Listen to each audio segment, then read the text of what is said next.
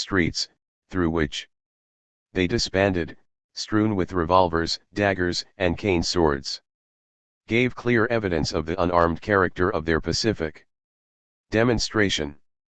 78. Thus from the newspaper evidence available to him Marx concluded that the mob was both armed and riotous and had an essentially military objective to seize yet another stronghold, the National Guard head quarters. Nonetheless it was handled with considerable initial restraint. Even with the proper formalities, the drums rolled for 5 minutes, Marx noted in his first draft, and the summations were read 10 times before the fatal volley. 79. What happened to the demonstrators afterward? Here, as in many places in the Civil War, Marx contrasted the behavior of the communards with that of the conservatives in power, drawing a parallel to the mass demonstration of June 1849 that he himself had witnessed. When, on the 13th June 1849, the National Guards of Paris made a really unarmed demonstration of protest against the felonious assault on Rome by French troops, Changarny, the general of the Party of Order, had their ranks sabred, trampled down by cavalry, and shot down. The state of siege was at once proclaimed, new arrests, new proscriptions, a new reign of terror set in. But the lower orders manage these things otherwise. The runaways of the 22nd March being neither followed nor harassed on their flight, nor afterwards called to account by the judge of instruction, Juge d'instruction, were able 2 days later to muster again an armed demonstration under Admiral Cicet. 80. Marx seemed proud that the communards did not behave with the ferocity of the other side. Still he thought they should have been firmer than they were. Arrests and proceedings by ordinary public prosecutors are what he suggested. The second demonstration alluded to was Admiral Jean Cicet's menacing effort on March 24 to mobilize all the remaining pro-Versailles guardsmen, perhaps 30,000, at the conservative strongholds. Then suddenly on the next day he gave up all idea of resistance and fled to Versailles. Marx continued his account. Even after the grotesque failure of this their second rising, they were, like all other Paris citizens, allowed to try their hands at the ballot box for the election of the Commune. When succumbing in this bloodless battle, they at last purged Paris from their presence by an unmolested exodus. 81. Up through the March 26 elections, then, Marx's complaints about excessive moderation had to do with the failure to arrest and disarm hostile police forces, the failure to prevent the seizure of communard strongholds, and the failure to prosecute violent demonstrators. Nothing more. At the same time, one detects a distinct note of pride when Marx reported that the communards did not resort to martial law.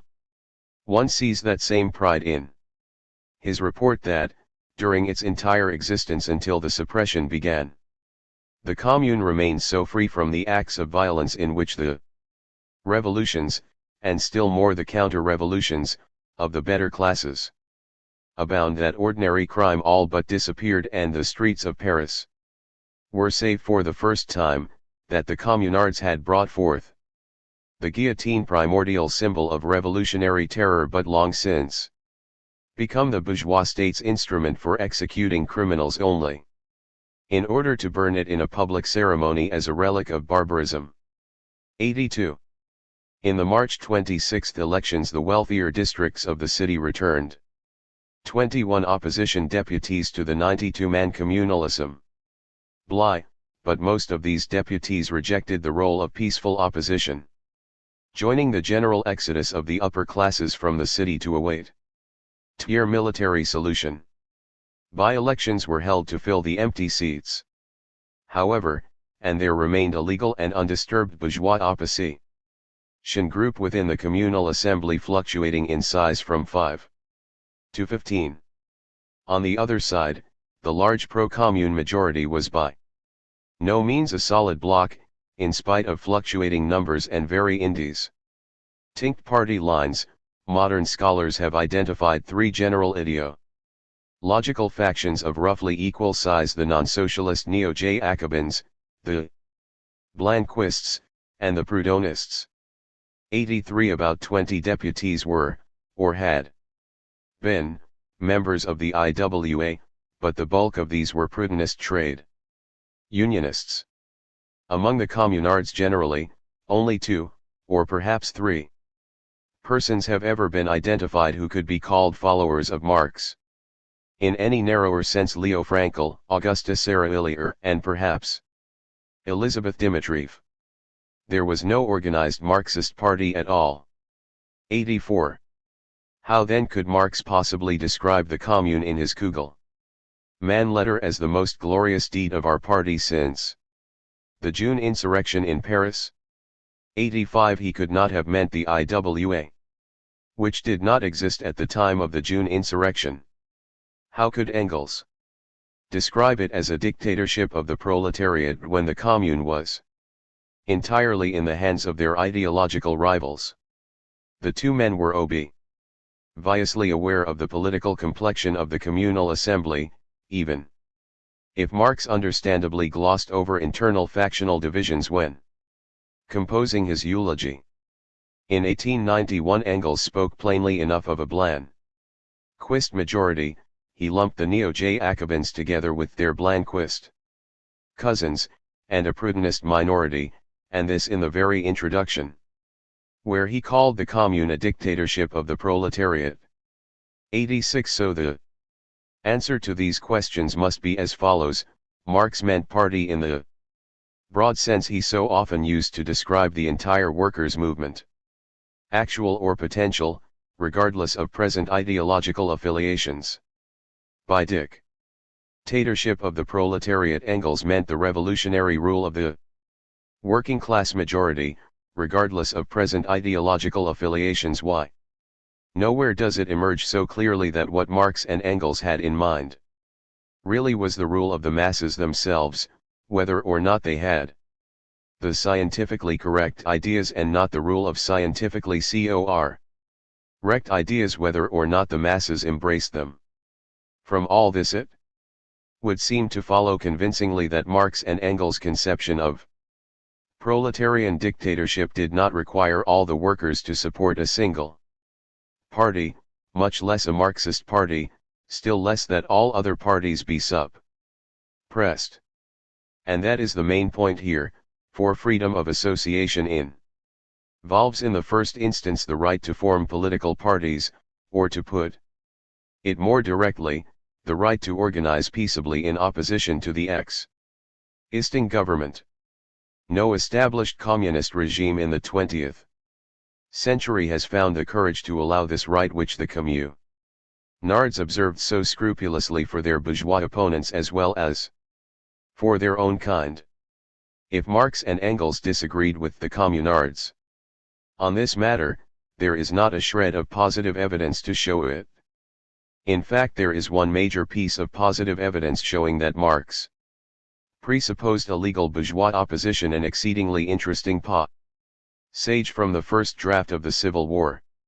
It was written at a time when Marx still had a flicker of hope that the communal movement might spread to embrace all of France, thus creating a ruling alliance of the majority classes: workers, peasants, petty bourgeois, in a national government. Such a popular government could not have the immediate task of overthrowing capitalism, however, for which the preconditions had yet to be fulfilled. Thus in the first draft Marx wanted to stress that the commune is the political form of the social emancipation and not social emancipation itself. The commune does not away with the class struggles, but it affords the rational medium in which that class struggle can run through its different phases in the most rational and humane way. Presupposed here is the continued existence of a capitalist class which would struggle to keep its economic power. Communal institutions, thoroughly democratic as they were, would allow the most rational and humane development of this struggle to its necessary end. In full communism. If this does not mean a legal bourgeois opposition, it means nothing at all. Marx made his presupposition even plainer by adding next, the communal organization once firmly established on a national scale, the catastrophes it might still have to undergo, would be sporadic slaveholders' insurrections, which, while for a moment interrupting the work of peaceful progress, would only accelerate the move meant, by putting the sword into the hand of the social revolution. 88. Slaveholders' insurrections, as we will see in Chapter 10, was a code phrase Marx used for rebellions against majority rule by threatened elites. He wanted here to allow for the possibility of such rebellions, which would, of course, have to be suppressed, accelerating the movement, but notice the implication that the sword would not be used in ordinary times of peaceful progress.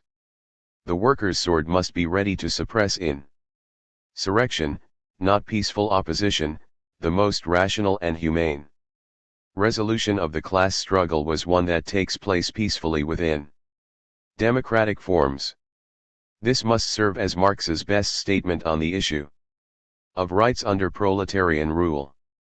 After reviewing the entire body of evidence, one may allow that the negative evidence is impressive indeed, but why is the positive evidence, however interesting, so scant and so often indirect and backhanded?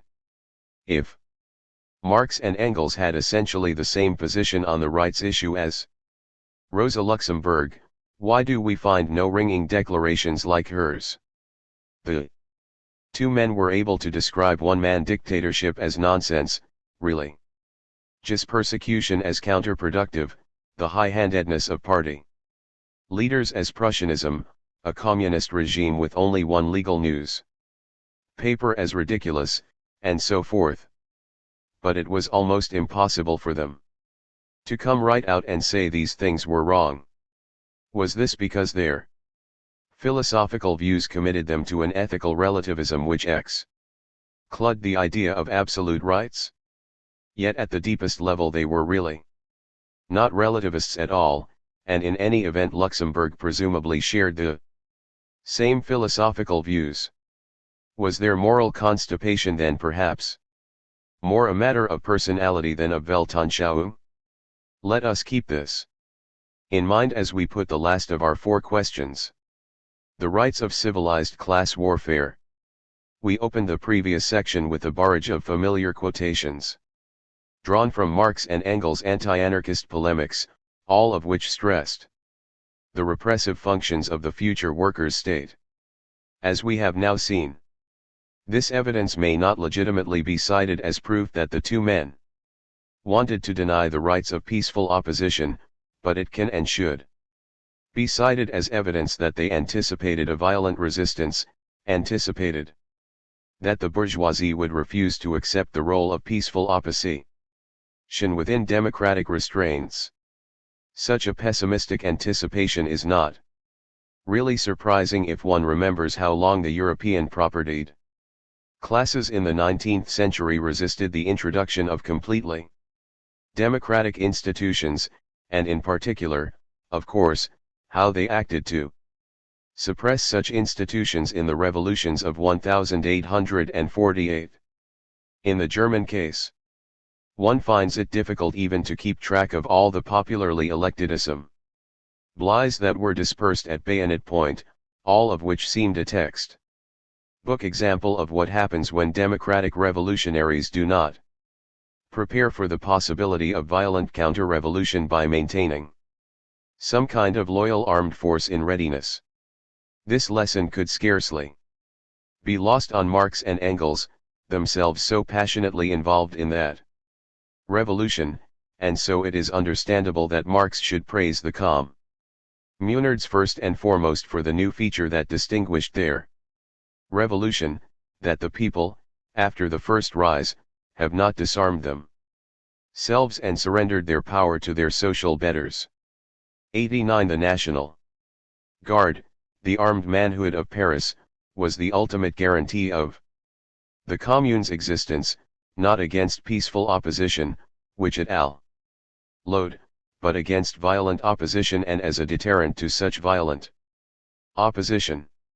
Armed force may be used either to fight or to deter, of course, and the latter use seems to have been contemplated in some of the aforementioned passages.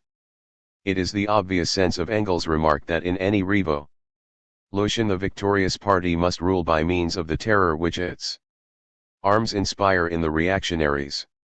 The Paris Commune would not have lasted a single day, he went on, if it had not made use of this authority of the armed people against the bourgeoisie. 90. Then National Guard was never used actively to attack the bourgeois civil population. The terror which its arms inspired was a passive sort of terror, a kind of deterrent. As when conservative authorities make a massive show of military force in a tent city as a deterrent to rioting and insurrection.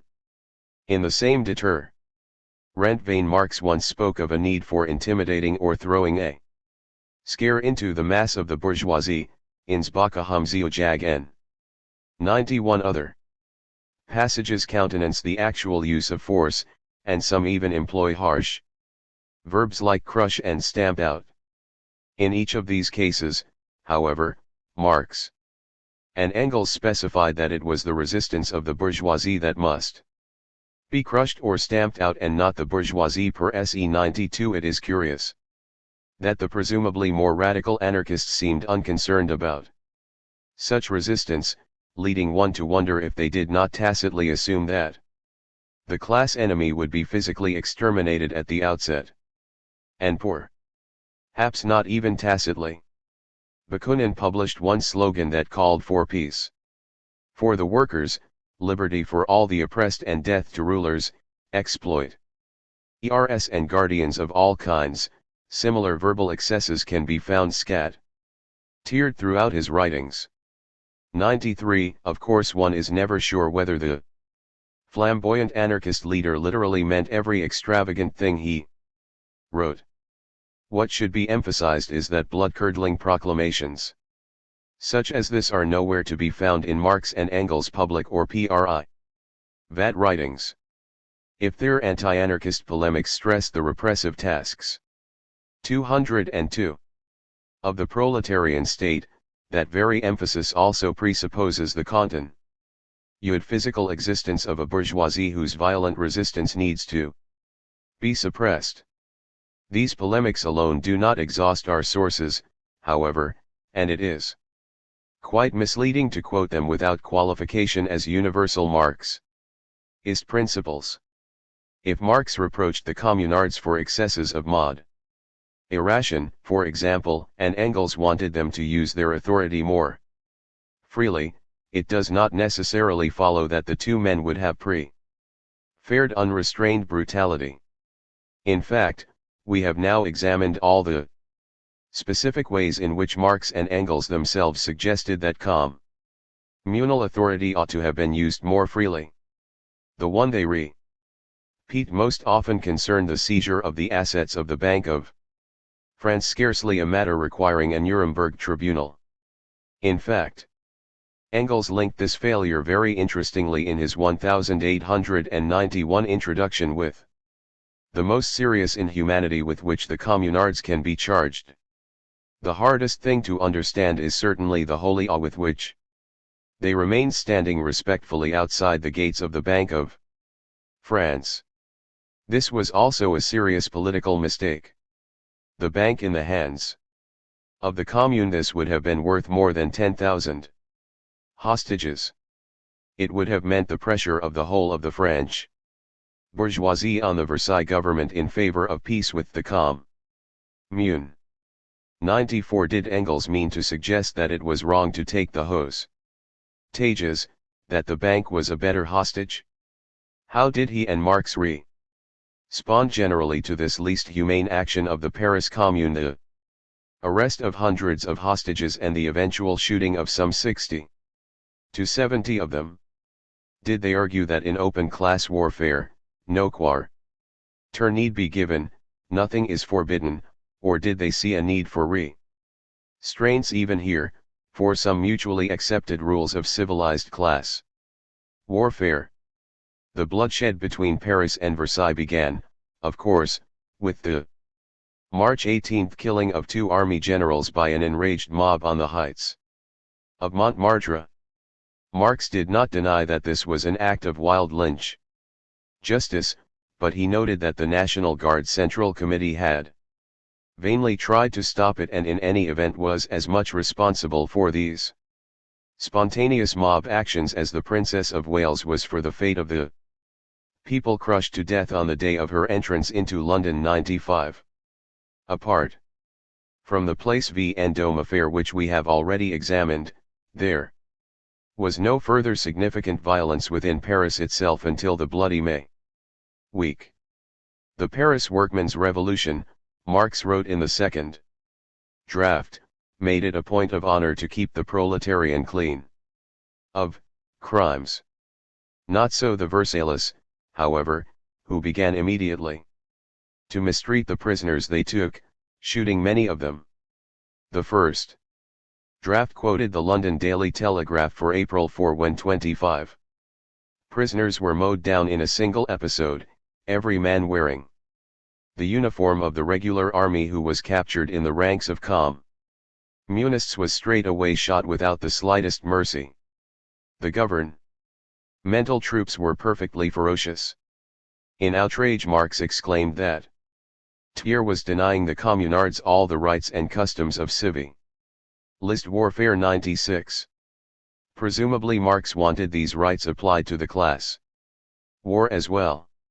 It was in response to the shootings that the Commune passed its law of hostages on April 7 and arrested several hundred people deemed guilty of complicity with the Versailles government, threatening to execute 3 of them for every prisoner subsequently shot by Thiers. In his first draft, Marx judged this a measure of self-defense against the savage atrocities of the Versailles government, but once again he seemed to take pride that the Commune was too humane to execute its decree of reprisals, even after Thiers resumed his brutal shootings. Instead of urging the communards to carry out their reprisals, Marx declared, "The Commune has refused to soil its hands with the blood of these blood hounds." 97. These comments were written before the final week. The published version of the Civil War was written immediately after it, which explains the tone of controlled, brittle rage that pervades Marx's new treatment of the same issue. Hardly, however, had Thiers and his Decembrist generals become aware that the communal decree of reprisals was but an empty threat, that even their gendarme spies caught in Paris under disguise of National Guards, that even sergeants de ville, taken with incendiary shells upon them, were spared when the wholesale shooting of prisoners was resumed and carried on uninterruptedly to the end. In the last days of the fighting, after all semblance of central direction had broken down among the communard resistors, between 60 and 70 hostages were shot by small groups acting on their own initiative. Marx commented, "The bourgeoisie and its army in June, 1848, re-established a custom which had long disappeared from the practice of war, the shooting of their defenseless prisoners. On the other hand, the Prussians, in France, had re-established the practice of taking hostages innocent men, who, with their lives, were to answer to them for the acts of others. When Thiers, as we have seen, from the very beginning of the conflict, enforced the humane practice of shooting down the communal prisoners, the Commune, to protect their lives, was obliged to resort to the Prussian practice of securing hostages. The lives of the hostages had been forfeited over and over again by the continued shooting of prisoners on the part of the Versailles. How could they be spared any longer after the carnage with which MacMahon's Praetorians celebrated their entrance into Paris. Marx concluded that the bourgeois of our days considers himself the legitimate successor to the baron of old, who thought every weapon in his own hand fair against the plebeian, while in the hands of the plebeian a weapon of any kind constituted in itself a crime. 98. Thus the bourgeoisie had to expect that the workers would respond to brutality with brutality, to the shooting of prisoners with the shooting of hostages. Yet both practices were, in those innocent Victorian days, reversions to barbaric practices which had long disappeared from the practice of war. Even in the class war, the only justifiable war in his Tory, Marx seemed to be saying, there are certain rights and customs of civilized waiteray. Our side began by respecting them, making it a point of honor to keep its revolution clean of crime, despite considerable provocation. It did not want to soil its hands, and so forth. But if driven to the extreme, he seemed to argue, you cannot expect our side to observe the rights of civilized class warfare unless your side does so as well. Here was the idea of an implicit contract, a kind of tacit understanding that certain restraints ought to be observed even in the class war.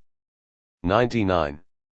This same idea turned up again in Marx's remarks on the other notable repressive act of the Communards. On April 18, 2 weeks after Thiers' troops had begun their attack on the fortresses surrounding Paris and their artillery bombardment of the city itself, the Commune began to suppress a series of pro-Versailles newspapers that had been allowed to publish freely up to that point. These suppressions thus belong to the present section on belligerent rights rather than the previous section on the rights of peaceful opposition, as Marx himself made clear in his commentary. While the Versailles government, as soon as it had recovered some spirit and strength, used the most violent means against the Commune, while it put down the free expression of opinion all over France. While it burned by its gendarme inquisitors all papers printed at Paris, and sifted all correspondence from and to Paris. While in the National Assembly the most timid attempts to put in a word for Paris were howled down in a manner unknown even to the Chamber introuvable of 1816, with the savage warfare of Versailles outside, and its attempts at corruption and conspiracy inside Paris, would the Commune not have shamefully betrayed its trust by affecting to keep up all the decencies and appearances of liberalism as in a time of profound peace? Had the government of the Commune been akin to that of Thiers, there would have been no more occasion to suppress party of order papers at Paris than there was to suppress communal papers at Versailles. 100. Notice first of all Marx's matter-of-fact assumption that there are decencies one allows one's opponent in peacetime, such as freedom of speech. Decencies that must be withdrawn, however, during a condition of save age warfare, that are not compatible with the state of a besieged town. 101. The rather convoluted final sentence presumably means that, given the initial condition, there would have been no party of order newspapers to be suppressed in Paris, since pro-Paris sentiments at Versailles were stifled from the outset.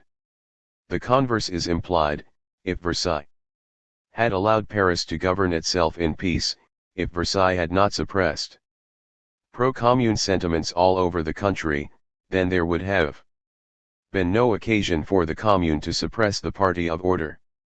Press again the idea of contract.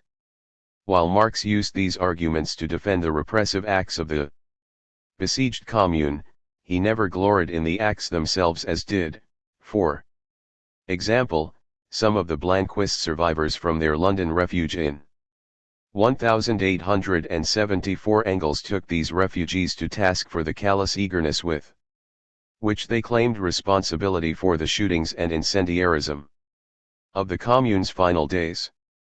In every revolution all sorts of stupidities unavoidably occur, just as in any time, and when afterwards enough calm has been restored, so that the critical faculties may work again, one necessarily comes to this conclusion: we have done much that we should not have done, and we have failed to do much that we should have done, and that is why things went wrong.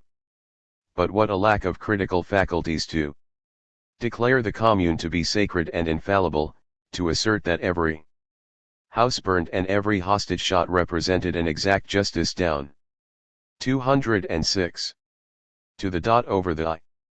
Is this not the same as maintaining that, in that week in May, the people shot exactly those persons it was necessary to shoot, and no others, that they burnt exactly those buildings it was necessary to bomb, and no others? Is it not the same as saying that in the first French Revolution justice was done to every single guillotined person, first to those whom Robespierre had guillotined, and then to Robespierre himself? It comes to such childishness when basically well-intentioned people give free rein to their urge to appear fearsome. 102.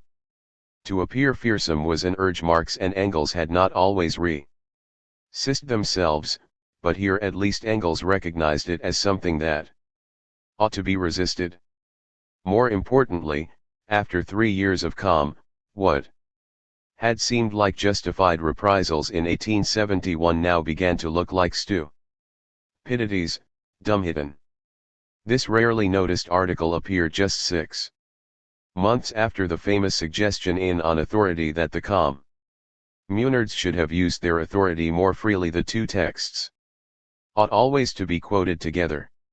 Another text should also receive its due, a letter that may surprise those who imagine that Marx and Engels' private correspondence must contain the bloodthirsty plans they discreetly left out of their public writings. Back in 1870, just after Engels learned the news of Sedan, he was convinced the war was over and France would have to make peace. Thus, he discounted the restlessness in Paris and the hue and cry of those neo-Jacobins who called for a new levée en masse, and a new reign of terror. All this represented, as Engels perceived it, only a terrified unwillingness to admit France's defeat. These perpetual little panics of the French, which all arise from fear of the moment when they will really have to face the truth, give one a much better idea of the reign of terror. We think of it as the reign of people who instill terror, but quite the contrary. It is the reign of people who are themselves terrified. Terror consists mostly of useless cruelties perpetrated by frightened people in order to reassure themselves. I am convinced that the blame for the reign of terror, anno 1793, falls almost exclusively on the over-nervous bourgeois acting the patriot, on the little Philistine petty bourgeois who is scared shitless, and on the mob of riffraff who make a business out of terror.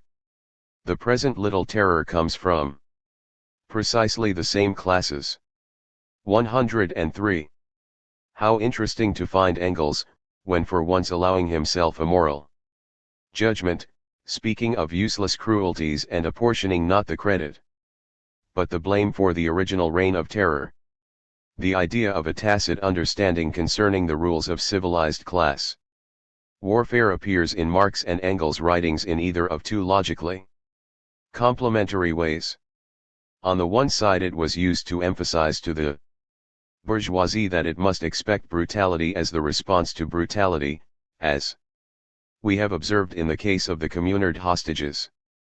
Back in 1845, Engels had cited with approval a left-wing Chartist maxim which expressed this idea in normative terms: the oppressed has the right to use all means against his oppressor that the oppressor employs against him. 104.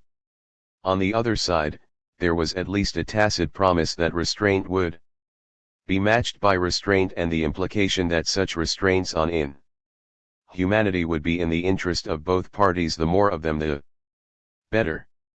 It is not usually noted, for example, that Marx's famous remark, about lessening the birth pangs in the preface to Capital was addressed not to some revolutionary vanguard but to the ruling classes of the European continent.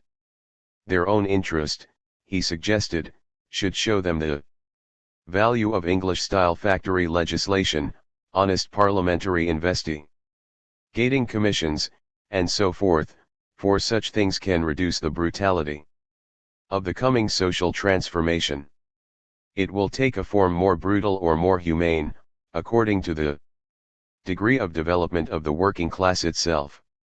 Apart from higher motives, therefore, their own most important interests dictate to the classes that are for the nonce the ruling ones, the removal of all legally removable hindrances to the free development of the working class. For this reason, as well as others, I have given so large a space in this volume to the history, the details, and the results of English factory legislation. One nation can and should learn from others. And even when a society has got upon the right track for the discovery of the natural laws of its movement, it can neither clear by bold leaps, nor remove by legal enactments, the obstacles offered by the successive phases of its normal development. But it can shorten and lessen the birth pangs. 105.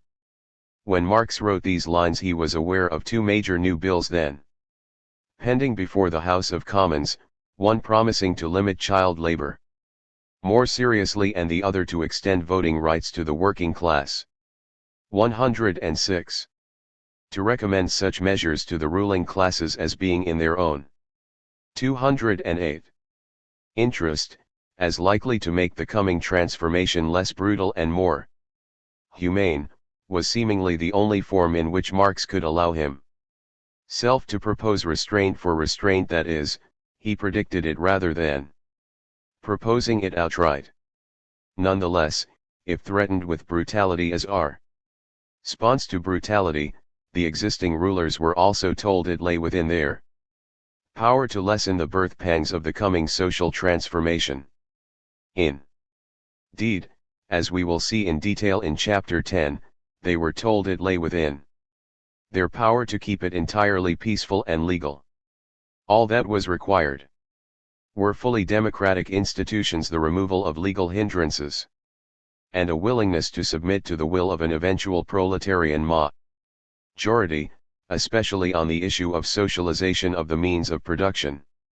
Even here Marx and Engels seemed ready to be flexible, although they rejected any legal or moral claim to financial compensation for expropriated owners. Engels wrote in 1895, "We by no means consider compensation as impermissible in any event."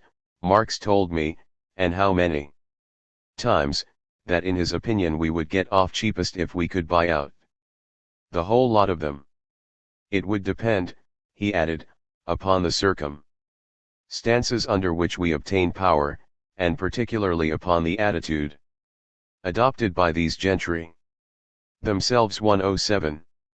Here most directly and clearly Engels promised restraint in exchange for restraint. This notion of a tacit contract, with its double implication brutality for brutality, restraint for restraint, explains much that is otherwise problematic in the master's writings.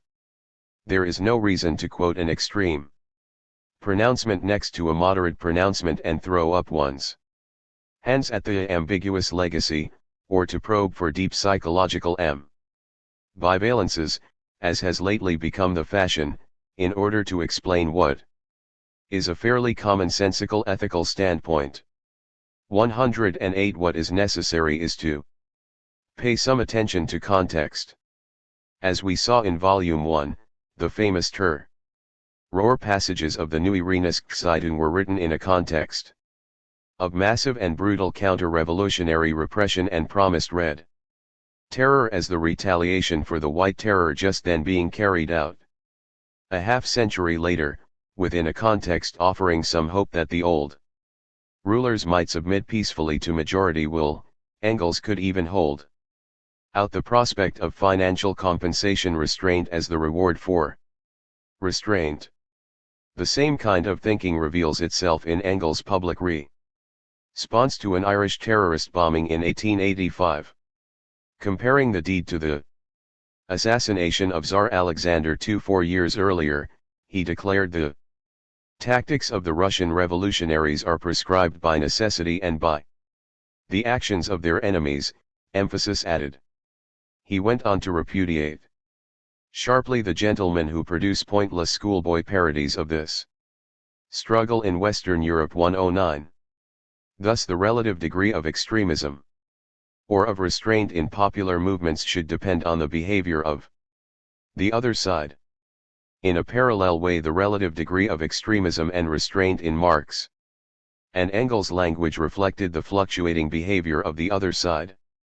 Major acts of repression tended to evoke violent and bitter language, as we have already observed.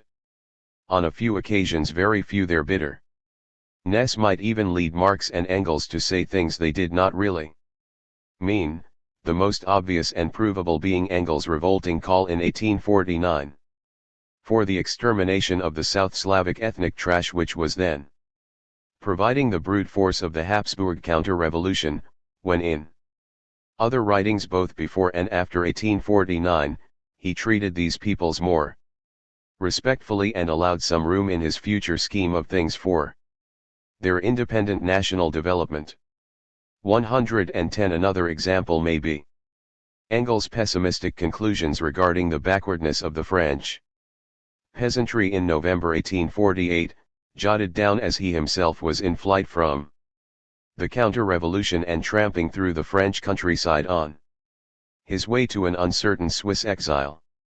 The French proletariat, before it enforces its own demands, will first have to put down a general peasants' war, he predicted gloomily, an idea that stands in flat contradiction to everything else Marx and Engels wrote about the relation of peasants to the anticipated revolution in France. A final example may be Marx's cynical remark in Class Struggles in France when he described the culminating installment of the bourgeois counter-revolution in 1850, the curtailment of voting rights.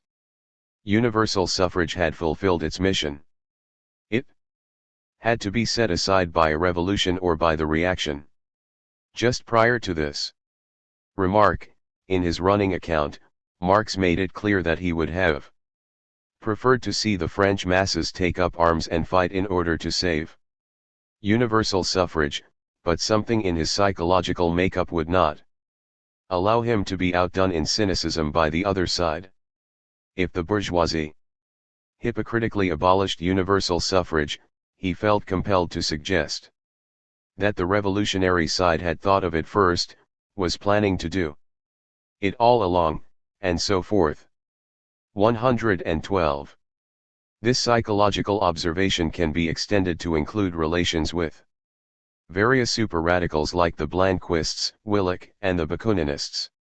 When such worthies adopted a pose of fearsomer than thou, Marx and Engels did not want to appear tender-minded, and, especially when they were in fact urging a more moderate course, the two men were apt to dress up their moderation in strong language that suggested no less fearsome than thou. We have seen in Volume 1 how Marx countered 210. Willich's insistence on immediate revolution in 1850 by arguing that the workers would have to go through 15, 20, 50 years of civil war, a horrendous-sounding process that Engels described under less stressful circumstances simply as a long and vicissitudinous period of revolution, or even a series of revolutionary journeys. 113. We have seen how, in united fronts with Blanquist groupings, Marx and Engels could adopt fearsome sounding slogans like permanent revolution and dictatorship of the proletariat they did not use under normal circumstances, and by which they meant something quite different than their partners. The same need to sound no less fearsome than thou surely prompted them to use the dictatorship slogan again when countering the professedly more Radical anarchist demand for the immediate abolition of the state. 114 Finally, it must be significant that one finds the harsh verb appeals to crush and stamp out the resistance of the bourgeoisie only in the anti-anarchist polemics of the Bakunin period. 115 If psychological factors help to explain occasional excesses of violent language, they may also help to explain the infrequency of assurances offered to the class antagonist, particularly assurances about post-revolutionary rights and freedoms. Marx and Engels had little reason, as we have noted, to suppose that the overwhelmingly anti-democratic European upper classes would allow a working-class majority to rise to power legally, much less that they would peaceably bow to the confiscation of their property by such a majority. It is unreasonable on the face of it to expect that the two men would devote much ink to a possibility that seemed so remote, the possibility of a purely peaceful opposition to the workers' government. Beyond this, however, we have also seen evidences of that moral constipation that made it almost impossible for them to speak of rights at all in normative terms. Once in a half-serious parlor game questionnaire administered by his daughter, Marx declared that servility was the vice he detested most, while strength was his favor. Virtue and to fight was his idea of happiness. 116 Psychologically, it would seem, for Marx to assure an overbearing antagonist that one intended to treat him according to rules of fair play, if he would but serve them himself, was to be intolerably solicitous. All moralizing about rights and restraints smacked of weakness and toadying. To be strong was to put on an air as tough and cynical as that of one's antagonist. Thus Marx could speak privately to Engels about the possibility of compensation for expropriated owners, and how many times, but never managed to express such sentiments even once in his millions of words of published writings. This reluctance to speak about moral questions has perhaps been explained most eloquently by one of Marx's most formidable 20th century critics, Karl Popper. However total Popper's rejection of Marxism as a system, he acknowledged a certain respect for Marx the man. As he revealed in the following passage: Marx, I believe, avoided an explicit moral theory, because he hated preaching. Deeply distrustful of the moralist who usually preaches water and drinks wine, Marx was reluctant to formulate his ethical convictions explicitly. The principles of humanity and decency were, for him, matters that needed no discussion, matters to be taken for granted. In this field, too, he was an optimist. He attacked the moralists because he saw them as the sycophantic apologists of a social order which he felt to be immoral. He attacked the eulogists of liberalism because of their self-satisfaction, because of their identification of freedom with the formal liberty then existing within a social system which destroyed freedom. Thus, by implication, he admitted his love for freedom, and in spite of his bias, as a philosopher, for holism, he was certainly not a collectivist, for he hoped that the state would wither away. Marx's faith, I believe, was fundamentally a faith in the open society. In this generous appraisal of his antagonist, Popper recognized the two main points that have been stressed in this chapter: Marx's underlying respect for the freedom of the individual, combined with his extreme reluctance to talk about it, his moral constipation. 117. Surely this moral constipation, whatever its deeper roots, has been a misfortune for us all. The entire body of evidence we have now examined, private as well as public, negative as well as positive, in deeds as well as words, all points to the conclusion that underneath the tough cynicism Schism they so often affected. Marx and Engels did respect the rights of peace. Full opposition and would have allowed those Victorian decencies to their class antagonists after the revolution just as consistently as they demanded them for themselves before it. But their inability to say so clearly enough, loudly enough, and often enough has made it all too easy for their putative disciples to ignore the difference between peaceful and violent opposition and to adopt a real rather than affected cynicism about rights.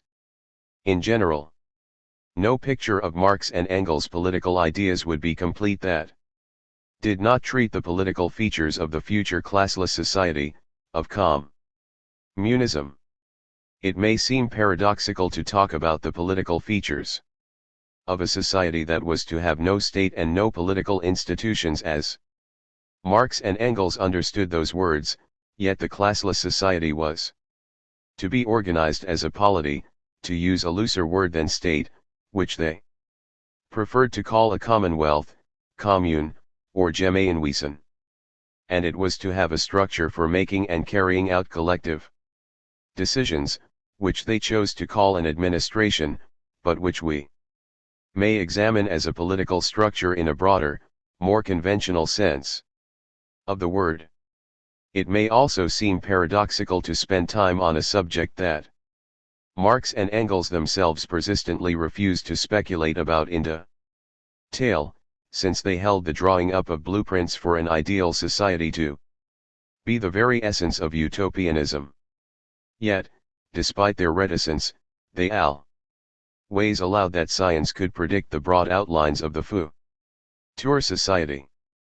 Their underlying philosophical conception of man included an idea of man's ultimate destiny, moreover, which implies a good deal about the character of communist society.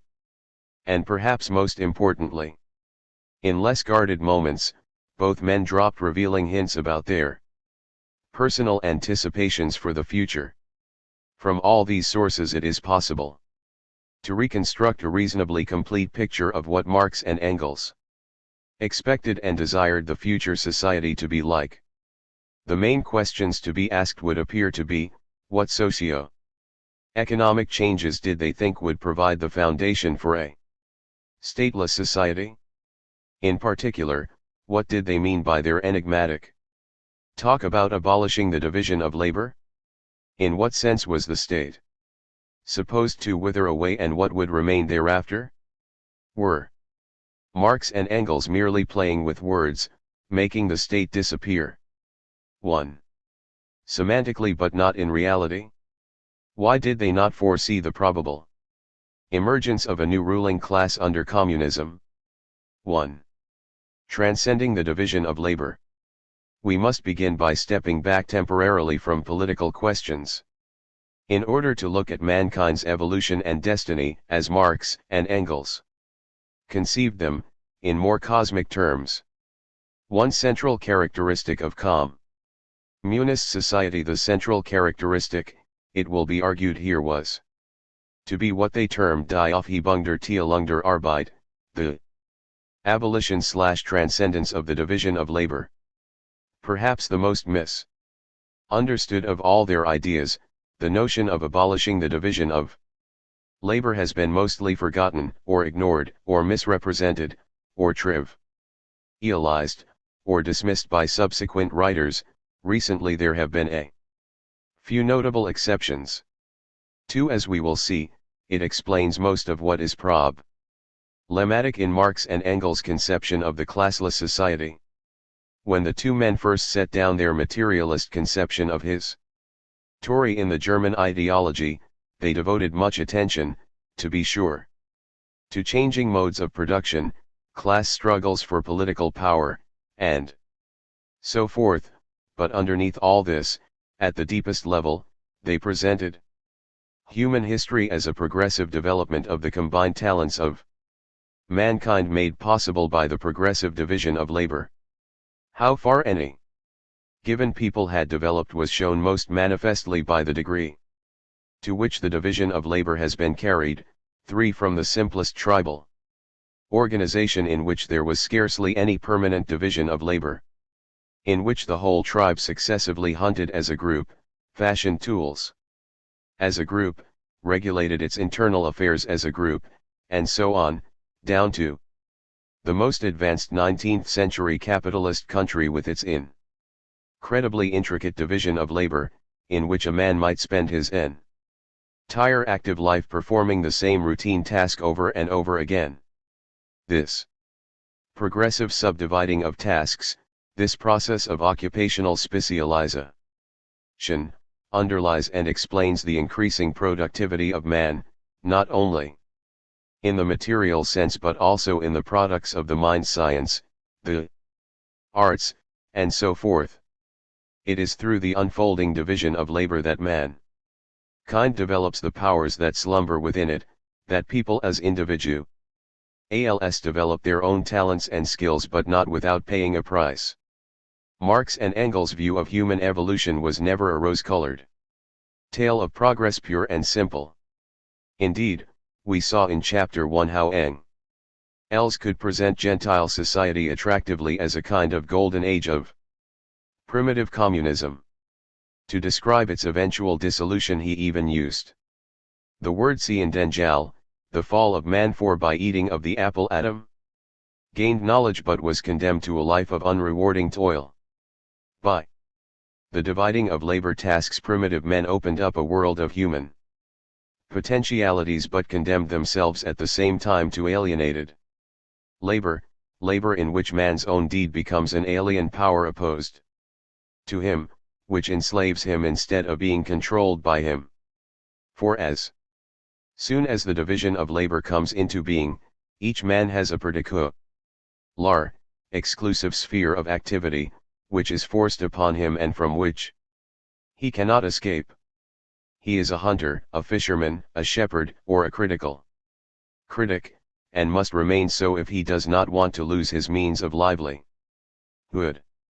Marx and Engels went on, as we also saw in Chapter 1, to cite this same primeval division of labor as being responsible for the emergence out of tribal society of private property, social classes, the state, the antagonism between men and women, and the division between town and country. 5. The curse of Adam pales by comparison. The progressive division of labor reappeared as one of the principal themes of capital, which lays particular stress on its negative side. Labor, Marx suggested, is not inherently unpleasant from the outset. Labor is, in the first place, a process in which both man and nature participate, and in which man of his own accord starts, regulates, and controls the material reactions between himself and nature. He opposes himself to nature as one of her own forces, setting in motion arms and legs, head and hands, the natural forces of his body, in order to appropriate nature's productions in a form adapted to his own wants. By thus acting on the external world and changing it, he at the same time changes his own nature. He develops his slumbering powers and compels them to act in obedience to his sway. Far from resenting such labor as an imposition, he enjoys it as some thing that gives play to his bodily and mental powers. But not all labor is enjoyable. Constant labor of one uniform kind disturbs the intensity and flow of a man's animal spirits, which find recreation and delight in mere change of activity. The more labor is subdivided, the more it becomes repetitious and uninteresting, a process which culminates in the modern factory that converts the laborer into a crippled monstrosity. By forcing his detailed dexterity at the expense of a world of productive capabilities and instincts, just as in the states of La Plata they butcher a whole beast for the sake of his hide or his tallow. 6. In his moving final summary, Marx drew a bitter contrast between gained productivity and lost humanity. Within the capitalist system, all methods for raising the social productiveness of labor are brought about at the cost of the individual laborer. All means for the development of production transform themselves into means of domination over, and exploitation of, the producers. They mutilate the laborer into a fragment of man, degrade him to the level of an appendage of a machine, destroy every remnant of charm in his work and turn it into a hated toil. They estrange from him the intellectual potentialities of the labor process, in the same proportion as science is incorporated in it as an independent power. 7. All these themes were taken up at length again by Engels in During, where he emphasized that factory workers, though their sufferings are the most palpable, are not the only victims of the division of labor. This stunting of man affects all social classes. It has condemned the rural population to thousands of years of mental torpidity by isolating peasants from the higher culture of the towns and making them creatures of the land they cultivate. And not only the laborers, but also the classes directly or indirectly exploiting the laborers are made subject, through the division of labor, to the tool of their function, the empty-minded bourgeois to his own capital and his own insane craving for profits, the lawyer to his fossilized legal conceptions, which dominate him. As an independent power 8. The dividing of labor into permanent life long professions, skills, trades, and tasks stunts the potential of all people. Then, and their calling becomes a cage which entraps them and molds their growth and conceptions according to its needs rather than their own spontaneous ones. But are not these disadvantages the price that must be paid for the increased productivity, knowledge, and culture that are the benefits of occupational specialization? What is the alternative? A person who reads Marx and Engels' critique of the division of labor and then learns of their desire to abolish it might well conclude that the two men wanted to turn their backs on modernization itself, to go back to a time when work was more varied and provided more satisfaction, when a master cabinet maker, for example, could feel some pride in a fine piece of furniture he had conceived with his own brain and made with the skill of his own 216 hands. But one will look in vain in Marx and Engels' writings for the slightest hint of such a desire. On the contrary, they pilloried without mercy those socialists like Proudhon who were genuinely attracted by the charms of a craft agrarian society.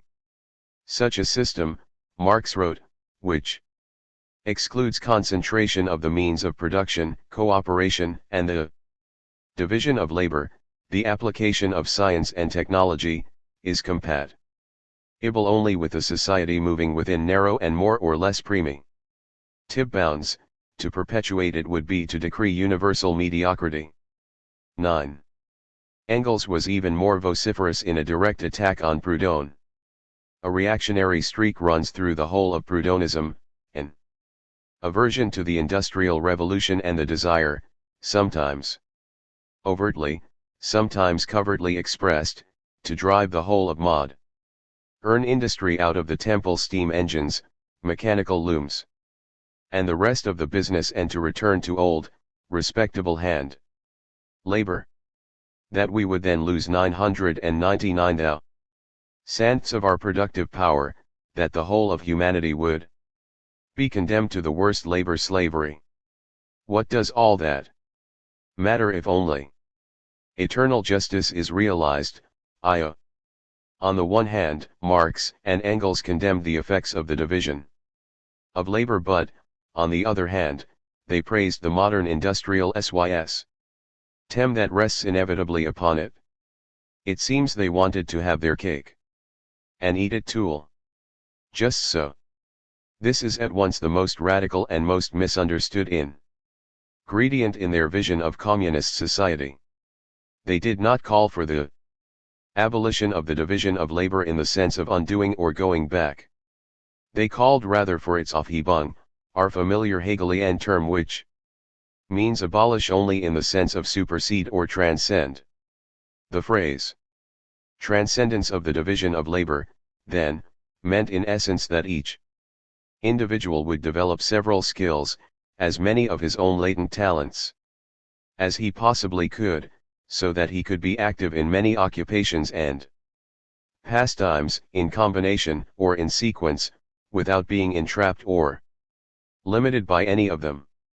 It was not skills that would disappear but life long confinement to a particular skill, or professionalism. And if we want to replace Marx and Engels' rather awkward terminology with a social science neologism, we might introduce the word deprofessionalization, bearing in mind that this term does not really convey the full import of the transformation Marx and Engels anticipated. In order to appreciate just how radical an idea it was, let us now draw out its major implications for the organization of the future communist society. Its first ingredient would be found within the factory itself: job rotation.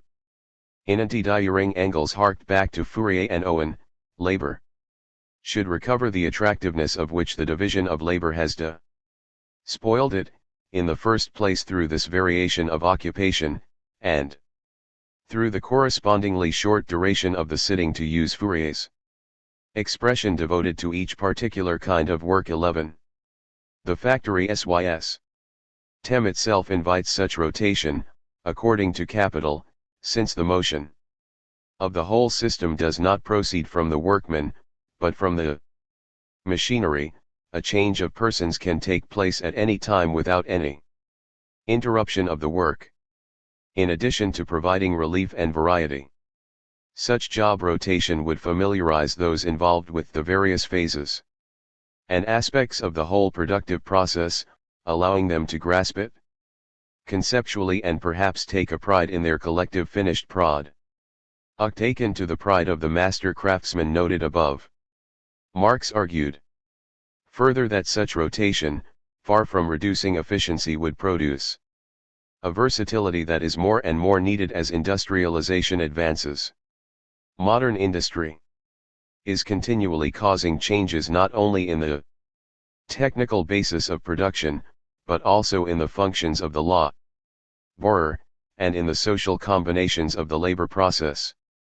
At the same time, it thereby also revolutionizes the division of labor within the society, and incessantly launches masses of capital and of work people from one branch of production to another.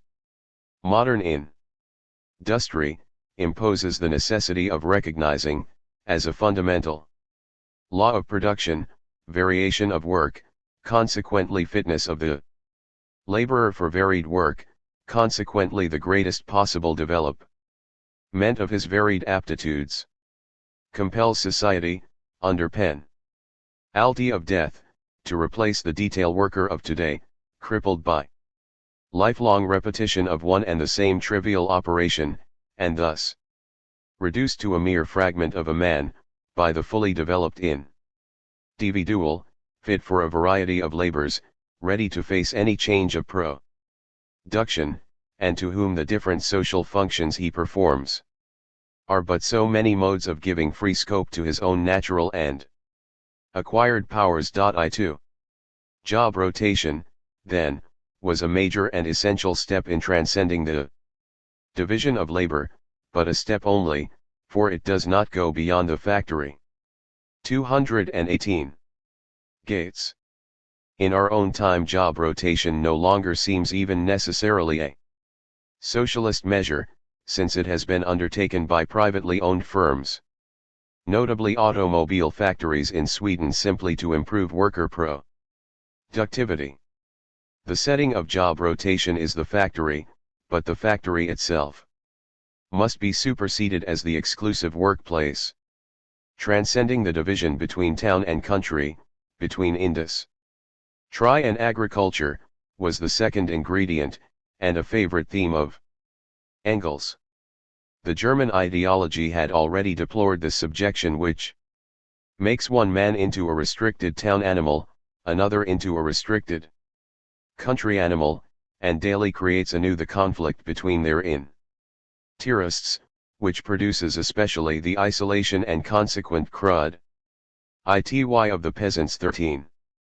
Engels' November draft of the manifesto included a demand obviously inspired by Owen and Fourier, the erection of large palaces on national estates as common dwellings for communities of citizens engaged in industry as well as agriculture, and combining the advantages of both urban and rural life without the one-sidedness and disadvantages of either.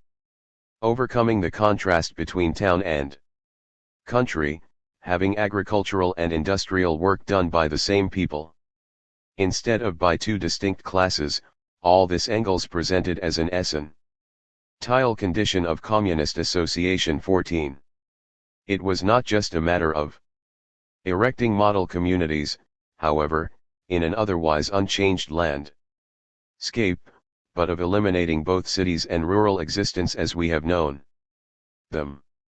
The housing question, 1872, was quite categorical.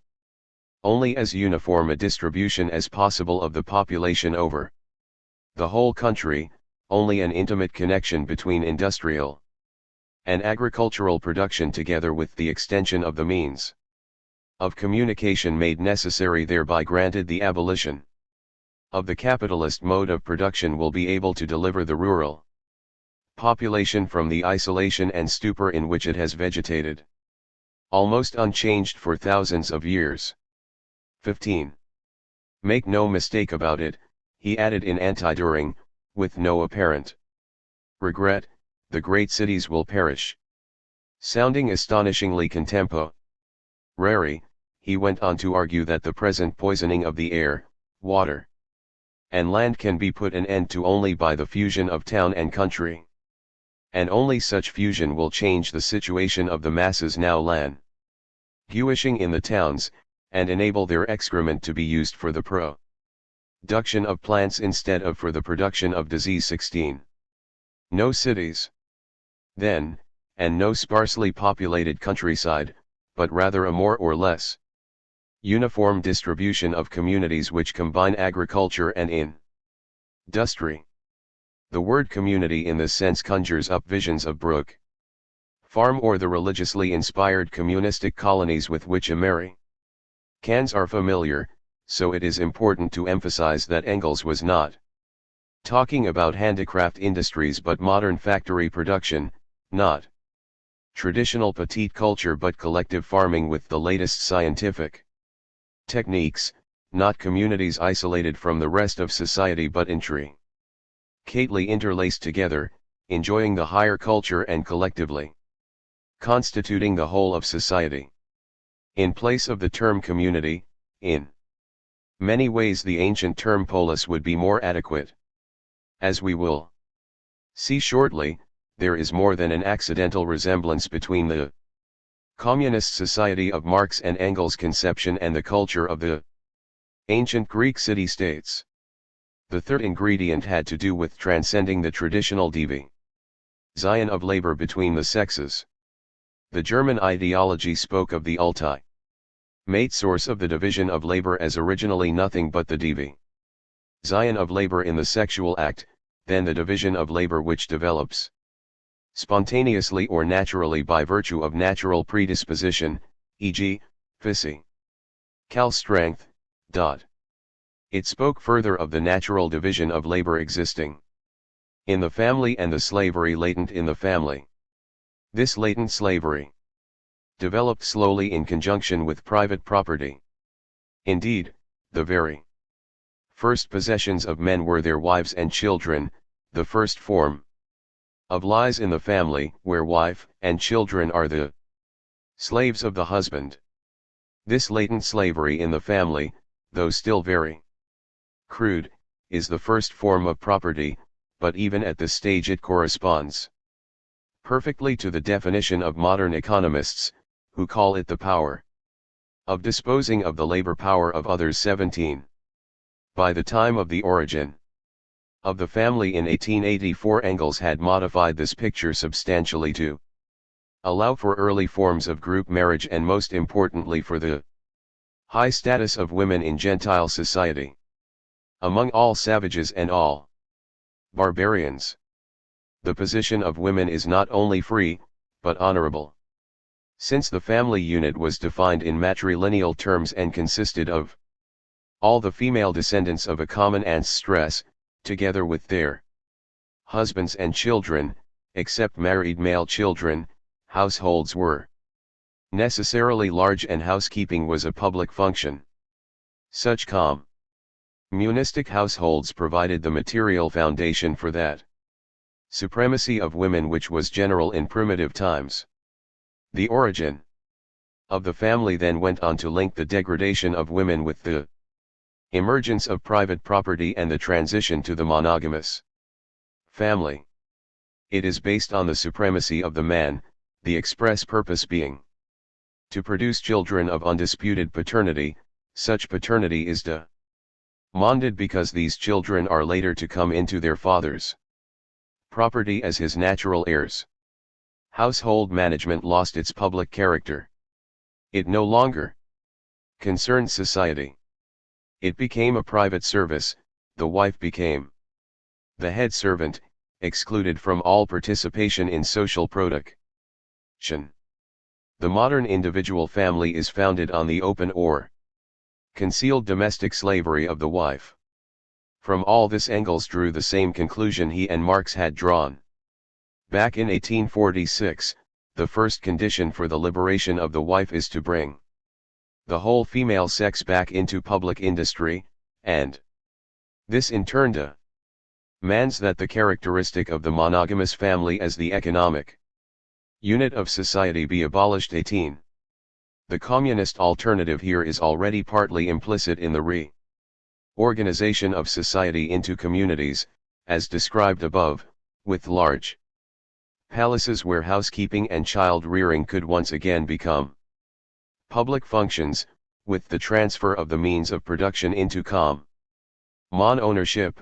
The single family ceases to be the economic unit of society. Private housekeeping is transformed into a social industry. The care and education of the children becomes a public affair. 19. Women and, in some degree, children too would perform socially necessary work outside the family unit, as was more and more required anyway. Marx observed in Capital, by the advance of modern, 19th century industry. Modern industry, by assigning as it does an important part in the process of production, outside the domestic sphere, to women, to young persons, and to children of both sexes, creates a new economic foundation for a higher form of the family and of the relations between the sexes. It is obvious that the fact of the collective working group being composed of individuals of both sexes and all ages, must necessarily, under suitable conditions, become a source of humane development. So, Marx and Engels expected such practical work to form part of every child's education and to liberate both wife and children from the economic domination of the paterfamilias. Finally, communism will make the relation between the sexes a purely private relation which concerns only the poor sons involved, and in which society has no call to interfere. Engels anticipated that monogamy in some form would continue, but what will quite certainly disappear from monogamy are all the features stamped upon it through its origin in property relations. These are, in the first place, supremacy of the man, and secondly, the indissolubility of marriage. 11. Overcoming the division of labor between the sexes thus anticipated many of the ideas of today's radical feminists. While Marx and Engels might well fail some present-day tests for residual male chauvinism, they did recognize the authoritarian nature of the traditional family and understood that women's liberation required more than legal rights. It required a change in the basic relationship that made the wife economically dependent on her husband. They also envisaged a liberation that would include all women, not just the educated or unusually talented. 11. The fourth and probably most important ingredient had to do with transcending the division between mental and manual labor, between the brain that conceives and organizes the process of production, and distribution, and the hand that carries it out. Division of labor only becomes truly such, THIRD the German ideology, from the moment when a division of material and mental labor appears, for this more than anything else gives rise to a dominating class. And in the modem factory, a separation of the intellectual powers of production from the manual labor, according to capital, results in the conversion of those powers into the might of capital over labor, into that private despotism we examined in chapter 3.1.3. Here transcendence must involve a job rota that extends beyond the assembly line, fall harvest, and kitchen, to include kinds of work we would call white-collar, technical, and especially managerial, a transcendence in which the manual worker would acquire intellectual skills and take on intellectual tasks, while the intellectual worker would acquire manual skills and take on manual tasks, such that the two would soon become indistinguishable, the one from the other, in terms of education, status, and power. Engels found it absurd that Führing would pay identical wages in building construction to architects and porters, but not because architects deserved higher wages. Rather, for Engels, it was because neither skill would exist any longer as a profession. To the mode of thought of the educated classes which Herr Dühring has inherited, it must seem monstrous that in time to come there will no longer be any professional porters or architects, and that the man who for half an hour gives instructions as an architect will also act as a porter for a period, until his activity as an architect is once again required. A fine sort of socialism that would be perpetuating the professional porters. The man who had been a professional porter would have developed new skills and talents, say among others, in bookkeeping, medical aid, and choral singing, such that his old manual work only occupied part of his time. The old professional architect might have a half-dozen activities as well, but they would include his share of manual labor. Society cannot free itself unless every individual is freed. The former division of labor must disappear. Its place must be taken by an organization of production in which, on the one hand, no individual can throw on the shoulders of others his share in productive labor, this natural condition of human existence, and in which, on the other hand, productive labor, instead of being a means of subjugating men, will become a means of their emancipation, by offering each individual the opportunity to develop all his faculties, physical and mental, in all directions and exercise them to the full, in which, therefore, productive labor will become a pleasure instead of being a burden. 2.4. If there remained any kind of labor for which no one spontaneously volunteered, cleaning tasks, for instance, then following out Engels' Raisonning, the only alternative to having a permanent class of menials would be to divide up such work universally so that it would be a minor chore for everyone and an all-day, lifelong burden for no one. Marx and Engels did not deny the need for highly specialized skills. Quite the contrary, what they denied was any need to transform such expertise into mysteries, akin to the craft secrets of the traditional guilds, known only to the initiated, who alone have the right to practice them, and to choose their successors in the art. 25. If everyone had the opportunity to develop his talents to the maximum, not everyone would learn architecture, to be sure, but architectural knowledge would become sufficiently widespread so that society would not have to depend on a small, self-interested group of professionals. At the same time, the adepts in the field would not have to defend a narrow craft monopoly as their sole means of livelihood. The German ideology deplored the condition in which a person is exclusively a painter, sculptor, etc., the very name amply expresses the narrowness of his professional development and his dependence on division of labor. Then it concluded, in a communist society there are no painters but only people who engage in painting. Among other activities. 26. By substituting any series of skills, we may employ this latter sentence as a general formula for the idea of the professionalization. Thus, in a communist society there are no railroad engineers but at most people who run locomotives among other activities. No dentists but people who perform dentistry among other activities, no garbage collectors but people who collect garbage among other activities, and so forth. In much the same way, Marx and Engels did not deny the need for leadership. All combined labor on a large scale requires, more or less, a directing authority. Marx wrote in Capital. A single violin player is his own conductor, an orchestra requires a separate one.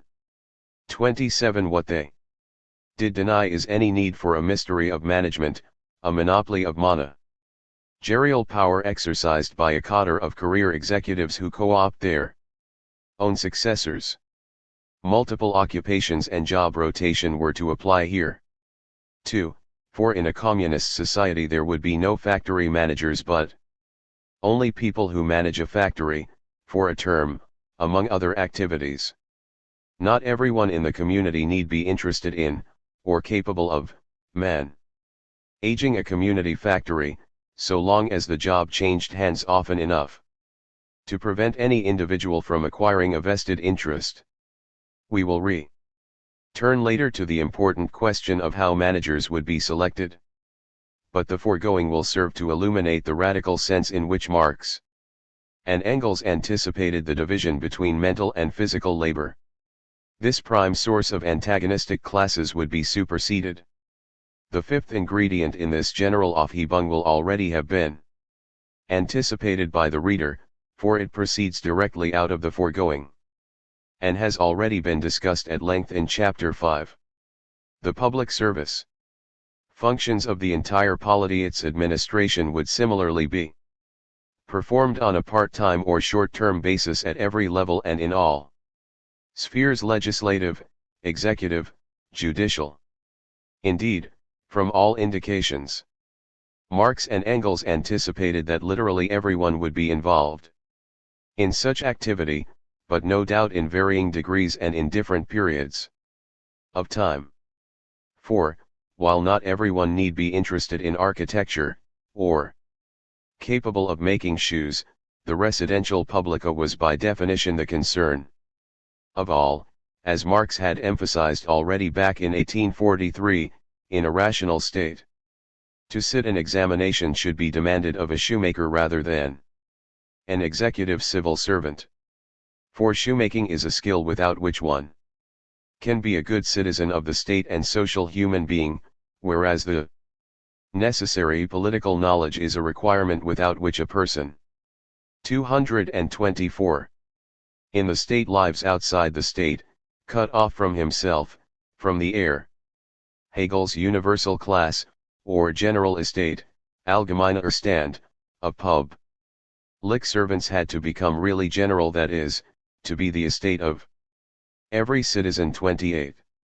We have observed how the communards exploded the stat mystery by converting the functions of a trained caste into ordinary tasks that masses of citizens could perform, on a short-term basis, subject to recall. It was precisely through such deprofessionalization that the state as parasite was to be aufgehoben. 29. The final ingredient would involve the transformation of labor into self-activity, 30, or transcending the division between vocation and avocation, between directly productive labor and pursuits that are associated with leisure time. For if human activities are organized in the way just described, then we have arrived back at the beginning, where man finds enjoyment and fulfillment in his labor, as something that gives play to his bodily and mental powers. through which he develops his slumber, powers and compels them to act in obedience to his sway. Then, as Engels put it, productive labor itself will offer each individual the opportunity to develop all his faculties, physical and mental, in all directions. Productive labor will become a pleasure instead of being a burden. 31. If work could become satisfying, even pleasurable, nonetheless, it could never become simple amusement, as Fourier had imagined. In the Grundriss, Marx chose his ground rather carefully between Fourier's conception and the traditional view of work as a curse, exemplified in Adam Smith's assertion that with every hour of labor the worker must always give up the identical portion of his tranquility, his freedom, and his happiness. Marx commented on this assertion. And this is labor for Smith, a curse. It seems quite far from Smith's mind that the individual also needs a normal portion of work, and of the suspension of tranquility. Certainly, labor obtains its measure from the outside, through the aim to be attained, and the obstacles to be overcome in attaining it. But Smith has no inkling whatever that this overcoming of obstacles is in itself a liberating activity, and that, further, the external aims become stripped of the semblance of merely external natural urgencies, and become posited as aims which the individual himself posits, hence as self-realization, objectification of the subject, hence real freedom, whose action is, precisely, labor.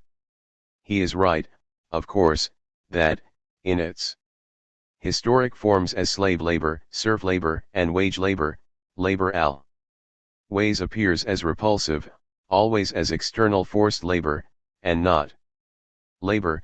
By contrast, as freedom and happiness, labor becomes attractive work, the individual's self-realization, which in no way means that it becomes mere fun, mere amusement, as Fourier, with Grisette-like naivete, conceives it. Really free working, e.g. composing, is at the same time precisely the most damned seriousness, the most intense exertion. The work of material production can achieve this character only, 1. When its social character is posited, 2.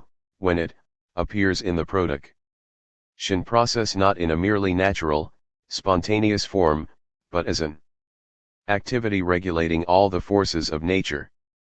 32. Thus work cannot be mere amusement, but need not be a curse either. Properly organized it can become attractive, a liberating activity. The individual's self-realization.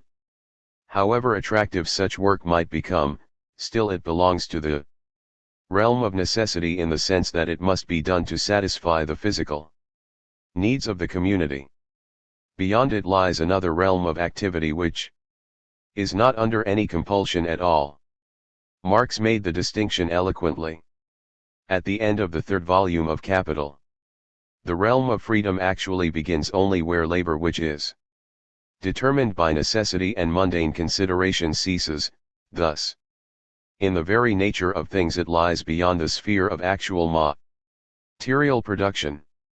Just as the savage must wrestle with nature to satisfy his wants, to maintain and reproduce life, so must civilized man, and he must do so in all social formations and under all possible modes of production. With his development this realm of physical necessity expands as a result of his wants, but, at the same time, the forces of production which satisfy these wants also increase. Freedom in this field can only consist in socialized man, the associated producers, rationally regulating their interchange with nature, bringing it under their common control, instead of being ruled by it as by the blind forces of nature, and achieving this with the least expenditure of energy and under conditions most favorable to, and worthy of, their human nature. But it nonetheless still remains a realm of necessity. Beyond it begins that development of human energy which is an end in itself, the true realm of freedom. Which, however, can blossom forth only with this realm of NA. 226. Cessity as its basis. The shortening of the working day is its basic prerequisite. 33. The ultimate and freest form of human activity is that which takes place under no compulsion whatsoever. To expand that realm of freedom, not just for a privileged leisure class, but for everyone in equal measure, is the final goal of communism. This well-known passage ought not to be interpreted, as some have done, to mean that in his maturity Marx returned to the traditional view of necessary work as a curse, that his only solution now was to shorten such drudgery as much as possible so as to allow the worker maximum leisure for the development of his mind. Such a view confines satisfying activity to leisure time and probably assumes the division of labor can be transcended, if at all, only during leisure hours. Clearly this was not Marx's intention. In the first place, he did not separate off leisure in a watertight compartment as something totally divorced from productive work.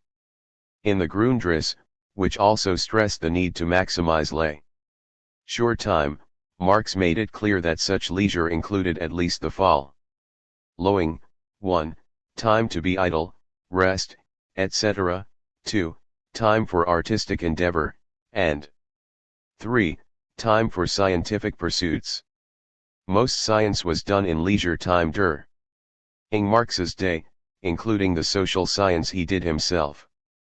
A continuing development of scientific knowledge would have obvious return benefits in rationalizing the processes of production. The growth of leisure time in general would produce a more knowledgeable and versatile workforce. Free time, which is both idle time and time for higher activity, has naturally transformed its possessor into a different subject, and he then enters into the direct production process as this different subject. 34. Marx's last commentary on these matters is to be found in the Critique of the Gotha Programme, written in 1875, a decade after the third volume of Capital. Here we find the striking passage which confirms that the radical vision of the German ideology remained consistent in Marx's mind to the end. Under communism, work will be attractive, life's prime want, and the division of labor will be totally overcome. In a higher phase of communist society, after the enslaving subordination of the individual to the division of labor, and therewith also the antithesis between mental and physical labor, has vanished. After labor has become not only a means of life but life's prime want. After the productive forces have also increased with the all-round development of the individual, and all the springs of cooperative wealth flow more abundantly, only then can the narrow horizon of bourgeois right be crossed in its entirety and society inscribe on its banners, from each according to his ability, to each according to his needs. 3.5. For Marx and Engels, then, communism was never equated simply with nationalization of the means of production. From beginning to end, their writings stress the transcendence of the division of labor as integral to the classless society. It was not some queer, extraneous, or easily discardable part of their system of ideas. It was the division of labor, after all, that first created private property, not vice versa. Along with social classes, the state, the antagonism between the sexes, alienated labor, and the separation of town and country. If the dividing of labor was original sin, its Aufhebung alone would mark the redemption of mankind. Nationalization of the means of production, in and of itself, overcomes none of the aforementioned evils, but only enhances the power of the state, making it a single giant monopoly corporation. Later generations of Marx's followers, communists and social democrats alike, increasingly misunderstood, trivialized, or simply forgot this aspect of the master's teaching, surrounded as they were by a world in which occupational specialization gained ground every day in every sphere, quite regardless whether the local economic system was communist, socialist, or capitalist. The relentless dividing of labor tasks seemed as inevitable as death and taxes. Only quite recently have some radicals begun to reconsider this whole issue seriously. If we inquire where Marx got the idea of transcending the division of labor, at one level it appears to be his reinterpretation of the general liberal call for the free development of the individual personality, especially in its specifically German incarnation as the ideal of Bildung. Maximum cultivation of the talents of the individual, especially the higher faculties and sensibilities, into a well-proportioned whole. 3.6 Marx reinterpreted this ideal first by reminding the liberals that the free development of the individual personality does not occur on a desert island. Only within the community has each individual the means of cultivating his gifts in all directions, hence personal freedom becomes possible only within the community. But mainly he democratized the liberal ideal, which had always tacitly presupposed the existence of lower orders to look after the lower needs of each free personality. By transcending the division of labor in society at large, the genuine and free development of individuals ceases to be a mere phrase. 37 In the renowned words of the manifesto, the free development of each is the condition for the free development of all. 38 Of course the Bildung ideal itself was based on Renaissance models and above all on the Greek ideal of personal well-roundedness, suggesting once again the extent of Marx's underlying debt to the values of classical antiquity. Marx's other obvious debt in this respect, equally evident in Engels, and which both men acknowledged often enough, was to preceding socialist thinkers Owen, Proudhon, above all, Fourier.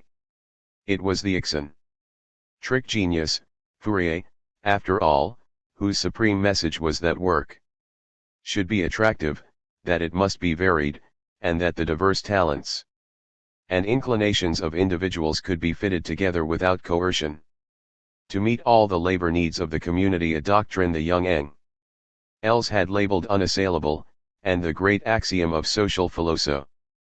Phy 39. In 19th century Europe the ideal of a well-rounded individual was not merely the aristocratic ideal of the gentleman amateur, or the product of a university education. Neither Owen, nor Fourier, nor Proudhon had upper-class origins, none had a university education.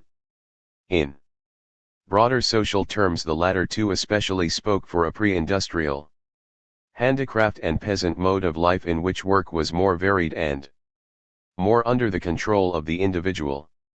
It was precisely this mode of life that was threatened by the processes of modernization, most particularly the relentless advance of the division of labor. It is surely no accident that both Fourier and Proudhon were hostile to large-scale industry. Per se in some sense, they gave voice to a profound, if amorphous, lower middle-class resistance to modernization. Marx and Engels' attitude toward occupational specialization, as we have seen, was by no means one of simple resistance. Just as they democratized the liberal ideal of Bildung, so they reinterpreted the craft agrarian ideal of varied and satisfying labor, control over the production process, and so forth, so as to make it compatible with large-scale undertakings. If their anticipations proved correct, if the professionalization actually worked in practice, then mankind could indeed have its cake and eat it too. Many observers, however, find deprofessionalization the least realistic, the most dewy-eyed of all Marx and Engels' ideas. Eyebrows are most always raised at the passage in the German ideology which grandly declares, in communist society, where nobody has one exclusive sphere of activity but each can become accomplished in any branch he wishes. Society regulates the general production and thus makes it possible for me to do one thing today and another tomorrow, to hunt in the morning, fish in the afternoon, rear cattle in the evening, criticize after din. The CLSLFSS society as a polity. Just as I have a mind, without ever becoming hunter, fisherman, shepherd or critic 40. The obvious problems are, first, that society regulates but nonetheless I can somehow do just as I have a mind. What about conflicts between the two? And, second, the occupational examples seem drawn from a bucolic wonderland. Moving into the real world. Could anyone seriously imagine, even in 1846, rebuilding a power loom in the morning, projecting 5-year national production goals in the afternoon, and performing surgery after dinner? Would anyone trust his gall bladder to a surgeon of this stripe? On the first point, Marx and Engels may well have swallowed too critically the Fourierist notion of a natural harmony of inclinations. They never dealt directly with the question who would do the work for which no volunteers might be found collecting the garbage, for instance. It was all too easy to evade such questions by associating them with utopian blue prints and fantastic speculations. On the other hand, Engels formulated the question somewhat better when he spoke of people passing from one task to another according to the needs of society or their own inclinations, emphasis added, suggesting that the two might not always be identical. 41 Both men recognized, as we have seen, that certain kinds of work belong to the realm of necessity in the sense that they must be done. In this sense society as a collectivity of individuals cannot do just as it has a mind. Even if the bulk of such necessary labor became attractive and rewarding, it seems more than likely there would remain a residue of tasks for which no one would spontaneously volunteer. But Engels also spoke of a uniform obligation to work, and his dictum that no individual can throw on the shoulders of others his share in productive labor might plausibly be extended to include the idea that each individual must accept his equal share of the tasks for which no volunteers are found. 42. The second problem is bound to seem more serious to present-day observers, confronted as we are with an additional century's accumulation of knowledge and technical expertise. Marx and Engels' vision seems to take insufficient account of time economy. Even supposing an ideal organization of society, there are still only so many hours in a day, only so many years in a lifetime. Can any person really develop all his talents in every direction to the fullest extent? If it takes many years of full-time effort to develop the skills of a brain surgeon, how many such skills can a person develop? Perhaps Marx and Engels would point out that not all the talents and inclinations of an individual are likely to require such effort to develop. Even today it is not too hard to imagine a brain surgeon who also enjoys tinkering to keep his sports car in a high state of tune, serving on the local medical board, and occasionally cooking a gourmet dinner for friends. No doubt, if it fell to his lot, he would also be capable of cleaning hospital floors within the absolute limits imposed by time. Then, the cultivation of at least several skills and talents is not at all inconceivable. What one must presuppose, as Marx and Engels did, is a society prosperous enough so that people would not be constrained, as they are now, to give over every possible hour to the exercise of their highest level skill, or in present-day society to whichever skill is the best paid. Also, the system of rotation suggested in the German ideology.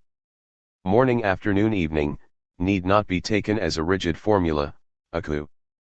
Patients requiring more intensive concentration might be rotated weekly, seasonally, or even in periods lasting several years.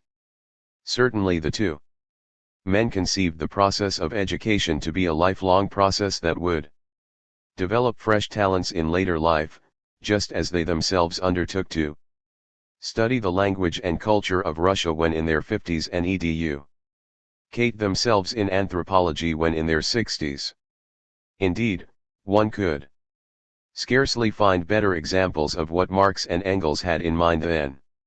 In their own lives, Engels was perfectly capable, for example, of managing a textile mill in the morning, which he did, commanding an army in battle in the afternoon, and presenting a learned paper on comparative linguistics after dinner. Perhaps the 19th century's most impressive autodidact, Engels also dabbled in the natural sciences, just as Marx dabbled in literature and advanced mathematics. While Marx had demonstrated that he could edit a daily newspaper or help lead a mass workers' organization, his principal talents seem more purely cerebral. But what a cornucopia of cerebral powers, whose published products are still read and held to be worth reading by economists, philosophers, historians, sociologists, political scientists, and anthropologists. Few men, if any, could so justly claim the maxim Marx chose as his own, nihil humanium alienum puto. 43. Perhaps Marx and Engels unwittingly overestimated the potentials of ordinary people because of what they found in themselves.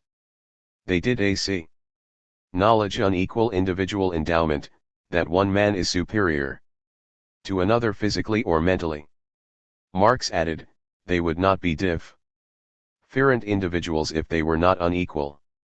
44. It is not ultimately clear, however, whether they acknowledged any hereditary basis for such difference. The great stress in their writings is certainly upon environmental factors, just as the idiocy of rural life produced the mental torpor of the traditional peasantry, so the sons and daughters of those peasants who migrated to become urban proletarians also acquired far greater cultural and political sophistication. As to the potential of such people, Marx included in Capital the poignant report of a French worker who had gone to California to seek his fortune. I never could have believed that I was capable of working at the various occupations I was employed on in California. I was firmly convinced that I was fit for nothing but letterpress printing. Once in the midst of this world of adventurers, who change their occupation as often as they do their shirt, egad, I did as the others. As mining did not turn out remunerative enough, I left it for the town, where in succession I became typographer, slater, plumber, etc. In consequence of thus finding out that I am fit for any sort of work, I feel less of a mollusk and more of a man. Surely this is what Marx had in mind when he wrote that, by acting on the external world and changing it, man at the same time changes his own nature. He develops his slumbering powers and compels them to act in obedience to his sway. 45. The disappearance of the state. We are now in a position to appreciate the disappearance of the parasite state, as discussed in Chapter 5, in its larger context, as one facet of a broader, a universal process of deprofessionalization. But the disappearance of the state as parasite in turn is only one facet of a broader process in which the state was expected to disappear. For, as we have already seen in a limited way, the state disappears for Marx and Engels in two distinct senses corresponding to the two conceptions of the state. It disappears as an alien cadre of professionals and it disappears as organized coercion. To complicate matters further, it will be argued here that where the workers' state is a dictatorship, its dictatorial character appears according to a third timetable. All three facets of disappearance must be understood as separate, semi-autonomous processes which need not all reach completion simultaneously. Let us begin with the facet Marx and Engels apparently thought would have the shortest timetable, the smashing of the parasite state, which the communards seem to have accomplished in a matter of weeks. Here, the basic task was to disband the professional army, dismiss the professional bureaucrats, politicians, and judges, and replace them all with ordinary people serving on a part-time or short-term basis. It is just such a deprofessionalization of state functions that constitutes the Aufhebung of the division of labor in public life, which is the Aufhebung of the state as a self-serving hierarchy of professional administrators divorced from 232. Civil society, the reabsorption by the people of its alienated social power. It was Marx rather than Engels who first talked about the state in these terms, and it is extremely interesting to discover that nowhere in Marx's own writings prior to late 1847 can we find any clear call for the rule of the proletariat, or any reference to a post-revolutionary state at all. He spoke rather of the emancipatory mission of the proletariat and of an Aufhebung of the state that would take place immediately. Until late 1847, then, he was still thinking of the state primarily as an alien structure to be dismantled rather than as an instrument of organized coercion to be taken over and used. More importantly for our immediate purposes, he clearly conceived the former as a task that could be accomplished straight away. Marx planned during one period in 1844 to write a history of the French Revolutionary National Convention of 1792, and it is almost certainly the deprofessionalizing reforms of this body that provided the model in his mind of what needed to be done and how long it might take. The convention came into being after a popular attack on the Tuileries Palace in August 1792, which forced the government of the recently established constitutional monarchy, an oligarchy of wealth, to step aside in favor of a new constituent assembly to be elected, this time on the basis of universal manhood suffrage. Held in September, these elections produced the National Convention, which met and immediately abolished the monarchy altogether, assuming itself the responsibility for all executive functions through committees chosen from its own ranks.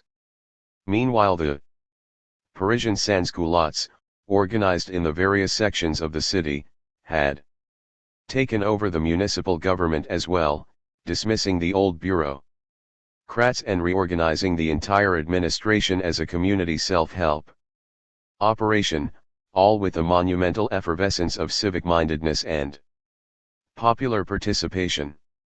In the military sphere, a National Guard had already been formed at an earlier stage in the revolution, but it was the convention, mortally threatened by invading armies in August 1793, that inaugurated the famous levée en masse, universal conscription, a measure which, combined with the opening up of the officer corps total, and transformed the old professional standing army into a mass citizen army. The convention did not attack private property, of course, or tamper with the division of labor outside the sphere of government, but it did accomplish a fairly massive deprofessionalization within that sphere. And all in a matter of weeks for the civil side, about a year later for the military side, although there was no inherent reason why the latter could not have been undertaken in 1792 as well. Most of these changes, it must be added, did not prove very lasting. 46. All this must have produced a model in Marx's mind when in 1843 he spoke of the Aufhebung of the state for the first time in his Kreuz nach Critique, linking it to the attainment, almost certainly through revolutionary action, of universal suffrage, and by implication the election of a new national convention. It is therefore self-evident that elections are the chief political interest of actual civil society. Civil society has really raised itself to abstraction from itself, to political being as its true, general, essential mode of being only in elections, unlimited both in respect of the franchise and the right to be elected. But the completion of the abstraction is at the same time the transcendence of the abstraction. In actually positing its political existence as its true existence, civil society has simultaneously posited its civil existence in distinction from its political existence, as inessential, and the fall of one side of the division carries with it the fall of the other side. Its opposite, electoral reform within the abstract political state, is therefore the demand for its dissolution, but also for the dissolution of civil society. 47. Note that the political state will be dissolved, not used temporarily. Within the context of Marx's initial communist thought, the achievement of what he then called true democracy required an end to the egoism of civil society, abolition of private property, and the egoism of the state, professionalization and democratization, such that civil society and the state would be transcended in a higher unity. The two tasks appear as simultaneous rather than sequential, and it is noteworthy that even after his stay in Paris, when outlining the chapter titles for his never-finished book on the modern state, Marx concluded with a chapter called Suffrage, the struggle for the Aufhebung of the state and civil society. Still no allusion to a proletarian state or proletarian rule. 48. To be sure, the proletariat does make its first appearance in the Paris period not as ruler, however, but as emancipator. In the Paris critique of 1844, Marx wrote, "The role of emancipator therefore passes in dramatic motion to the various classes of the French nation one after the other until it finally comes to the class which implements social freedom, a class which cannot emancipate itself without emancipating itself from all other spheres of society and thereby emancipating all other spheres of society." 49. There was no mention in this essay of any post-revolutionary state at all. Even more pointedly, Marx wrote in another 1844 essay, critical marginal notes on the article "The King of Prussia and Social Reform, Revolution in General, the Overthrow of the existing power and dissolution of the old relationships is a political act. But socialism cannot be realized without revolution. It needs this political act insofar as it needs destruction and dissolution. But where its organizing activity begins, where its proper object, its soul, comes to the fore, there socialism throws off the political cloak. 50. What is political about the proletarian revolution is the overthrow and dissolution of the old state. Its constructive activity requires no state at all.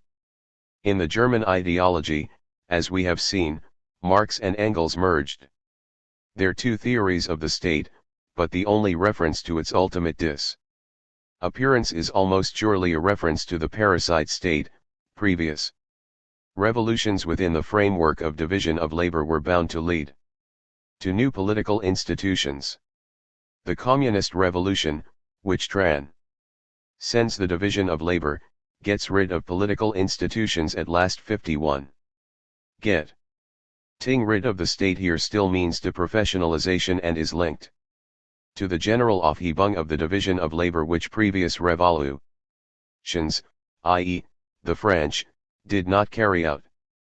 Revolutions which do not overcome the general division of labor, Marx and Engels wanted to insist, are bound to wind up with a new state run by professionals, regardless of the intentions of the revolutionaries.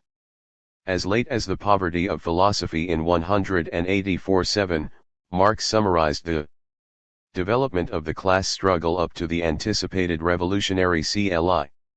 Max and then asked, does this mean that after the fall of the old society, there will be a new class domination culminating in a new political power? Pouvoir politique. The correct answer, Engels' answer, would have been, yes, but only temporarily, etc., etc. Marx responded with an ambiguous and unadorned no. He went on to add that the working class will substitute for the old civil society an association which will exclude classes and their antagonisms, and there will be no more political power properly so called, since political power is precisely the OFFI chale expression, resumo judicial, of antagonism in civil society 52. Here was Marx's last allusion to his own original theory of the state as the product, resumo judicial, of the general egoism of civil society, rather than the specific instrument of its dominant class. And that state, the state conceived as parasite, was still to be dismantled straight away. By the end of 184-7, Engels' views on the state assumed the dominant position in Marx's thinking, and he began for the first time in his own writings to use the phrase rule of the working class 53.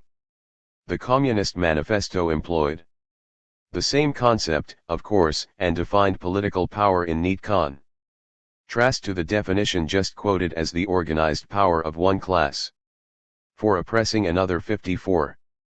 Prior to the final triumph of Engels' thinking, however, it is clear that Marx conceived the disappearance of the state as an immediate Aufhebung involving deprofessionalization, rather than as a withering away that would take place only later on, after the proletariat no longer required organized coercive force against the bourgeois. The two kinds of disappearance are not incompatible, of course, but one should at least be clear that they are distinct and separate processes, and that the first takes place immediately. We have seen previously how the idea of the parasite state appeared anew in Marx's thinking after Louis Bonaparte carried out his 18th Brumaire and constructed a parasite state par excellence, and also how the dismantling of such a state no longer seemed just a theory after the Communards came to power in March 1871. There is no need to repeat here everything that was said in the first section of Chapter 5, only to underscore that smashing the state meant deprofessionalization, and that it was accomplished in a matter of weeks, just as in the earlier model of 1792. The Communards did not do away with organized coercion. What else was the National Guard, but they did get rid of the professional army, professional bureaucrats, professional judges, and so forth, showing that it was the state as parasite, the state run by professionals, that Marx had in mind when he wrote, it was a revolution against the state itself, of this supernaturalist abortion of society, a resumption by the people for the people of its own social life. One recognizes again the Marx of the early years when he defined their accomplishment as the reabsorption of the state power by society as its own living forces instead of as forces controlling and subduing it. 55. If in Marx's writings of the 1848 period Engels' class state temporarily eclipsed his own original view, so in Revenge Marx's parasite state was ascendant in Engels' writing on the Paris Commune. Surely it was unique for Engels to write that the Commune, in spite of its 300,000 National Guardsmen, was no longer a state in the proper sense of the word.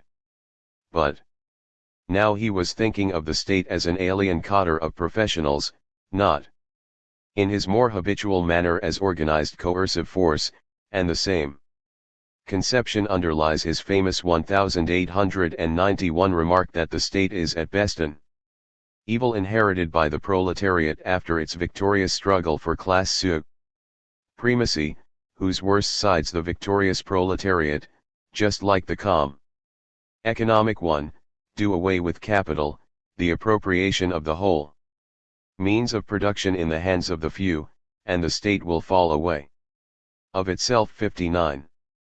Sometimes it was social, will fall as inevitably as they once arose. The state inevitably falls with them. 60. Sometimes it was directly political, the state is only a transitional institution which is used in the struggle, in the revolution, in order to hold down one's adversaries by force, the state as such ceases to exist. 61. Most frequently, however, two, or all three, of these conditions appear together, as in the familiar lines of the manifesto. When, in the course of development, class distinctions have disappeared, and all production has been concentrated in the hands of a vast association of the whole nation, the public power will lose its political character. Political power, properly so called, is merely the organized power of one class for oppressing another. If the proletariat during its contest with the bourgeoisie is compelled, by the force of circumstances, to organize itself as a class, if, by means of a revolution, it makes itself the ruling class, and, as such, sweeps away by force the old conditions of production, then it will, along with these conditions, have swept away the conditions for the existence of class antagonisms and of classes generally, and will thereby have abolished its own supremacy as a class, het zijn eigen herskajt als class auf. 62. The proletariat must become the ruling class in order forcibly to sweep away the old conditions of production and, as we saw in the last chapter, in order to put down any violent resistance that might develop during this process. In an 187 letter Engels elaborated on the first of these coercive steps. We must liberate ourselves from the landowners and capitalists, putting in their place the associated classes of rural and industrial workers, and taking possession of all the means of production. Land, tools, machines, raw materials, and enough goods to sustain life during the time necessary for production. Therewith inequality must fall away. In order to carry this through to an end, we need the political supremacy of the proletariat. 63. On the second point, suppressing violent resistance, Marx put the argument most clearly as he responded to Bakunin's question why the state should continue to exist. As long as other classes, and the capitalist class in particular, still exist, and as long as the proletariat fights against them, for its enemies and the old organization of society do not vanish as a result of its coming to power, it must employ coercive measures, that is, governmental measures, so long it is still a class itself, and the economic conditions which give rise to the class struggle and the existence of classes have not yet disappeared and must be forcibly removed, or transformed in a process accelerated by force. He added a bit later, with its complete victory, therefore, its rule also comes to an end. 64. If governmental measures are coercive measures by definition, if political and state are equated with rule based ultimately on force, then, in this exact sense, the proletariat requires the state only for its coercive measures, expropriating the means of production and crushing any violent resistance to this expropriation that may develop. This is the sense of Marx and Engels' carefully formulated statement of 1850, the abolition of the state has meaning with the communists, only as the necessary consequence of the abolition of classes, with which the need for the gainized might of one class to keep the others down automatically appears. 65 In this same sense, to draw the obvious conclusion, the proletarian state has no reason for existence after the last capitalist property has been expropriated and the last capitalist resistance has melted away. The positive tasks of socialist construction emanate from the masses themselves. They are not imposed upon the masses by governmental, that is, coercive, measures. Marx and Engels never specified any international conditions for the disappearance of the state. They never seriously addressed the question whether a workers' state might need to maintain organized force against an external threat. This of course has been the principal argument used by the Soviet state to justify its own continued existence for more than 6 decades after the revolution. The two men generally assumed that the advanced countries would achieve socialism at more or less the same time, that they would pose no threat to each other, and that they would form a bloc of nations economically too powerful to be menaced by less developed non-socialist countries. On 2 occasions Engels touched on the issue in passing and justified defensive war, should the need arise. The first very early allusion appears in one of his Elberfeld speeches of 1845. When he dealt with the question of standing armies under communism. There would be no need for any, he stated simply, either to put down internal unrest or to fight a war of aggression. For a war of defense, on the other hand, a militia would meet the need perfectly well. It will be easy to train every fit member of society, in addition to his other occupations, in real, not barrack square handling of arms to the degree necessary for the defense of the country. Here, then, the state might be needed, in the limited form of the workers' militia, to fight a defensive war, but it could only be fought, Engels added, against anti-communist nations, since no communist nation would attack another.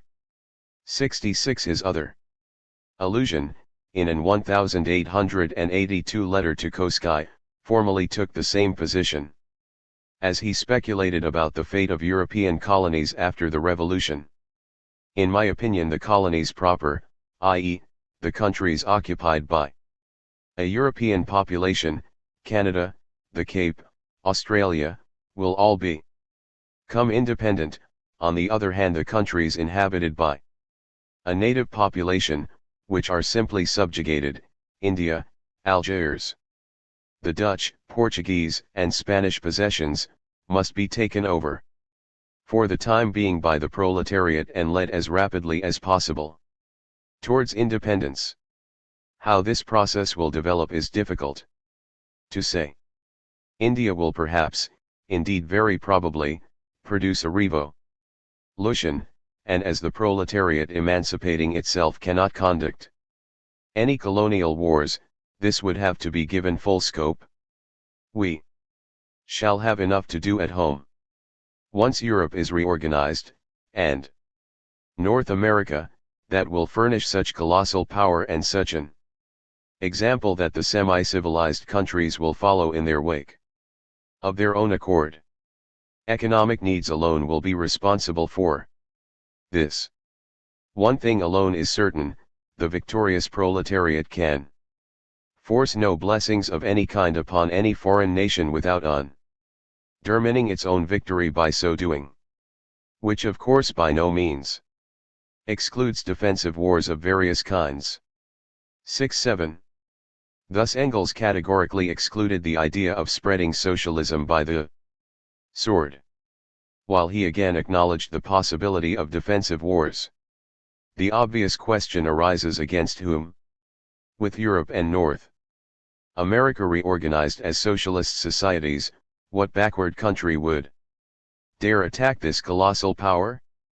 For all his interest in military questions, Engels never dealt seriously with the external military needs of socialist societies, and for the obvious reason that in his mind it was not a serious problem. He never imagined that less developed socialist countries would be menaced by more advanced capitalist countries. As we will see in Chapter 9, it was inconceivable to him that backward countries could achieve socialism before its achievement in the West, and without substantial help from the West. Thus, in general, while the proletarian class state was to linger on after the parasite state had been smashed, while Marx and Engels never specified an exact measure of time, it is abundantly clear that they were thinking in terms of years rather than decades or generations. There are only 3 passages that suggest anything other than a rapid process, all of them written by Engels, late in his life, and with a special meaning. The first is the most famous and merits the closest attention. In Anti-Die-Ring, Engels sketched the broad development of mankind up to the point where the proletariat seizes political power and turns the means of production, in the first instance, into state property. Then he added immediately, but, in doing this, it abolishes itself as proletariat, abolishes all class distinctions and class antagonisms, abolishes, het auf, also the state as state, seemingly a quick sequence. He then went on to characterize the state predictably enough as the coercive instrument of successive ruling classes, and continued, when at last it becomes the real representative of the whole of society, it renders itself unnecessary. As soon as there is no longer any social class to be held in subjection, as soon as class rule, and the individual struggle for existence based upon our present anarchy in production, with the collisions and excesses arising from these, are removed, nothing more remains to be repressed, and a special repressive force, a state, is no longer necessary. The first act by Tuesday of which the state really constitutes itself the representative of the whole of society, the taking possession of the means of production in the name of society, this is, at the same time, its last independent act as a state. Now the first act and the last act are even simultaneous. But immediately thereafter Engels added the well-known lines. State interference in social relations becomes, in one domain after another, superfluous, and then dies out of itself. Schleift dan von Selbstein, the government of persons is replaced by the administration of things, and by the conduct of the processes of production. The state is not abolished. Stirbt ab, it dies out, it withers away. 68. If expropriation, the first act of the proletarian state, is also its last independent act as a state, what are these other interferences which die out more slowly? Obviously they should not have to do with the non-coercive administration of things, or the processes of production. Logically they ought to refer to coercive measures which are not directly related to the class struggle. While Marx and Engels often exaggerated for effect in describing the coercive state as merely an instrument of class oppression, whenever they, especially Engels, formulated the matter more carefully, we find qualifiers like the main object, or in the very passage under scrutiny, had need of the state, especially for the purpose, emphasis added. 69. Earlier in Anti-Die-Ring, as we observed in Chapter 1, Engels described the origin of the state in terms of certain common interests, the safeguarding of which had to be handed over to individuals. Among his examples were adjudication of disputes and repression of trespasses on the part of individuals who went beyond their rights. He concluded that such delegations of office are naturally endowed with a certain measure of authority and are the beginnings of state power. 70. If state power began, in Engels' conception, with such coercive measures against individuals, even before classes arose, it is entirely plausible to conceive it fading away in the same fashion, after the class struggle is essentially settled but before each and every individual may have internalized social rules to the extent that no institutionalized coercion whatsoever would be required. The other two passages support this interpretation. In 1891 Engels referred to the state as at best an evil inherited by the proletariat after its victorious struggle for class supremacy, whose worst sides the victorious proletariat, just like the commune, cannot avoid having to lop off at once as much as possible until such time as a generation reared in new free social conditions is able to throw the entire lumber of the state on the scrap heap. 71. This is the only passage to speak of an entire generation, but Engels seems again to be thinking of occasional individual infractions that would not require any elaborate institutions of repression. At all events he makes no reference to any external need. The remaining statement, written in 1883, is brief and adds nothing. It simply alludes to the gradual dissolution and ultimate disappearance of that political organization called the state. 72. Since Engels regarded the workers' militia as the only coercive force required to handle the main brunt of violent capitalist resistance, and praised the communards for lopping off the other repressive appendages of the old state, one can imagine how trivial an amount of coercion he had in mind for this later period when even the militia would be in a process of gradual dissolution. A final note should be added concerning the famous phrase withering away, which suggests a long process and which the English-speaking world universally associates with Marx and Engels' ideas. The phrase derives from Engels' above-quoted sentence in Anti-Diering, THIRD-WORLDISM, which was translated for the first English edition of Socialism, Utopian and Scientific in 1892 as it withers away. While absterben in a figurative sense can mean atrophy, wither, or fade away, its primary and literal meaning is die out, and it is so translated in almost all subsequent editions of the same work. 73. Since withers away is a dubious translation, since even THIRD-WORLDISM was used only once, never by Marx, one ought really to pay more attention to the other verbs used by the two men in conjunction with the disappearance of the class state. If not so dramatic as smashed and shattered, nonetheless they suggest a fairly rapid process, breaks to pieces, falls away of itself, ceases to exist, is gehoben, comes to an end, also, disappears, dissolves, falls asleep, and is surmounted. 74. Taken together the verbs again tell the whole story. There remains to consider whether the rule of the proletariat was conceived as coextensive with the dictatorship of the proletariat, whether Marx and Engels would call all proletarian rule dictatorial. The Leninist tradition has imbued almost everyone, not merely its followers, with certain standard assumptions about the master's labels and expectations.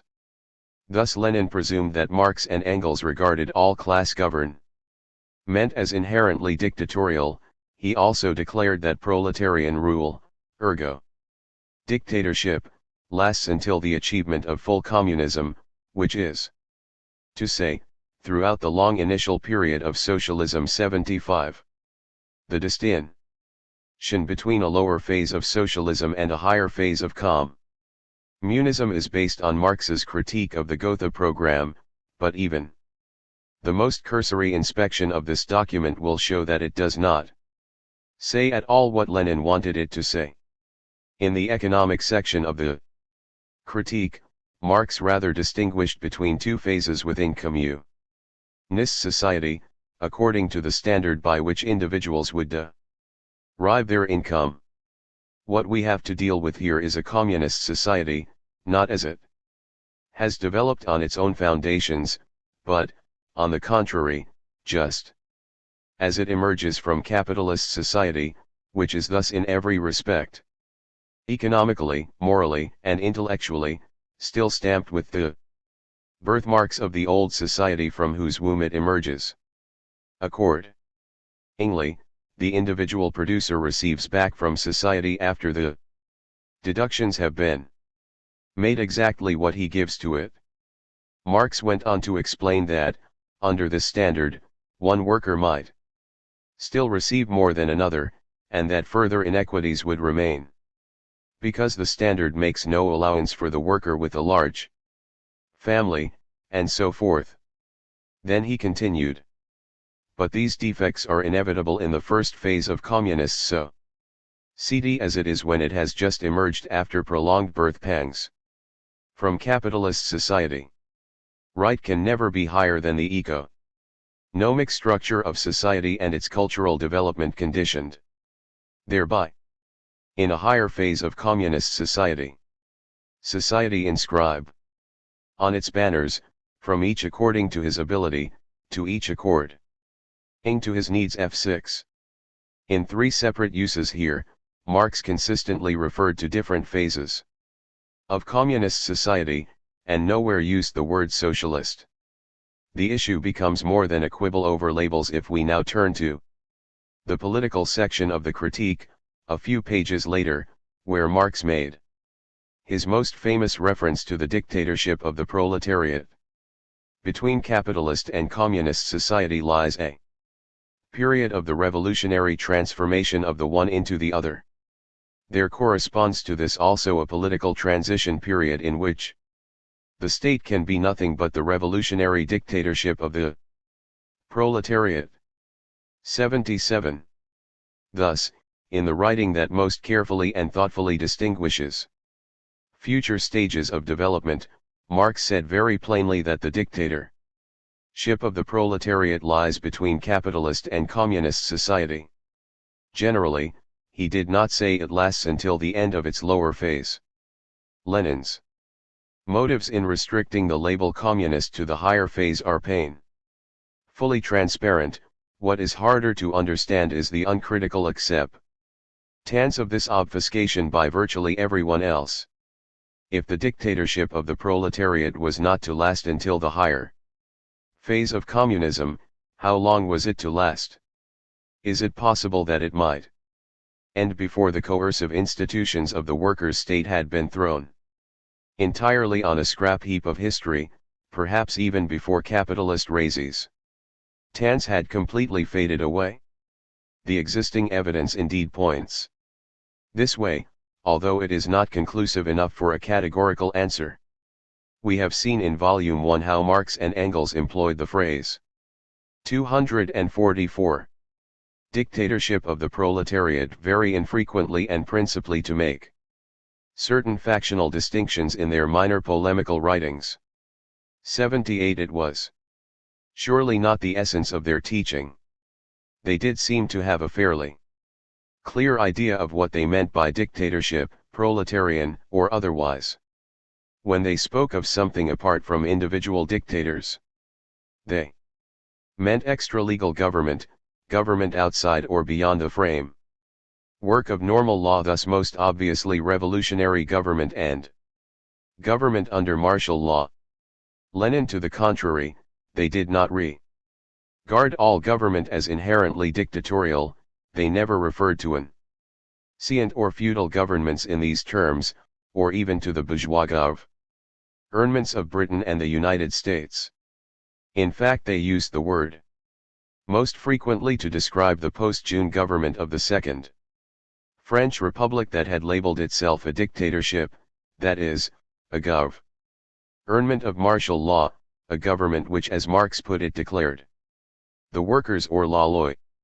79. Even the phrase dictatorship of capital follows the same logic, alluding to the private, unrestricted command power of the capitalist within the factory gates. Marx's early legal training, after all, could not but have left some trace. By logical extrapolation, the dictatorship of the proletariat would refer to the unavoidably extra-legal rule of the proletariat after the overthrow of capitalist legality but before the establishment of any new legality, A.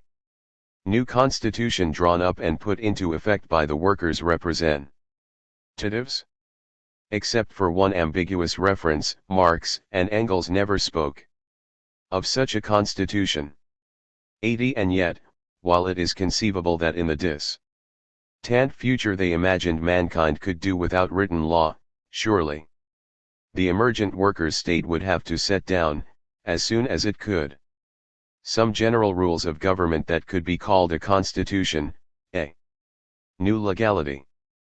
But then, by Marx and Engels' own consistent use of the term, the dictatorship of the proletariat would cease when that new constitution went into effect, even though its rule might extend somewhat longer. Coercion, the use or threat of force, they held to be the essence of all government, yet they acknowledged the elementary distinction between a government of law, Rechtsstaat, where coercion may be used only within legally prescribed limits, and a government not so restricted. Revolutionary dictatorships and governments of martial law belong in the second category. Where else but in the first category could one place a workers' government after the adoption of a new legality, and after any periods of martial law under it? Insofar as force or the threat of force would still be the ultimate sanction, albeit now within the law, we would still be dealing with a state, with the rule of the proletariat, but no longer with its dictatorship. Only when institutionalized coercion, even within the law, disappeared could one logically speak of the Aufhebung of the state as such. Other considerations add plausibility to this interpretation. Our discussion so far has rested on the assumptions of Strategy 1, the classic model of the majority proletarian revolution against a bourgeois oligarchy that formed the standard or ideal type in Marx and Engels' minds. But Strat. E.g. I was not the only path to communism. We will see in Chapter 10 that both Marx and Engels allowed for the possibility of a completely peaceful and legal transition to the new society. They never referred to such a legally elected proletarian government as a dictatorship, nor would it have made any sense by their own understanding of the word, even though such a government manifestly would be the rule of the proletariat. Even though it might well have to use coercive means, under law, against some individual capitalist lawbreakers, or any other lawbreakers for that matter. Only if it were obliged to resort to martial law to quell a violent capitalist insurrection could one logically speak of dictatorship. The peaceful path was not the only exception to the classical model of proletarian revolution. In Volume 1 we saw how the conditions of less advanced countries like France and Germany called forth strategy 2. Revolution against bourgeois oligarchy by an alliance of the majority classes, workers, petty bourgeois, peasants, to establish a democratic republic. No inevitable violence was foreseen thereafter. Where is the dictatorship of the proletariat in such a scenario? One might say, as Marx seemed to say in Class Struggles in France, that the provisional government of the Allied classes is in effect the dictatorship of the proletariat, since the workers were expected to play the leading role. Thus Marx said of the French peasant in 1849, the Social Democratic, the Red Republic, is the dictatorship of his allies, that is, of the workers and petty bourgeois. 81. Is this how Marx would have regarded a communal revolution that had spread throughout France in 1871? Although such a national government might be called dictatorial while it was still provisional, would Marx really have applied the label throughout the subsequent period when it affords the rational medium in which the class struggle can run through its different phases in the most rational and humane way? At most he might have applied it to those moments when SPO ridic slaveholders' insurrections, the sword into the hands of the social revolution, that is, martial law. But these insurrections would only be distractions for the moment, interrupting the work of peaceful progress. 82. We will also see in Chapter 10 how the aging Engels 246 anticipated a popular revolution in Germany that would establish a democratic republic in which the petty bourgeoisie would rule first, but in which the Social Democrats would soon win majority support and take over the government. 83. At which point then, would dictatorship of the proletariat be established? The provisional government would not be in the hands of the workers, and the eventual workers' government would not be extra-legal. What all this really shows is that Marx and Engels envisaged a mass revolution to establish democratic institutions, preferably in the radically deprofessionalized form suggested by the Paris Commune. But once established, in any event, there was no further need for violence, unless provoked by the other side, and no further need for dictatorship, unless to deal with such insurrections through martial law. Dictatorship was not an inherent part of workers' rule. Perhaps this is one reason they used the term so infrequently.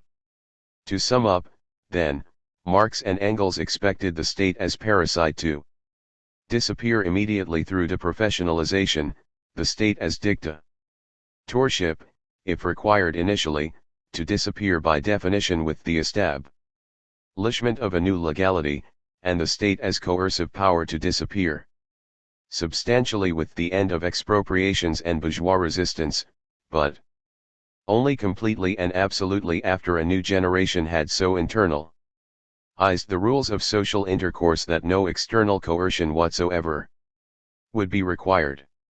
If the first transcendence would be marked by the formation of the workers' militia to replace the standing army, the last would be marked when no one remembered any longer the procedure for mobilizing that militia. What remains? Assuming the state has really disappeared in all these senses, what if anything would be left? Marx himself posed this question in the familiar lines of the Gotha Critique, but then unfortunately for us declined to answer it. The question then arises, what transformation will the polity Staatswesen undergo in communist society? In other words, what social functions will remain in existence there that are analogous to present functions of the state? This question can only be answered scientifically. And one does not get a flea-hop nearer to the problem by a thousand-fold combination of the word people with the word state. 84. Certainly, Marx never imagined human beings could live together like herds of animals without any conscious organization at all. In a communist polity, there would remain, as these Gotha questions made clear, social functions analogous to those of a present-day state. In the Civil War in France, Marx similarly distinguished between the legitimate functions and the merely repressive organs of the old governmental power. 85. And in the manifesto, Marx and Engels expressed the same thought by saying the public power will lose its political character. 86. Note: the public power itself would not disappear, but only lose its political, that is, coercive, character.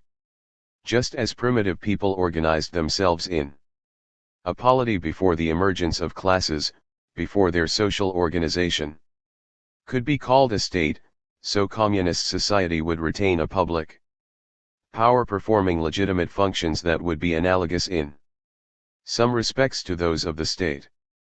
But it should not be called a state because it would lack the two crucial qualities Marx and Engels attributed to all states properly so called. It would not be manned by professionals, a trained caste, set apart from the community at large, and it would not possess instruments of coercion, police, prisons, armed forces, etc., or have any need of them, in order to discriminate between the coercive power to command others against their will and the legitimate functions of a communist public power. Marx and Engels generally fell back on a Saint-Simonian formula, which spoke of the future conversion of political rule over men into an administration of things and a direction of processes of production. 87. In communist society, presumably one does not command men, one administers things. This is why the word administration was preferred to state. And yet, as any number of critics have pointed out, it is impossible to conceive of a public power having the authority to direct the processes of production and administer things which does not thereby have the authority to command men. 88. What is more, Engels acknowledged as much in his essay on authority. The anarchists imagine, he wrote, that one can get rid of authority as such, that is, the imposition of the will of another upon ours. But all combined action requires organization, and all organization requires some kind of an authority to which the will of the single individual will always have to subordinate itself. He offered several examples of such unavoidable authority, of which the most extreme was on board a ship in danger of sinking, where the lives of all depend on the instantaneous and absolute obedience of all to the will of 189. Pointing to this essay, many critics, liberals as well as anarchists, have accused Marx and Engels of being authoritarians after all, of abolishing the state merely through semantic tricks and not in real life, and thus deceiving us and perhaps themselves as well about its continued existence under communism. 248. But this would not be fair. While all authority involves the power to command, in some degree, the will of others, not all authority includes coercive power, the power to command others against their will by the use or threat of force. The elected president of a local bowling club and the commander of conscript soldiers both possess some measure of authority, but the former has no military police, court-martial, stockade, or firing squad to compel the obedience of his flock. He relies instead on their voluntary acceptance of the principles associated with majority rule, the delegation of offices, and so forth. The authority of officials in a state, Marx and Engels wanted to argue, is akin to that of the military commander, and so is that of the capitalist within his factory, although here the threat of starvation replaces the threat of confinement or physical punishment. The authority of leaders in communist society would be akin to that of the president of a voluntary association whose members will willingly subordinate themselves to their own collective decisions, their own elected leaders. Authority is still involved, and Engels is rather to be commended for not playing with words, or not pretending that everyone can enjoy the absolute autonomy of a hermit while living within society, even communist society. Do not liberal critics who cite Engels' essay as proof of his authoritarianism find themselves obliged to take the same stand, using all the same arguments, when they themselves address the anarchist position? Can they differentiate their stand by arguing that, as opposed to Engels, they want such public authority to be confined to the narrowest possible bounds and exercised only by duly elected officials?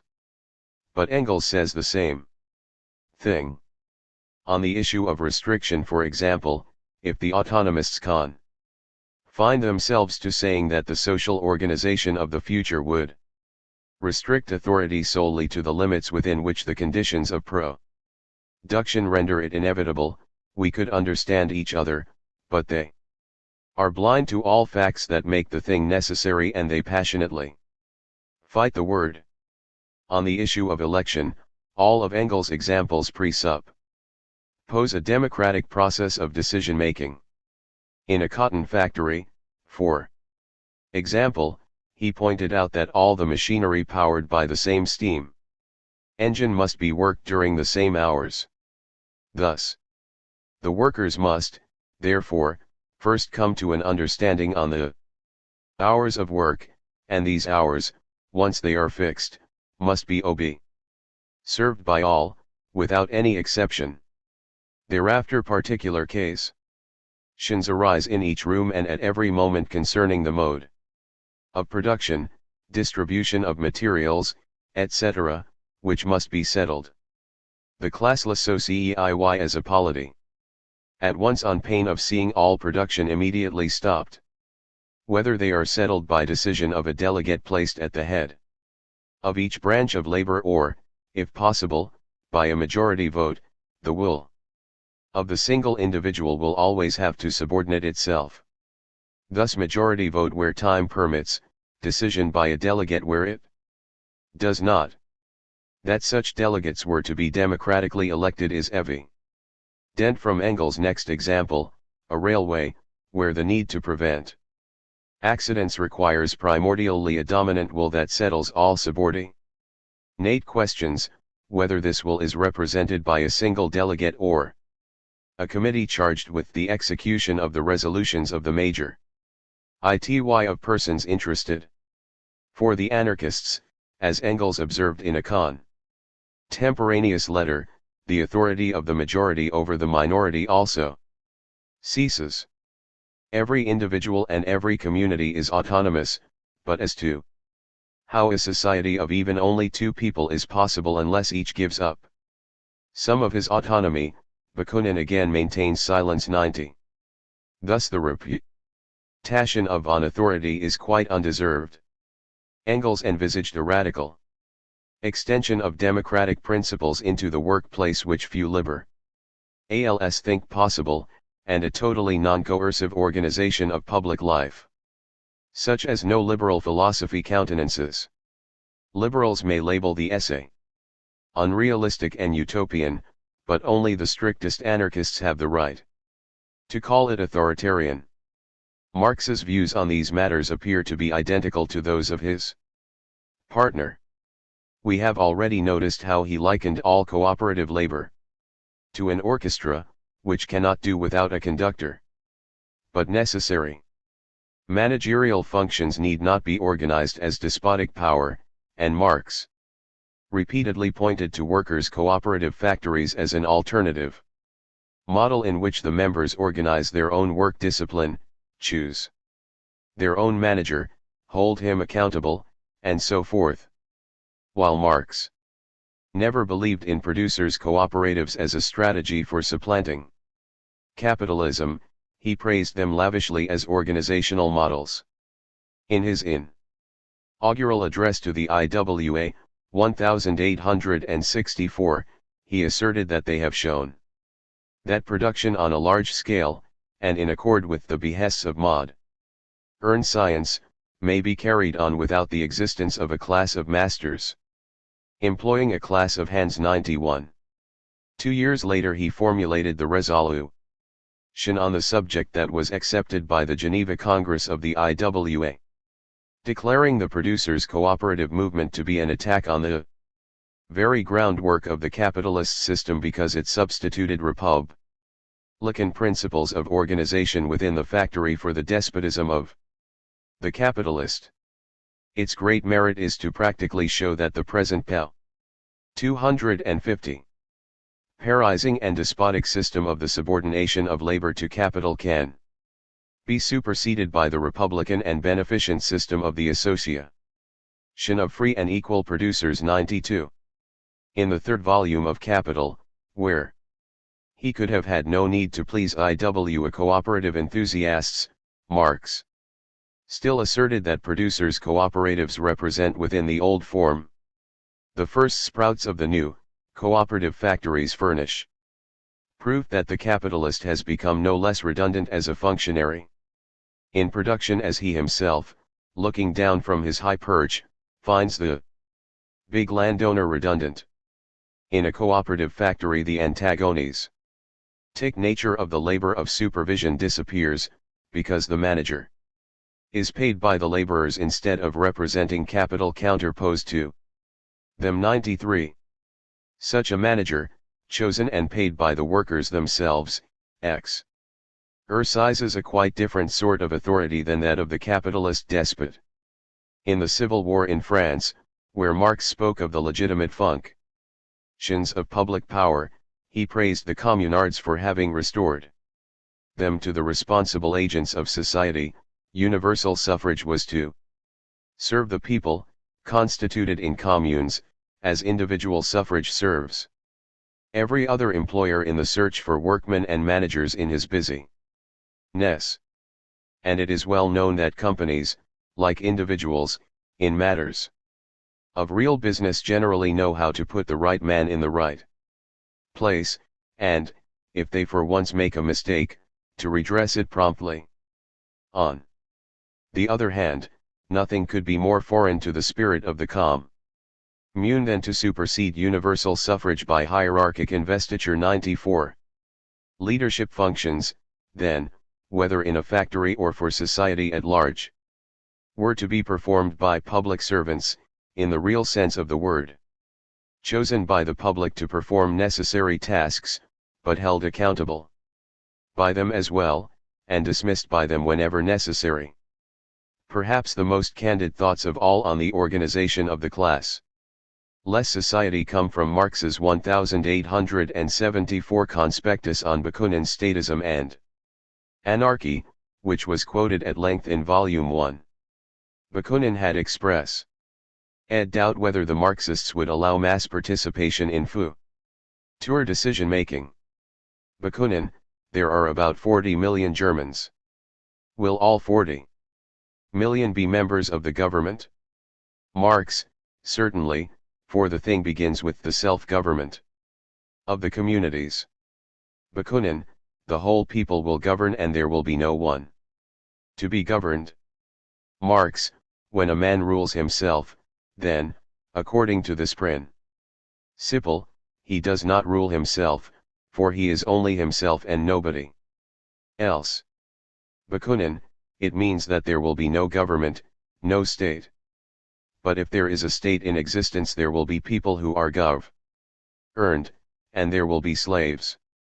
Marx, that is simply to say, when class rule has disappeared, a state in the now accepted political sense of the word no longer exists. 95. Thus the state as a political institution, that is, a coercive institution, would disappear, but the people would still require arrangements through which to rule themselves, as a man rules himself, without any external coercion being involved. Such arrangements would rest on a foundation of self-governing communities. Above the local level there opened up the real gap between Bakunin's thought and Marx's, for the former was not prepared to allow any elections for delegation of authority, arguing that all such deputies are corrupted by their office and become tyrants over the people.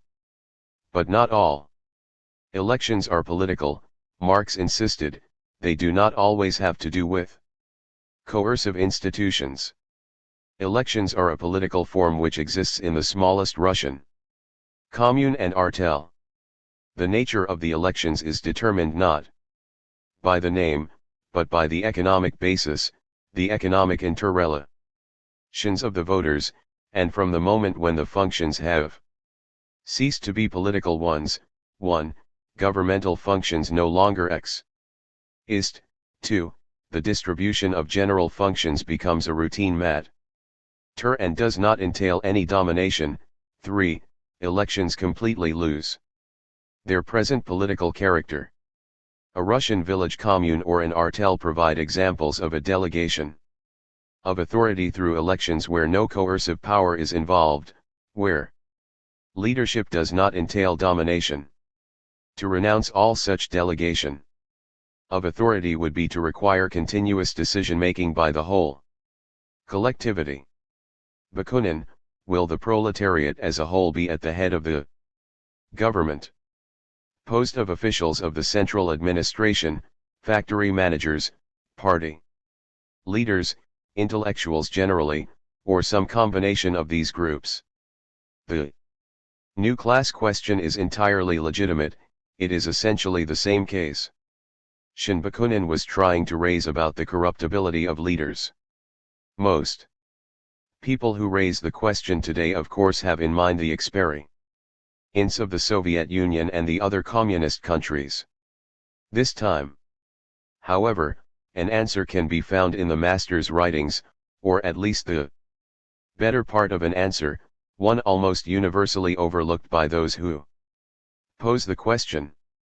A hint to the answer is given in Marx's just cited example of the manufacturer city councilman. It grows out of the concept of transcendence, of the division of labor, which has been so little understood, and particularly out of its application to the realm of public power, the overcoming of the state as parasite by means of radical deprofessionalization. A new class composed of high administrators would not have occurred to Marx and Engels because they never allowed that there would be high administrators to start with. In communist society, to reintroduce the formula of the German ideology, there are no high administrators but only people who administer, among other things, no factory managers but only people who manage a factory, among other things, no intellectuals but only people who are intellectually active, among other things.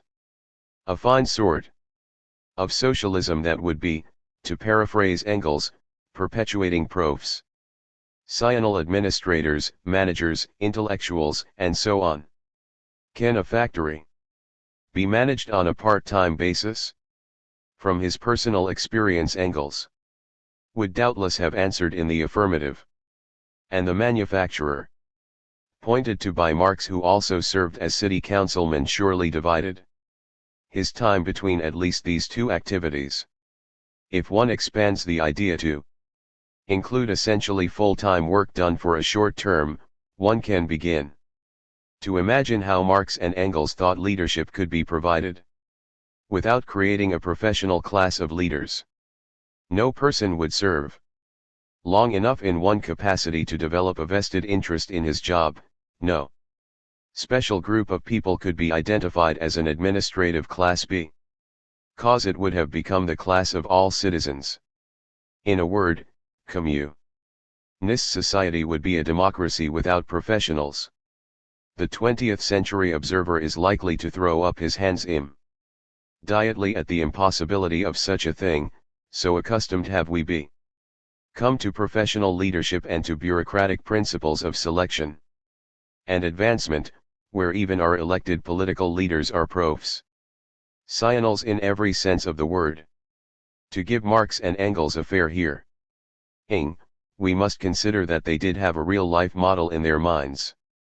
If we were to read of a society in which there existed a union of town and country, where civil rights implied civil duties, whose ideal of democracy requires that all citizens not only shall be the sovereign power, but shall in fact rule, where this goal was accomplished by making all offices generally accessible and by constantly changing the holders, where all officials were elected and there resulted the greatest possible turnover within the citizen body in the holders of office, where, as a consequence, there was no bureaucratic hierarchy but every official was no more than a citizen, accidentally, as it were, for a limited period, engaged in some special service for the state, where all these practices created a political life that was the very life and nature of the citizens.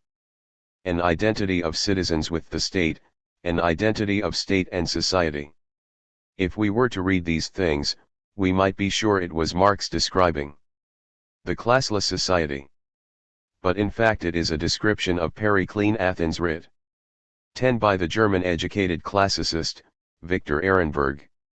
98. The fact that Ehrenberg expressly rejects the Marxist interpretation of antiquity makes it all the more astonishing that his descriptive phrases could almost have been written by Marx with the classless society in mind. It is testimony to that veneration of ancient Greece that permeated German academic life for more than a century, and specifically to the admiration of Athenian society in its golden age as a model of the harmonious fusion of public and private life.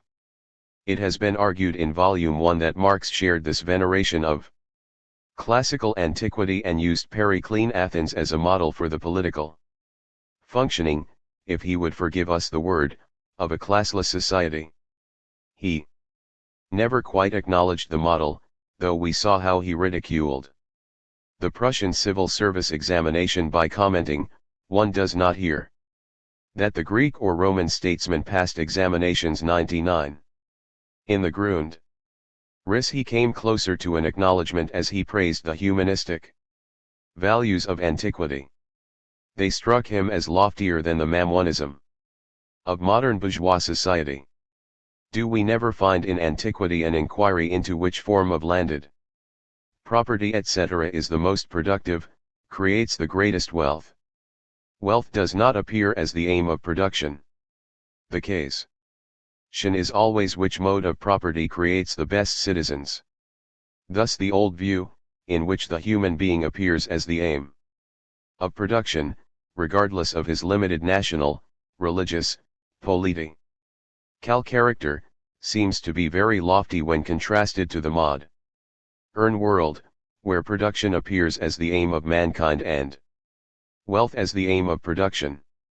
In fact, however, when the limit bourgeois form is stripped away, what is wealth other than the universality of human needs, capacities, pleasures, productive forces, etc., created through universal exchange? The full development of human mastery over the forces of nature, those of so-called nature, as well as of humanity's own nature?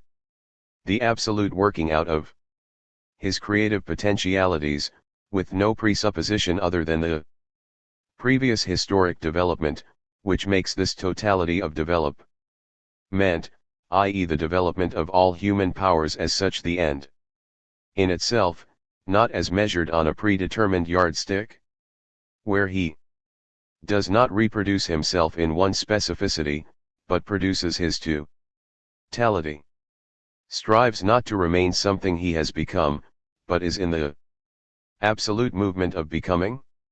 Here one sees the direct link between the humanism of the ancients and Marx's own ethic of collective self-realization. It should not be thought, however, that Marx dreamt nostalgically of recreating the golden age of a simpler society.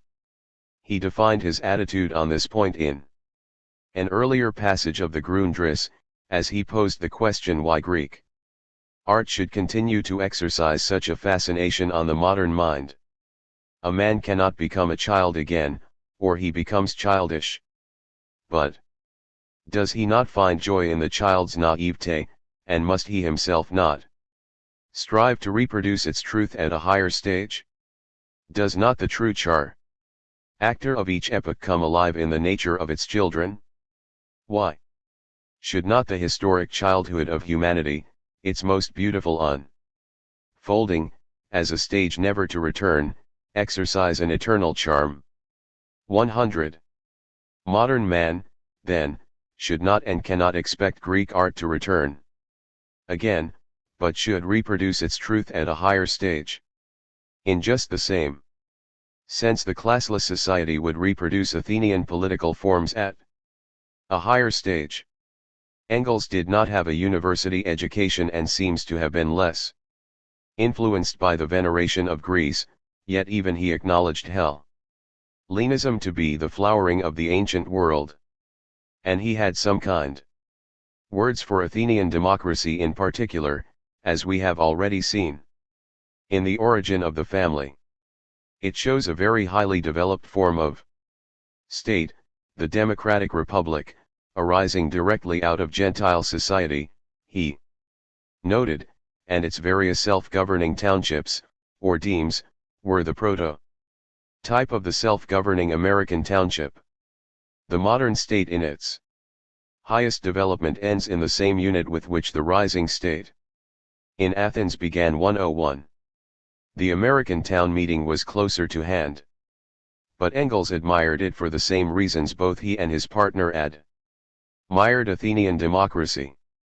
It will be objected, and Marx and Engels would be the first to agree, that Athenian democracy never transcended the level of a city-state, numbering in its prime perhaps 150,000 citizens, in clutting wives and children, that it rested on a technologically unsophisticated society, and that the attractively high level of citizen participation in public life presupposed the existence of a slave population, at least equal in size, to perform the menial work of the polis.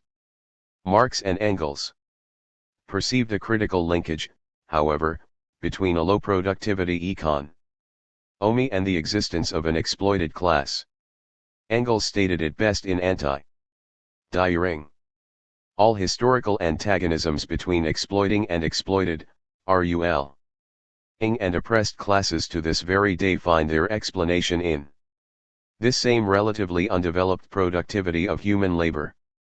So long as the really working population were so much occupied with their necessary labor that they had no time left for looking after the common affairs of society, the direction of labor, affairs of state, legal matters, art, science, etc.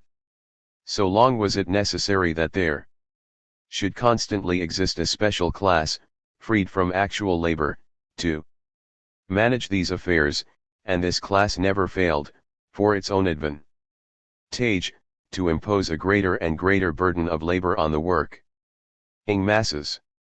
Only the immense increase of the productive forces attained by modern industry has made it possible to distribute labor among all members of society without exception, and thereby to limit the labor time of each individual member to such an extent that all have enough free time left to take part in the general both theoretical and practical affairs of society.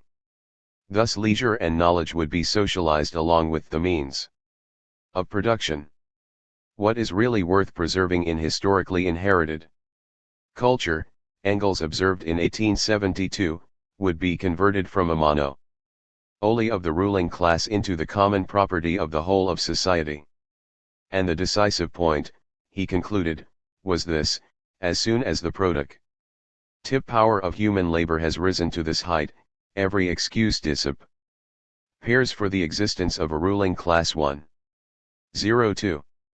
Marx expressed the same thoughts in different language when he wrote in the Grundriss: the creation of a large quantity of disposable time apart from necessary labor time for society generally and each of its members, i.e., room for the development of the individual's full productive forces. Hence those of society also, this creation of the not labor time appears in the stage of capital, as of all earlier ones, as not labor time. Free time, for a few. What capital adds is that it increases the surplus labor time of the mass by all the means of art and science. It is thus, despite itself, instrumental in creating the means of social disposable time, in order to reduce labor time for the whole society to a diminishing minimum, and thus to free everyone's time for their own development. The mass of workers must themselves appropriate their own surplus labor. Once they have done so, and disposable time thereby ceases to have an antithetical existence, then, on one side, necessary labor time would be measured by the needs of the social individual, and, on the other, the development of the power of social production will grow so rapidly that, even though production is now calculated for the wealth of all, disposable time will grow for all. He went on to indicate that such disposable time would be both idle time and time for higher activity, and that the latter then corresponds to the artistic, scientific etc. development of the individuals in the time set free, and with the means created, for all of them. 103. Both Marx and Engels, then, considered high-level technology and high labor productivity to be absolute prerequisites for a communist society. Thus they would not likely have been impressed with the arguments of those who point to the Soviet Union and other communist countries as evidence of the necessary emergence of a new ruling class. So long as it is not possible to produce, Engels had written in 184-7, so long must there always be a ruling class disposing of the productive forces of society, and a poor, oppressed class. 104. Engels, of course, did not have the Soviet Union in mind, but his argument applies well enough to any backward country that experiences revolution. It is not the intentions of the revolutionaries that matter, after all, any more than the labels they give themselves. If the level of labor productivity is too low, then by the argument of Marx and Engels, there will not be sufficient disposable time for the mass of the population to take a really active part in economic management and public affairs, to educate itself in the process, and thus to govern itself effectively as a participatory democracy. Where the masses are unable to do this, where the revolution was organized and carried out by a Leninist-style vanguard party, it is predictable enough that the party will replace the masses in the tasks of economic management and political governance, that it will become, in the words of Lenin himself, the teacher, the guide, the leader of all the working and exploited people in organizing their social life. 105. Marx and Engels themselves never said anything about the role of political parties after the revolution. A good deal can be surmised, none the less, from what they said about related issues. First, in the period leading up to the revolution, as we have seen in Volume 1 and will see again below, Marx and Engels consistently rejected the idea of a vanguard party, as Lenin would come to define it. They rather conceived the party ideally and potentially as coextensive with the proletariat itself, that is, as coming to embrace the majority of the whole population.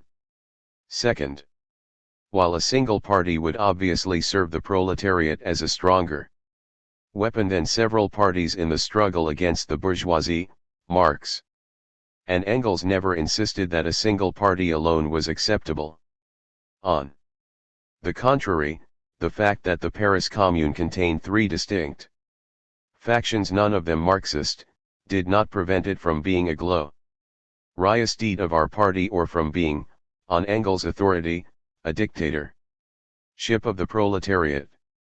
Third, Marx and Engels' historical conception of the function of political parties in class-divided society includes as a logical conclusion their complete disappearance under communism. Though they never argued that all historically existing parties represented distinct social classes, nonetheless they would surely hold this true for the important parties, the historically necessary ones, whose function is to fight in the political arena for their respective classes. With the final defeat of the bourgeois party, however, the proletarian party would become redundant. In a society where everyone is obliged to accept his share of productive labor, a workers' party would be the party of every one, hence a logical absurdity, because party means part of the whole. Just as there were no permanently organized parties alternating in of vice in the classical polis, or necessarily in the classical New England town meeting, so most likely Marx and Engels imagined that the citizens of the classless society would divide on successive specific issues, but not in such recurring patterns as to provide the basis for new parties. One must remember how recent the general acceptance has been that democracy requires permanently organized parties that alternate in power. Even the American founding fathers hoped such parties could be avoided. 106. It is not difficult to imagine, however, disagreements even in a class-less society that might lead to the formation of such parties, disagreements that concerned, for example, what proportion of the gross national product should be reinvested in capital goods rather than consumed directly. It is not at all clear that Marx and Engels would have opposed post-revolutionary parties that grew up on some such basis. All that does seem clear is that they would have opposed the existence of a single party which ruled, by denying all others the right to existence, and which purported to be the teacher, the guide, and the leader of the masses. Such a party by definition sets itself above the masses, and we know what choice epithets Marx reserved for those who wanted to uplift the great unwashed. From beginning to end, surely the central and most distinctive ingredient in Marx and Engels' radicalism was the idea that there is no authentic emancipation save self-emancipation, that the masses must teach themselves, guide themselves, lead themselves. The grammar of freedom knows only the reflexive form. If we return to the new class problem within the context Marx and Engels would have recognized as appropriate highly productive labor, a generous measure of disposable time available for all, no vanguard party, then it would still be legitimate to raise skeptical questions, for example, about the dispensability of all professionals. As early as 1851, Engels himself seems to have become disillusioned with the military effectiveness of the pure Swiss-style militia he had advocated in 1845. His own military expertise led him to appreciate the need for more professional cadres around which militiamen could muster in time of need. He expressed these thoughts concisely in an 1868 letter to Marx commenting on Gustav Paul Clusiert's proposals for a militia. The American war militia on both sides proves nothing. What would have happened to the Yankees if, instead of the Southern militia, they had faced a solid army of a couple of 100,000 men? Before the North organized itself, this army would have been in New York and Boston and dictated a peace. Is rich when he says the main point is to have good officers and the trust of the men in these officers, both of which being precisely what is unobtainable in a militia system. What impresses people generally about the militia idea is the large mass of men in association. If there are excesses, the Herrenjunkers will be responsible, since, contrary to all existing school legislation, they have left the people there in such a raw state. When we have a sufficient number of supporters among the masses, as soon as we have political power, then big industry and big agriculture can be socialized very quickly. You speak of the lack of equal insight. This exists but on the side of the educated people, stemming from aristocratic and bourgeois circles who haven't the faintest idea how much they still have to learn from the workers. 108. Several observations here. Engels separates managerial from technical expertise and holds the workers immediately capable of the former if not the latter, while not everyone need be an expert in engineering or agronomy, everyone ought to have his share, in some way and to some degree, in the general control decisions, in executive tasks. Engels is prepared to buy some technicians and keep close watch over them, but he also seems to anticipate a certain amount of disorganization, or excesses, which must be accepted as the price for the practical self-education of the masses. Again, he is assuming a high productivity economy which might better be able to afford such temporary inefficiencies. Even assuming the new society could be constructed without relying unduly on existing professionals, another legitimate question may be raised concerning the possibility that future socialist experts in any given field might tend to become professionals, might want to devote themselves exclusively to one field instead of being well-rounded.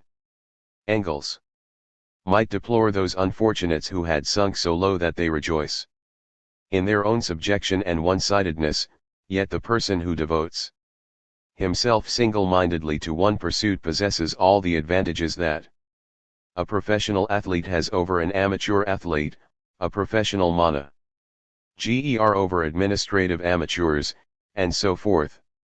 Marx himself seemed to acknowledge, at least in the direction of the British East India Company, that amateurs are no match for professionals.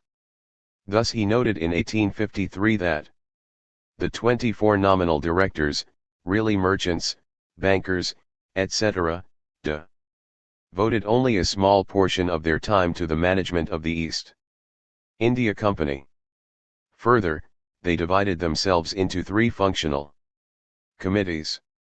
These committees are every year appointed by rotation, so that a financier is 1 year on the judicial and the next year on the military committee, and no one has any chance of a continued supervision over a particular department. The mode of election having brought in men utterly unfit for their duties, the system of rotation gives to whatever fitness they might perchance retain, the final blow. Who, then, govern in fact under the name of the direction. A large staff of irresponsible secretaries, examiners, and clerks at the India House, the permanent and irresponsible bureaucracy. 109. Is not Marx his own best critic? Even allowing for all the obvious differences, would not the upright well-rounded citizens of the classless society soon fall victim to those who had sunk so low as to pursue, let us say, administrative and managerial expertise with single-minded devotion? In response, one can only point to the safeguards Marx and Engels mentioned in connection with the Paris Commune. To become an OFFI chail in a communist society, one would have to be elected. It would not be a matter of preparing for such a career and then rising through a bulletin bureaucratic hierarchy step by step. If the voters were attracted by the superior expertise and zeal of a single-minded specialist, they might also suspect his motives and one-sidedness. In any event, they could get rid of him at any time by simple recall. Election and recall, then, not merely of political leaders but of all officials in every sphere of society. This was the first of the 2 infallible means by which the communards safeguarded themselves against their own officials. Marx and Engels seemed to assume that this measure alone would ensure a healthy turn over of leaders, although the history of democratic institutions, including those within the European socialist movement itself, would not seem to bear this out. 110. The 2 men never stressed any limitation in the right of re-election, such as one finds for the American presidency, or much more radically in Periclean Athens, which would most directly ensure the turn over they desired, although at the price of wasting acquired competence and constantly having to build it anew, as Marx made clear in his East India example. The second infallible means was to pay all officials only workmen's wages, so that leaders would not be distinguished from others by a higher standard of living. It is worth emphasizing this point because in recent decades there has been a tendency to soft-pedal Marx and Engels' distributive egalitarianism.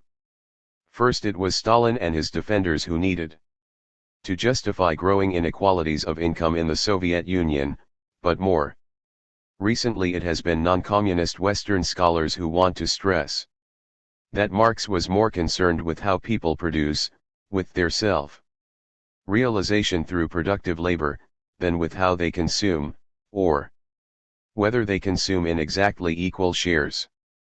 112. This latter emphasis is doubtless correct so long as it does not obscure the essential egalitarianism both men espoused in the sphere of consumption.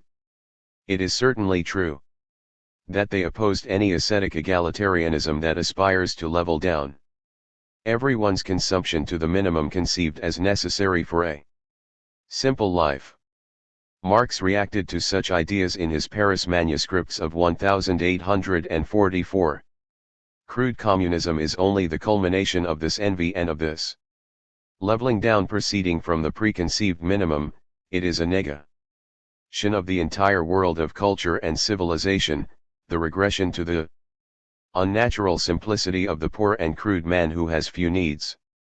113.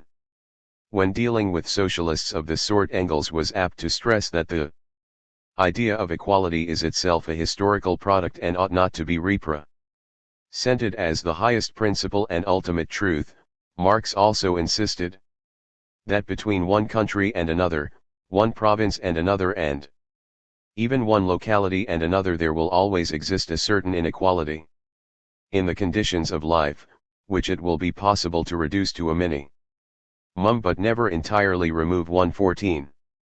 On the other hand, when dealing with socialists who seriously opposed distributive equality, Marx and Engels' emphasis was quite the opposite. Thus the young Engels found the economic principles of the Saint Simonians not unexceptionable. The share of each of the members of their communities in the distribution of produce was to be regulated, firstly, by the amount of work he had done, and, secondly, the amount of talent he displayed. A German Republican, Bürny, justly replied to this principle, that talent, instead of being rewarded, ought rather to be considered as a natural preference, and, therefore, a deduction ought to be made from the share of the talented, in order to restore equality. 115. In the German ideology, Marx and Engels attacked the obscure true socialist, George Coleman, for confusing the diversity of faculties and capacities with the inequality of possessions and of enjoyment. But one of the most vital principles of communism, a principle which distinguishes it from all reactionary socialism, is its empirical view, based on a knowledge of man's nature, that differences of brain and of intellectual ability do not imply any differences whatsoever in the nature of the stomach and of physical needs. Therefore the false tenet, based upon existing circumstances, to each according to his abilities, must be changed, insofar as it relates to enjoyment. In its narrower sense, into the tenet, to each according to his need. In other words, a different form of activity, of labor, does not justify inequality, confers no privileges in respect of possession and enjoyment. 116. A half-century later, Engels still insisted that under communism, the means for existence, for enjoying life, for the development and employment of all bodily and mental faculties will be available in an equal measure, sure and in ever-increasing fullness, emphasis added. 117. This would apply, to be sure, to the higher phase of communist society, separated off by Marx in the Gotha critique from a lower phase, in which each individual would receive a certificate for such and such an amount of labor he had performed. With this certificate he would be able to purchase an equivalent amount of consumer goods. A given amount of labor in one form is exchanged for an equal amount of labor in another form.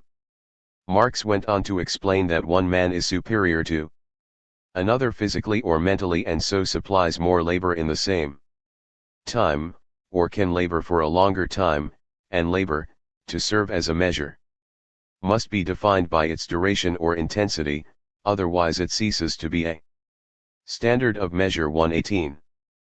Thus certain inequalities of income would be unavoidable in this lower phase. Differences in the duration of labor could scarcely produce gross inequalities. However, it was intensity that provided the loophole through which Stalin was able to justify differences of income greater than in most capitalist countries. Did Marx only mean to allow that in a given hour's labor one person might produce 6 finished goods while another produced 8, or did he mean to suggest that all skilled labor was more intense than unskilled, all managerial labor even more intense, etc.? It is doubtful he meant the latter, for only a few years later he listened to and presumably approved Engels' categorical pronouncement in Anti-Die. How then are we to solve the whole important question of the higher wages paid for compound labor?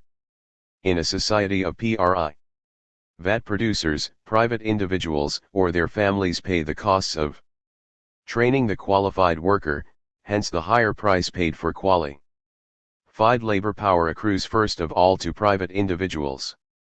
In a socialistically organized society, these costs are borne by society. And to it therefore belong the fruits, the greater values produced by compound labor. The worker himself has no claims to extra pay.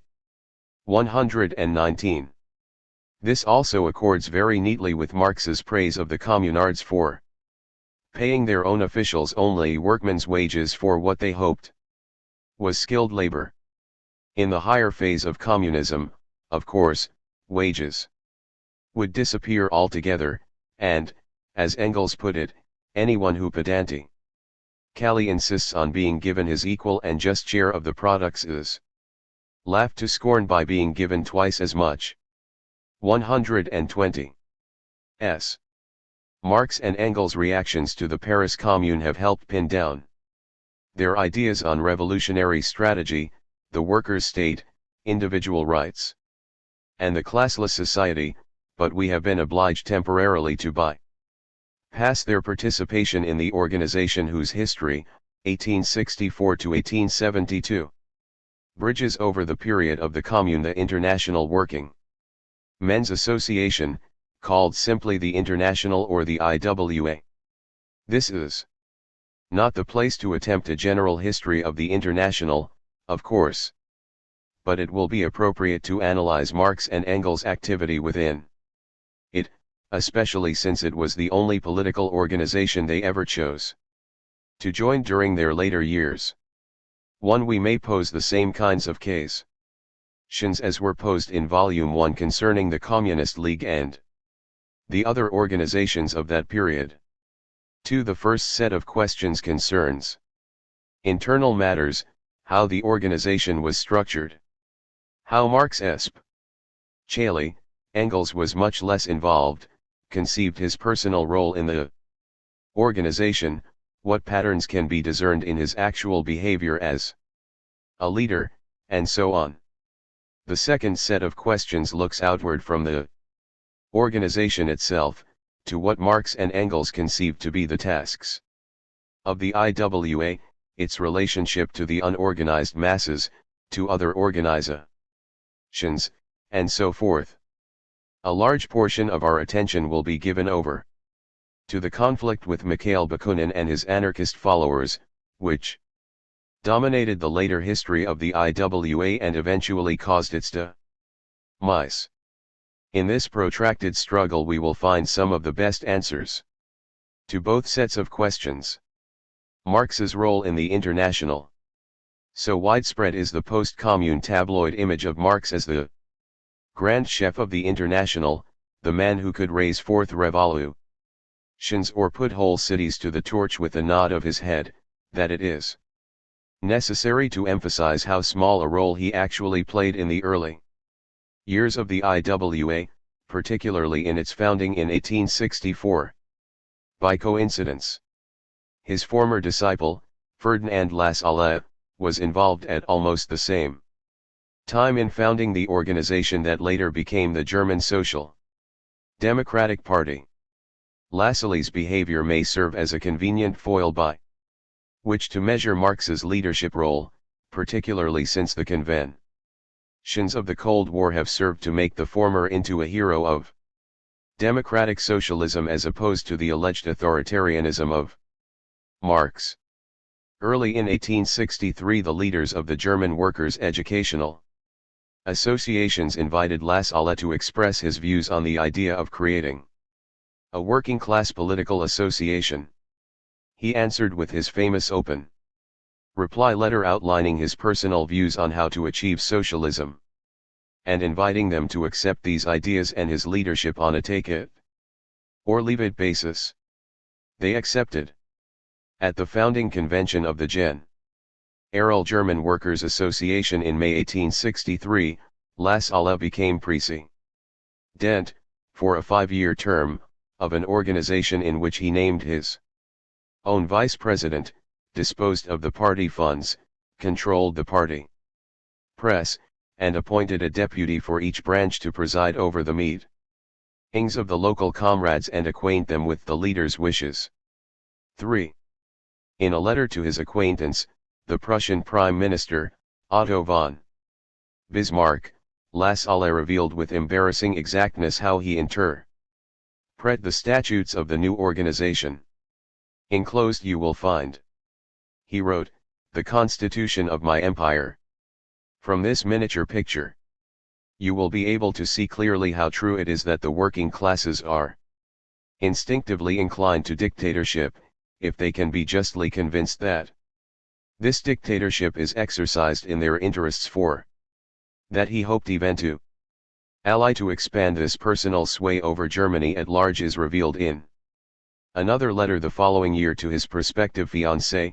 Believe me, it would be a proud moment to be acclaimed president of a republic chosen by the people, to rest secure on the goodwill of a nation, more securely than to be king by the grace of God and to sit upon a rotten, worm-eaten throne. Ferdinand, the chosen of the people, is a proud name, and if all goes well, it shall be mine.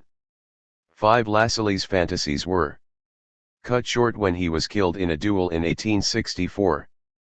Marx and Engels were thoroughly aware of Lassalle's personal ambitions and, in private letters during this period, frequently expressed concern that his attitude was quite that of a future workers' dictator. 6.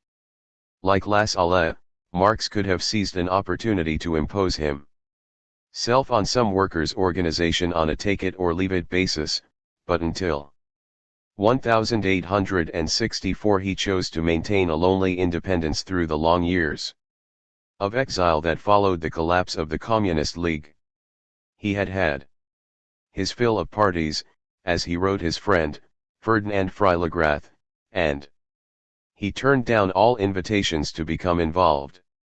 7. Why then did he change his mind in 1864 and take part in the founding of the IWA?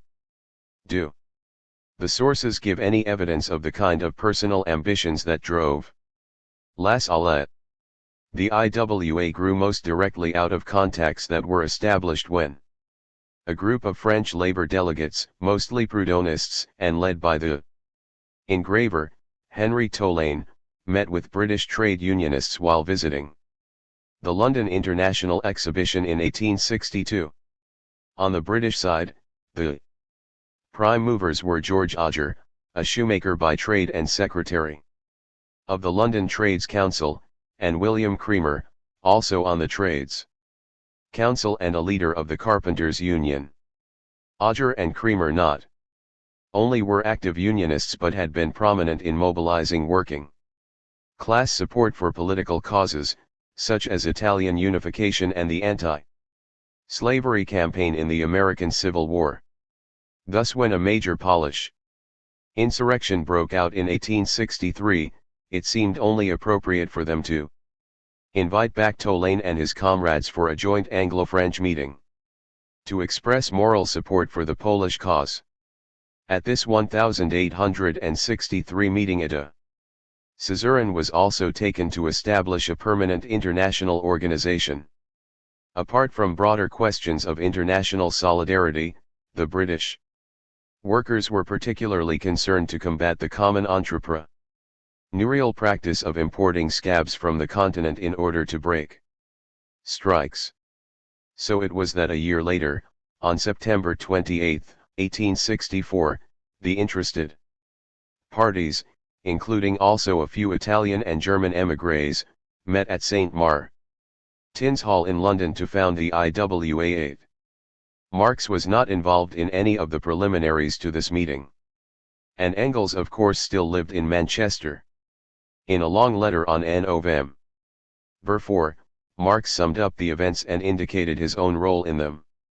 He was first contacted on behalf of the meeting's organizers perhaps a week in advance.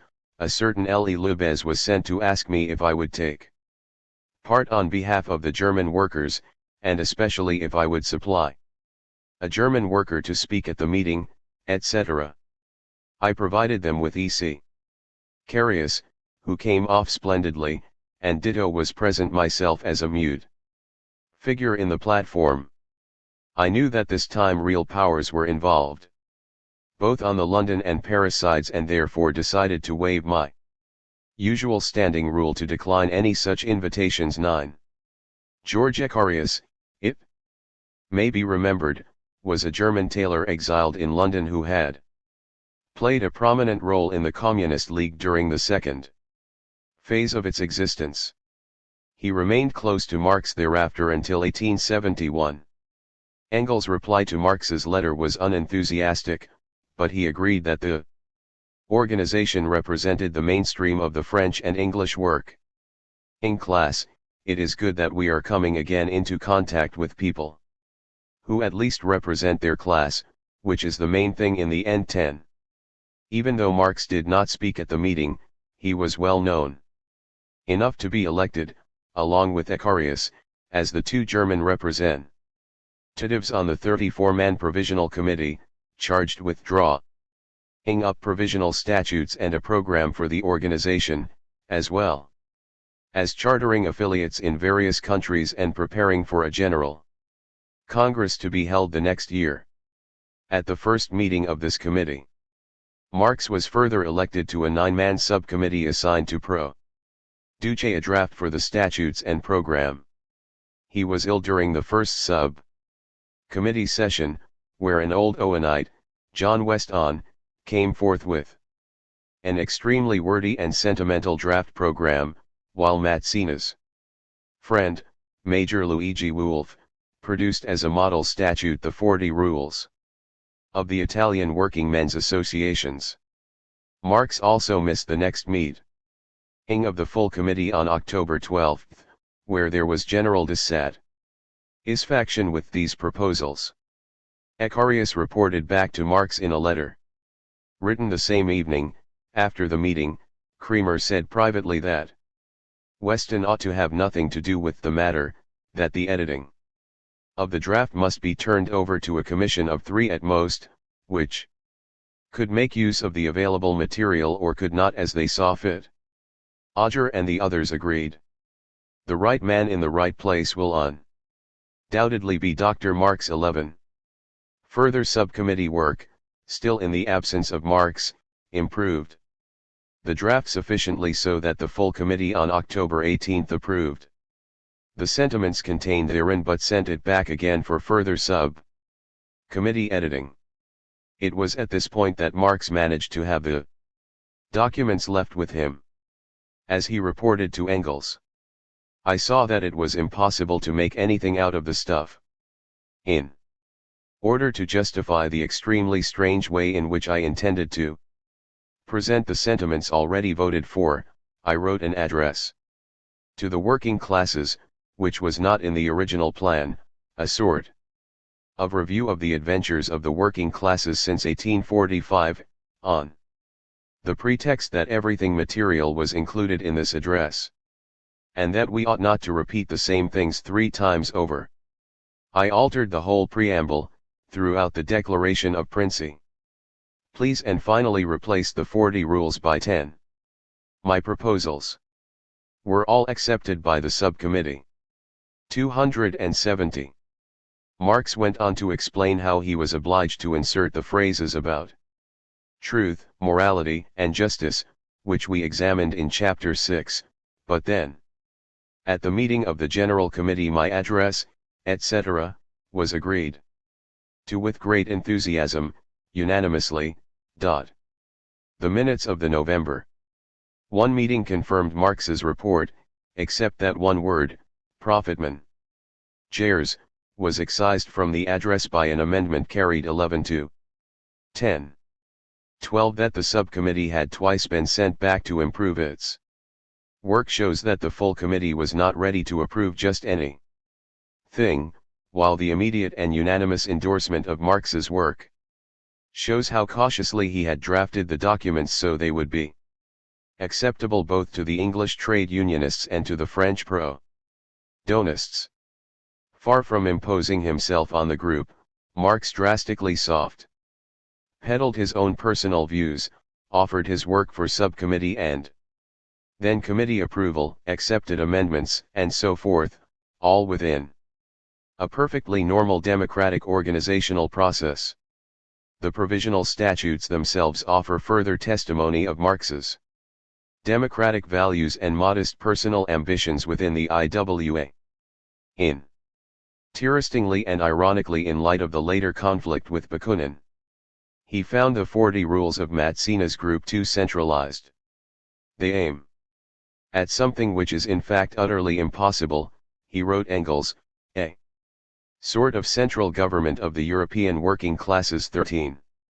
Marx's 10 rules, on the other hand, transformed the existing committee into a provisional central council, later called General Council, and assigned it the following tasks: to connect the different national working men's associations, enlist members in the United Kingdom, take the steps preparatory to the convocation of the General Congress, and discuss with the national and local societies the main questions to be laid before that Congress. That Congress was to meet in 1865 and consist of representatives of such working men's societies as may have joined the International Association. The Congress will have to proclaim before Europe the common aspirations of the working classes, decide on the definitive rules of the International Association, consider the means required for its successful working, and appoint the Central Council of the Association. The General Congress is to meet once a year. Each annual Congress was to receive for its approval a public account of the Council's transactions and elect a new council for the following year. 14. The Central Council was to sit in London, to consist of working men belonging to the different countries represented, and to elect from among its own MEMs the officers necessary for the transaction of business, such as a president, a treasurer, a general secretary, corresponding secretaries for the different countries, etc. Marx retained for the Central Council a power given the original committee at St. Martin's Hall, that of adding to its own numbers through co-optation between congresses. Article 6 further delineated the Council's functions. The Central Council shall form an international agency between the different cooperating associations, so that the working men in one country be constantly informed of the movements of their class. In every other country, that an inquiry into the social state of the different countries of Europe be made simultaneously, and under a common direction, that the questions of general interest moved in one society be ventilated by all, and that when immediate practical steps should be needed, as, for instance, in case of international quarrels, the action of the associated societies be simultaneous and uniform. Whenever it seems opportune, the Central Council shall take the initiative of proposals to be laid before the different national or local societies. Membership in the IWA was open to individuals, to local societies, and to national organizations as well, but members were urged to use their utmost efforts to combine the disconnected working men's societies of their respective countries into national bodies, represented by central national organs. In many continental countries, however, such organization at the national level was illegal, and, the statutes added, apart from legal obstacles, no independent local society shall be precluded from directly corresponding with the London Central Council. No specific requirements or expectations of membership were set down, nor any arrangements for expulsion either of individuals or of affiliated societies. These structural arrangements became permanent when the 1866 Geneva Congress accepted Marx's statutes with only minor modifications. 15. Within the Central Council, the English trade unionists predominated, both in numbers and in offices held. Of the 34 original MEM bears, 27 were English, and Odger was soon elected president. Cremer general secretary, and George Wheeler treasurer. Ecarius was elected vice president in November 1864, while Marx was merely corresponding secretary for Germany, one of 5 such secretaries, the others being for Italy, France, Switzerland, and Poland. Since the St. Martin's Hall meeting had authorized the executive body to co-opt new members. At its own discretion, the council grew rapidly during its initial months of existence, numbering 66 by the end of the year, with the follow: 272 ing national distribution, 37 English, 9 Germans, 8 French, 7 Italians, 2 Swiss, 2 Poles, and 1 Dane. 16 apart from Ecarius, Marx would count as his own followers at most Pfander, Less, Na, and Lochner among the Germans, Dupont among the French, and Jung among the Swiss, a total of 7 votes, including his own, among the 66. The original drafting subcommittee evolved into a kind of informal standing executive committee, whose membership included all the officers and corresponding secretaries, and which met every week to prepare the business of the main body. The Marx party numbered only 3, Marx, Ecarius, Jung, among the 10 members of this committee. At the end of 1864-17. Thus Marx threw in his lot with an organization he did not control. Nor did he make any concerted effort at direct control before the Bakunin conflict changed the stakes of the game in 1869. Until that time he never attended the annual congresses himself. Following the 1866 Congress, he was nominated for the presidency of the General Council by several English trade unionists, but he declined and himself renominated Odger instead. 18 It is true that in September 1867, he wrote the widely quoted letter to Engels remarking that in the next revolution, which is perhaps nearer than it appears, we, i.e., you and I, will have this powerful engine in our hands. Although Engels had joined the IWA as an individual member in Manchester, he remained for some time lukewarm and skeptical about its prospects, so that Marx needed to impress his partner with the importance of the organization. 19 But in fact Marx was still only corresponding secretary for Germany, and of the 28 members just elected to the new General Council by the Lausanne Congress, only 6 belonged to the Marx Party, including Marx himself. 20 On the other hand, there were 17 English trade unionists, the bulk of whom were not even socialists, and who surely were not in Marx's hands, most particularly if he had tried to turn the organization in an openly revolutionary direction. Marx did initiate one step, shortly after his letter to Engels, that directly increased his influence on the General Council. George Odger had become more and more involved in activities and organizations associated with the Liberal Party, and hence less and less active as president of the EWA's General Council.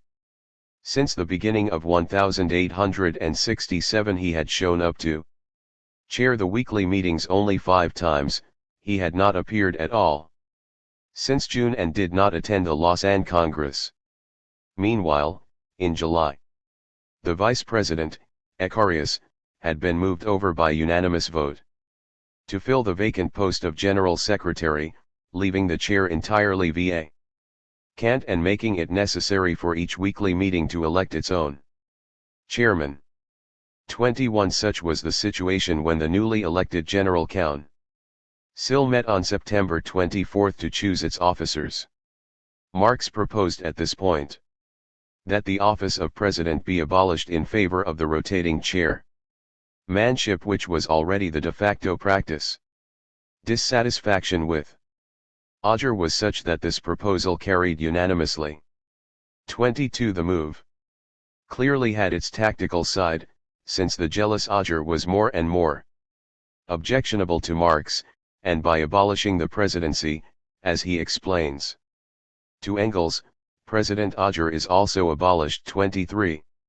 And yet the move was more than just a power play, for Marx passed over the obvious alternative of having himself elected president in Auger's place, just as he did the previous year. In October 1868, Marx referred back to the event in a highly interesting letter to Johann Baptist von Schweitzer, Lassalle's successor as authoritarian president of the General German Workers' Association. Schweitzer had written for Marx's comments on the statutes of a new trade union association he had just established, and which was modeled on the centralized and dictatorial structure of its parent organization. Marx commented, "As to the draft of the rules, I regard it as fundamentally misguided.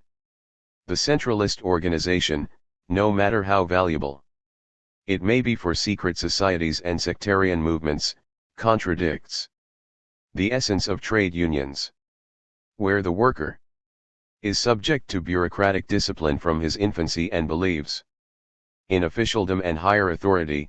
It is above all a question of teaching him to walk by himself." Among other specifics, Marx zeroed in on a provision for a president, a completely superfluous figure in this context, elected by all members, declaring, "Lassalle made a big blunder when he borrowed the précédent élu du suffrage universal from the French Constitution of 1852. And now the same sort of thing in a trade union movement. Such a move meant is largely concerned with questions of money, and you will soon discover that in such a situation all dictatorship has to come to an end." Most interesting was his parenthetical note, "In the rules of the National Working Men's Association a president also figures." But in reality, he never had any function other than chairing the meeting of the Gen. 274. Aral Council. At my suggestion the office, which I turned down in 1866, was abolished completely and replaced by a chairman, who is elected at each weekly meeting of the General Council 24. In later years too, Marx referred back proudly to the fact that the IWA had no president. And at the Basel Congress of 1869, on the proposal of the General Council, a resolution was adopted asserting that it is not in accordance with the dignity of a workers' society to maintain within its ranks a monarchical or authoritarian principle, and recommending therefore that all affiliated organizations likewise abolish the office of president. 25. In these ways Marx separated himself both in words and in deeds from the dictatorial conceptions of Lassalle. Certainly Marx enjoyed a strong intellectual influence over the General Council and a personal influence over its General Secretary, George Ecarius, until the latter broke with him in 1871. In the absence of a president, the General Secretary had an obvious importance, particularly since he was the only full-time paid officer. Still, he had no unusual powers, and had to be re-elected every year, first by the Congress and then by his fellow General Council members. The charge of a German dictatorship in the General Council was first raised by an English member in 1867. But there was no point at which the substantial majority of English trade unionists could not have removed Ecarius and eradicated the influence of his Grey Eminence. 28. Marx himself responded to the charge in 1871 when raised by the Bakuninists. This refers to the unpardonable fact that I am by birth a German and actually do exercise a decisive intellectual influence on the General Council. Nota bene, the German element in the Council is 2/3 weaker numerically than either the English or the French. The crime therefore consists in the fact that the English and French elements are ruled theoretically, by the German element and find this rule, i.e., German science, very useful and even indispensable. 27. If the overwhelming English and French majority re-elected Ecarius year after year, and accepted the influence of his grey eminence, it was because they perceived their own interests to be served thereby, and because Marx fenced in his own desires sufficiently to retain their support. 28. But most emphatically, it was not because Marx or his personal followers exercised any secret or sinister power within this perfectly ordinary democratic organization. From the beginning to the end of the IWA, the corresponding secretary for Germany was obliged to work under the Damoclean sword of all democratic leaders that he could be voted out of office at any time by a majority he did not control. The conflict with the anarchists. We have now gained an adequate vantage point from which to examine the famous conflict between Marx and Bakunin, which dominated the last years of the International and ultimately destroyed it. Although this conflict involved differences on a number of general political issues, attitudes toward the state, the right of inheritance, and so forth, our focus here will be on the organizational questions that were an integral and crucially important part of it, and that do much to illuminate both Marx and Bakunin's conception of what the IWA should be and how leaders should function within it. While Marx and Engels had a slight acquaintance with Bakunin in the 1848 period, there was no contact between them again until Bakunin emerged from long years of imprisonment and Siberian exile to take up revolutionary activity once again from a base in Italy. It was Marx who took the initiative, paying a visit to Bakunin while the latter was passing through London in November 1864. Apart from curiosity about the fate of his old acquaintance, Marx seems to have hoped that Bakunin might work for the cause of the IWA in Italy, where he could form a useful counterweight to the influence of Mazzini. In a letter to Engels, Marx reported, "I must say I liked him very much better than formerly. He is one of the few people whom after 16 years I find to have developed at further instead of backwards." For his part, Bakunin expressed his determination to devote himself in the future exclusively to the socialist cause. He evidently gave Marx reason to believe he would work for the IWA in Italy, although he did not join, for Marx shortly sent him copies of the newly printed address and rules. It is obvious from Marx's letter that no serious enmity existed as yet between the two men. Bakunin also responded favorably to the address and rules in a letter beginning Carissimo Amico and suggesting that the two families exchange photographs. 29.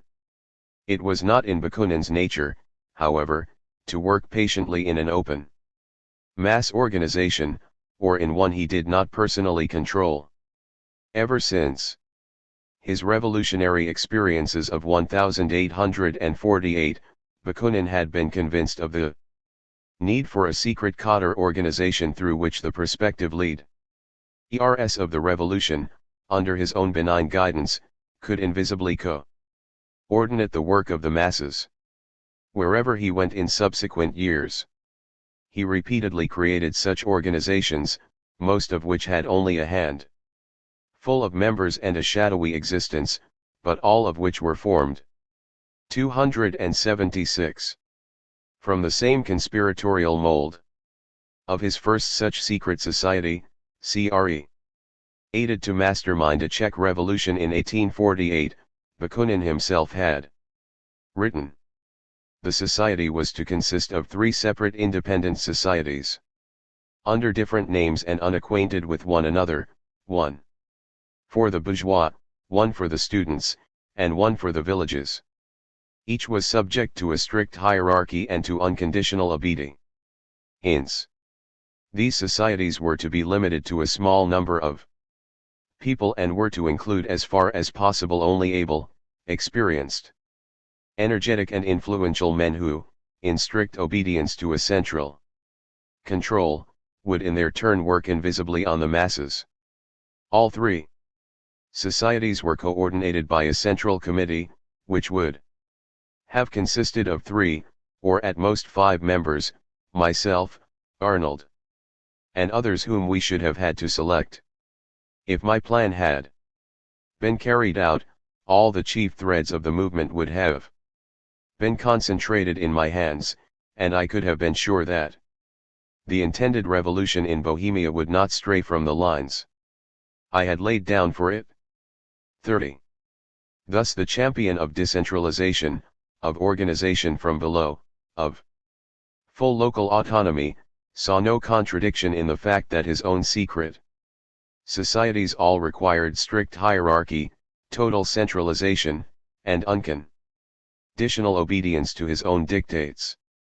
The results would have been more sinister and more damaging to his reputation as an anti-authoritarian, were it not for Bakunin's childlike inability to devote himself consistently to any project for more than a few weeks.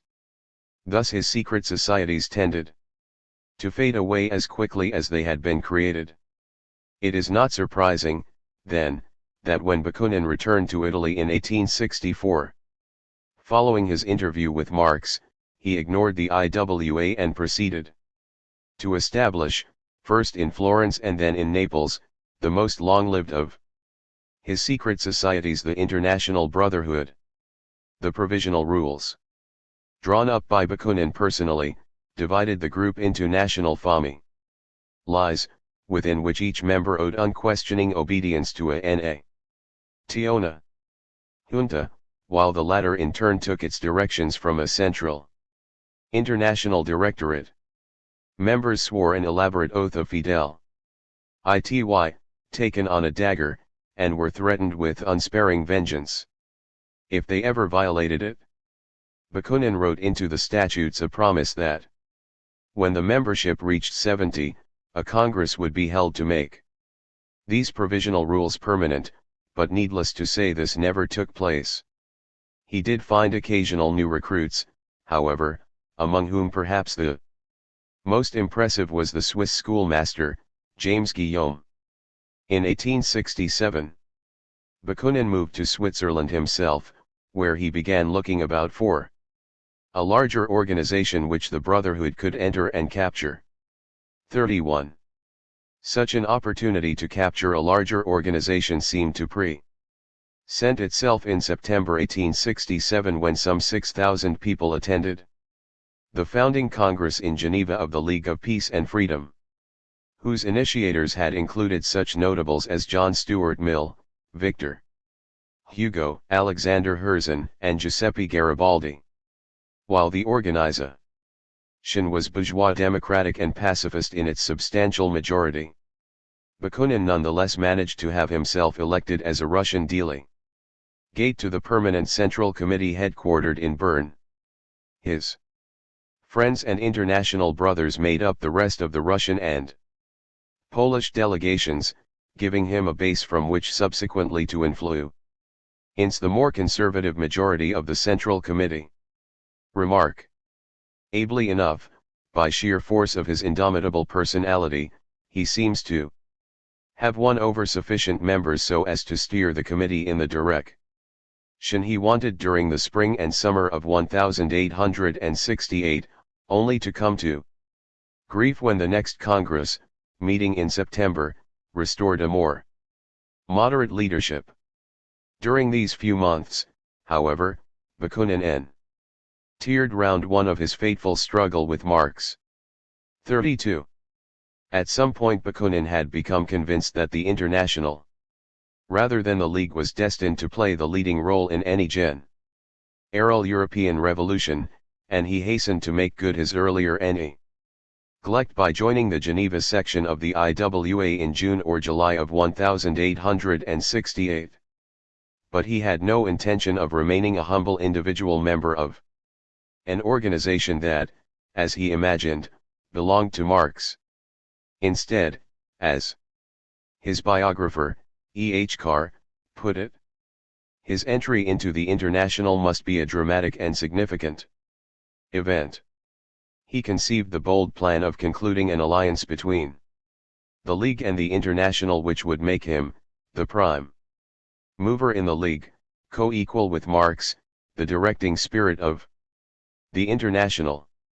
The League would thus serve him as a stepping stone to that position in the International to which his personality and record entitled him. 33. So it was that in August, Bakunin induced the League's Central Committee to recommend to its approaching Congress a close alliance with the IWA. In order to become a beneficial and active force, our League ought to become the purely political expression of the great social economic interests and principles which are now being so triumphantly developed and disseminated by the great International Association of Working Men. 34. In the meantime, the Central Committee sent greetings to the Brussels Congress of the IWA convening in early September and invited its members to attend the League Congress in Bern later the same month. If all went well, some kind of merger might result that would give Bakunin his rightful influence in the International. When the League for Peace and Freedom was first created in 1867, Marx had regarded it as essentially a bourgeois undertaking with which the IWA should have no official connection, although individual members might participate if they chose. A resolution to this effect was passed by the General Council in August 1867. 35. He remained unaware of Bakunin's growing influence in the League and did not learn of its merger over tours in time to influence the vote taken at the IWA Congress meeting in Brussels. There, in Marx's absence and against only 3 dissenting votes, the delegates adopted a tersely worded resolution declaring that the League has no raison d'etre in the presence of the efforts of the International Working Men's Association, and inviting its members instead to join the IWA. 36. Although Marx was not in the least responsible for the Congress's rebuff and at this time still spoke of Bakunin as an old personal friend, the latter was quick to attribute his rejection to the malevolence of a certain clique whose center was Marx. He now began more and more to regard Marx as a dangerous rival. 37. Bakunin immediately suffered a second humiliation when the League's own Congress in Bern repudiated his ideas, leaving him little choice but to secede from that organization along with about 20 of his supporters.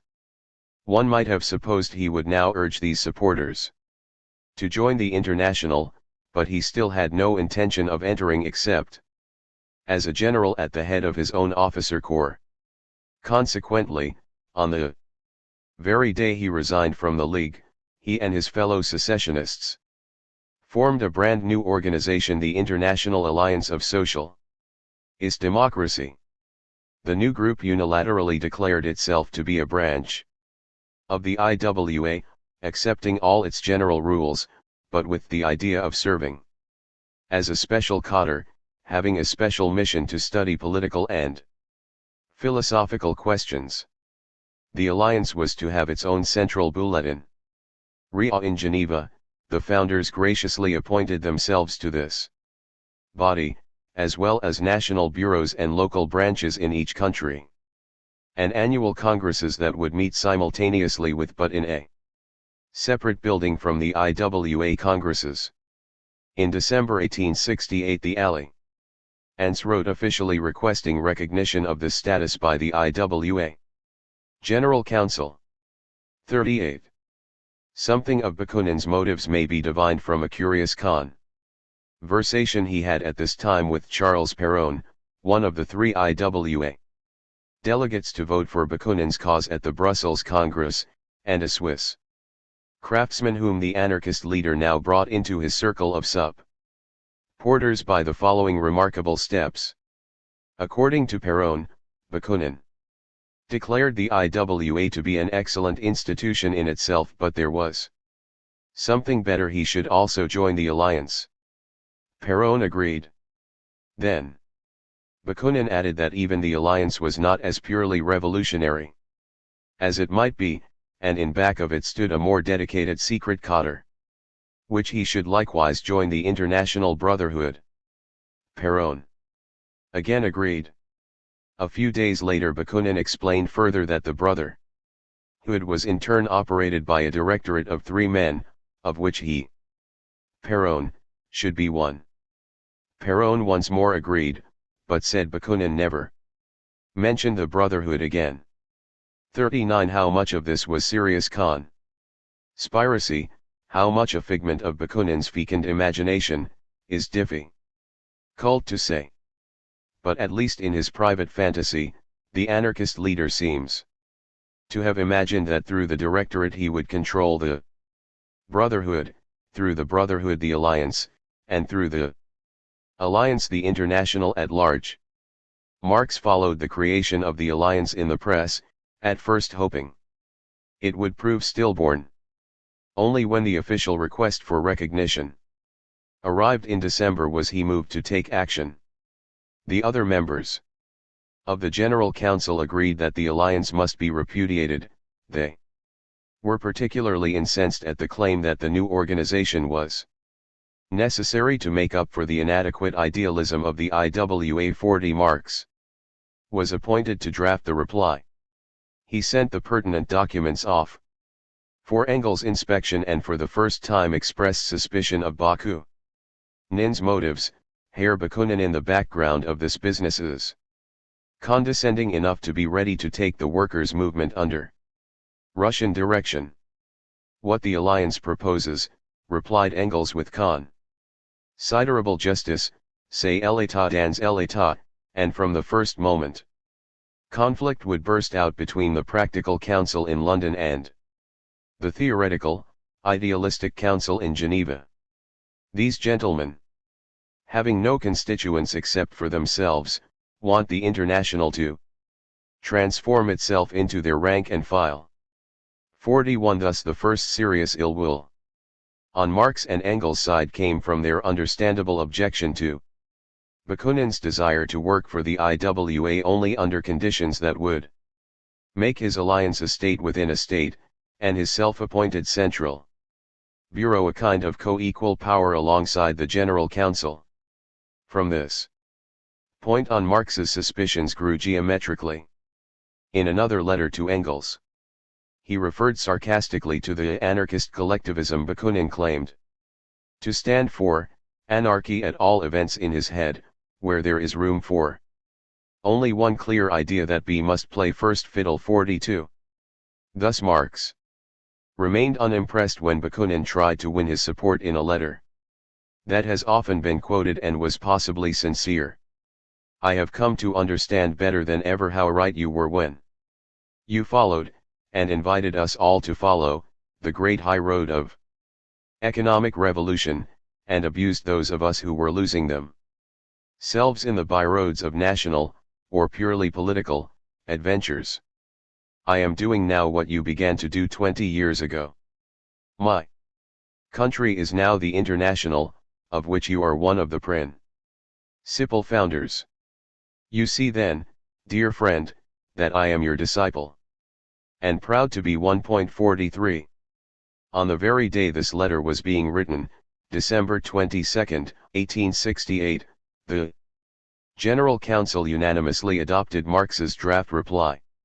It sharply repudiated the self-appointed Central Council of the Alliance, which takes upon itself the right of admittance to the International Association, declaring such pretensions to be null and void and stating that the alliance may not be admitted as a branch of the International.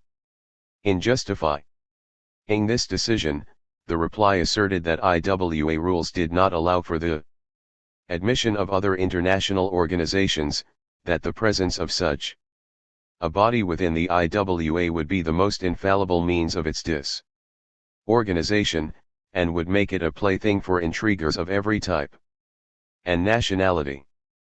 44. While the original intention of the General Council had been to make this decision public, Engels' advice seems to have been followed to minimize the whole issue and distribute the reply only within the IWA itself. The following January, Marx reported happily to his part that all the intra-organizational responses had been positive, without a single voice raised on behalf of Bakunin's group. 45. The ball was now once again in Bakunin's court. At the end of February, the Alliance wrote the IWA General Council again saying it stood ready to dissolve itself as a separate international organization if its local sections could be enrolled as sections of the IWA, and if the General Council would approve its radical program. Bakunin now seemed ready to make do with much less of a grand entrance than he had hoped. Marx regarded the Bakuninist program as an abomination, knew that relatively few people were actually involved, and was highly suspicious of the anarchists' motives. It really would have been better for us, he wrote Engels, enclosing the new proposal, if they had kept their uncounted legions in France, Spain, and Italy for themselves. Nonetheless, it is highly significant that Marx did not suggest excluding them from the IWA, surely the best move if he felt his personal ambitions threatened. Nor did such an idea cross Engels' mind in his reply. 46. On March 9 the General Council unanimously approved Marx's draft response declaring that there was now no obstacle to the transformation of the sections of the Alliance into sections of the INTWS. As for the approval of their program, the policy of the IWA was to let every section freely shape its own theoretical program so long as its general tendency does not run against the general tendency of the INTWS, viz., the complete emancipation of the working class. In this connection, the Alliance was asked to repair one phrase in its statement which called for the equalization of classes. The General Council found this logically impossible and probably a mere slip of the pen. The offending phrase was duly transformed and the Geneva section of the Alliance was admitted to the IWA. In July, the other sections apparently dissolving themselves entirely. 47. We will return later to the vexed question whether Bakunin really dissolved the Alliance as an international organization, but those who see Marx as the jealous dictator of the IWA have difficulty explaining why he had mit the Trojan horse within the gates in the first place. Meanwhile the arena of conflict shifted to the IWA Congress held in Basel in September 1869. If Bakunin was not allowed to enter as a general at the head of his own officer corps, at least he could make his Congress debut as a great socialist theoretician and orator, and perhaps win over a majority of the delegates for one of his pet demands, that the right of inheritance ought to be completely and radically abolished. Although Marx did not attend the Congress, he had drafted a statement opposing this demand which had been accepted unanimously by the General Council and was now read to the Congress by Icarius. 48. The substance of the debate may be passed over. Suffice it to say that Bakunin's eloquence won his proposition an impressive 32 votes, but not enough to carry it against the 23 negative votes and 13 abstentions, which counted as negatives votes under Congress rules. On the other hand, the statement drafted by Marx was then voted down as well by a resounding 37 to 19 with 6 abstentions. For the very 282 first time a stand taken by the General Council had been repudiated by a Congress, herein lay Bakunin's relative victory. Marx himself did not seem terribly disturbed. 49. The Basel Congress also voted for some significant additions to the authority of the General Council, assigning it the power, 1, to admit or deny admission to new groups seeking affiliation, subject to repeal by the next Congress, 2, to suspend any local sections pending final disposition by the next Congress, and leaving to each federal and regional organization the right of excluding sections from its own fold, and 3. To decide difference between branches of the same national group, or between groups of different nationalities, again with the right of appeal to the next Congress. Ironically, in view of their later opposition to anything that augmented the power of the General Council, Bakunin and his friends supported all these changes at the Basel Congress. Indeed, Bakunin personally introduced the first two. His public explanation was that he wanted the General Council to act firmly against reactionary sections.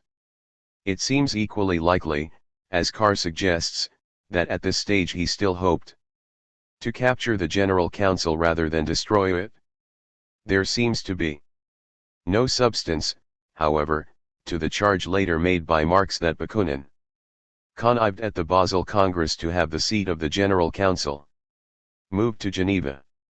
So, following the Congress, a period of mutual sniping ensued, set off by a series of attacks on the General Council published in two Swiss news papers controlled by the Bakuninists.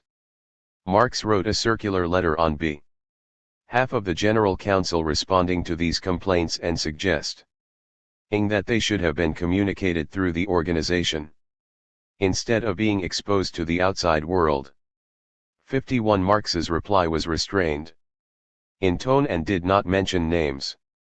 During the next few months, however, he also sent out a number of private communications to his friends in Germany, France, and Belgium, for the first time denouncing Bakunin personally as the intriguer responsible for the attacks and charging that the alliance had not really been dissolved at all, but was being used secretly to prepare for the dictatorship of Bakunin over the International. 52. From Bakunin's correspondence of this same period we may single out a remarkable letter to his old friend, Alexander Herzen, who had written inquiring why Bakunin was attacking Marx's disciples but not the master himself. Bakunin replied, "Marx is unquestionably a useful man in the International. He has been hitherto one of the strongest, ablest, and most influential supporters of socialism in it, one of the most powerful obstacles to the infiltration into it of any kind of bourgeois tendencies or ideas. I should never forgive myself if, from motives of personal revenge, I destroyed or diminished his undoubtedly beneficial influence. It may happen, and probably will happen, that I shall have to enter into conflict with him, not for a personal offense, but on a matter of principle, on a question of state communism, of which he and the party led by him, English and German, are fervent supporters. Then it will be a life and death struggle. But all in good time." After this initial generosity, however, Bakunin proceeded to assume the conflict to be already engaged, for he explained his attack on the discus please as an application of the principle divide et impera. If I now declared war on Marx, 3/4 of the International would come against me. But if I begin the war by attacking his rabble, I shall have the majority on my side. 53. Presenting himself alternatively as high-minded man of principle and Machiavellian intriguer, Bakunin must have confounded his friends not less than he aroused the suspicions of his antagonists. The General Council was soon called upon to make use of its new powers in order to settle a pair of disputes, one in France, the other in Switzerland. However immoderate his attack on Bakunin in private communications, Marx's behavior in the resolution of these disputes was tempered by what can scarcely be called anything but a sense of fair play. Anti-anarchist elements in the Lions section of the IWA, taking encouragement from Marx's above-mentioned circular letter, had moved to expel Albert Richard, Bakunin's principal friend there, and both sides in the Dispute appealed to the General Council. In a letter to Engels, Marx meant that Richard had been very active for the IWA, apart from his attachment to Bakunin, with its accompanying pretentiousness. I know of nothing with which he can be reproached. Our last circular letter seems to have made a great sensation, and in Switzerland and France a witch hunt against the Bakuninists has begun. But everything has its measure, and I will see that no injustice occurs. 2 weeks later the Executive Committee produced a judgment, unanimously accepted by the General Council, declaring the accusations against Richard to be without the least foundation and reaffirming his position in the Lyons section. The A.C. Cuzer's conduct was energetically censured. 5-4. The Swiss case was more complicated and involved the so-called Romance Federation, which represented all the IWA sections in the French 284 and Italian-speaking areas of Switzerland. At a congress of this federation in April 1870, a split developed over the question whether Bakunin's Alliance of Socialist Democracy, already admitted to the IWA General Ally, should also be admitted since it was located in Geneva to the Romance Federation. There was a clear geographic and social basis for the split. The highly skilled craftsmen of the Geneva sections opposed Bakunin's radicalism and political abstentionism, while the semi-skilled workers of the remote Jura mountain area found them attractive. When the latter carried the day by a narrow margin of 21-18, the Geneva-centered delegates seceded to hold their own Congress. This left the 21 the opportunity to elect an anarchist-dominated Romance Federal Committee and move its headquarters to their geographic stronghold in La Chaux-de-Fonds in the Jura Mountains. The minority then charged that some of the majority's mandates had been falsified, and that in any event its own 18 delegates represented 2,000 members, whereas the 21 represented only 600. They demanded a membership referendum to settle the issue, but in the meantime elected their own federal committee to sit in Geneva, so that the Romance Federation now had 2 committees claiming to speak for it. Both appealed to the General Council in London. 55. The latter body first requested additional documentation from each side and, when it arrived, Marx sent it as usual for his partner's judgment. Engels allowed that the Bakuninist majority was formally right, and suggested temporizing until the proposed referendum could be carried out. If the Bakuninists refused to take part, as seemed likely, they would at least place themselves morally in the wrong. But the General Council eventually struck upon another solution which seems as fair-minded as it was ingenious. Quite apart from animosity toward Bakunin, no one wanted to drive away the 2,000 Geneva members who, from the beginning, had formed the backbone of the IWA in Romance Switzerland. The General Council's decision in June 1870 thus referred to the nominal character of the anarchists' majority and declared that, since the Geneva Federal Committee had always fulfilled its obligations to the IWA and acted in conformity with its rules, the General Council does not have the right to relieve it of its title. The General Council did not disband or expel the Chaux-de-Fonds Committee, however, but request that it simply select another, local title of its own choosing. 56. At first the Anarchist Committee would have nothing to do with this decision, but eventually it complied and would re-emerge in the second phase of the Marx-Bakunin struggle as the Jura Federation. In the summer of 1870 Bakunin was obliged for quite personal reasons to abandon Geneva for the relative isolation of Locarno. This coincided more or less with the outbreak of the Franco-Prussian War in July, and brought a temporary lull to the internecine conflict. During this first phase, the worst Marx can be accused of were some intemperate and not always accurate charges against Bakunin in private communications.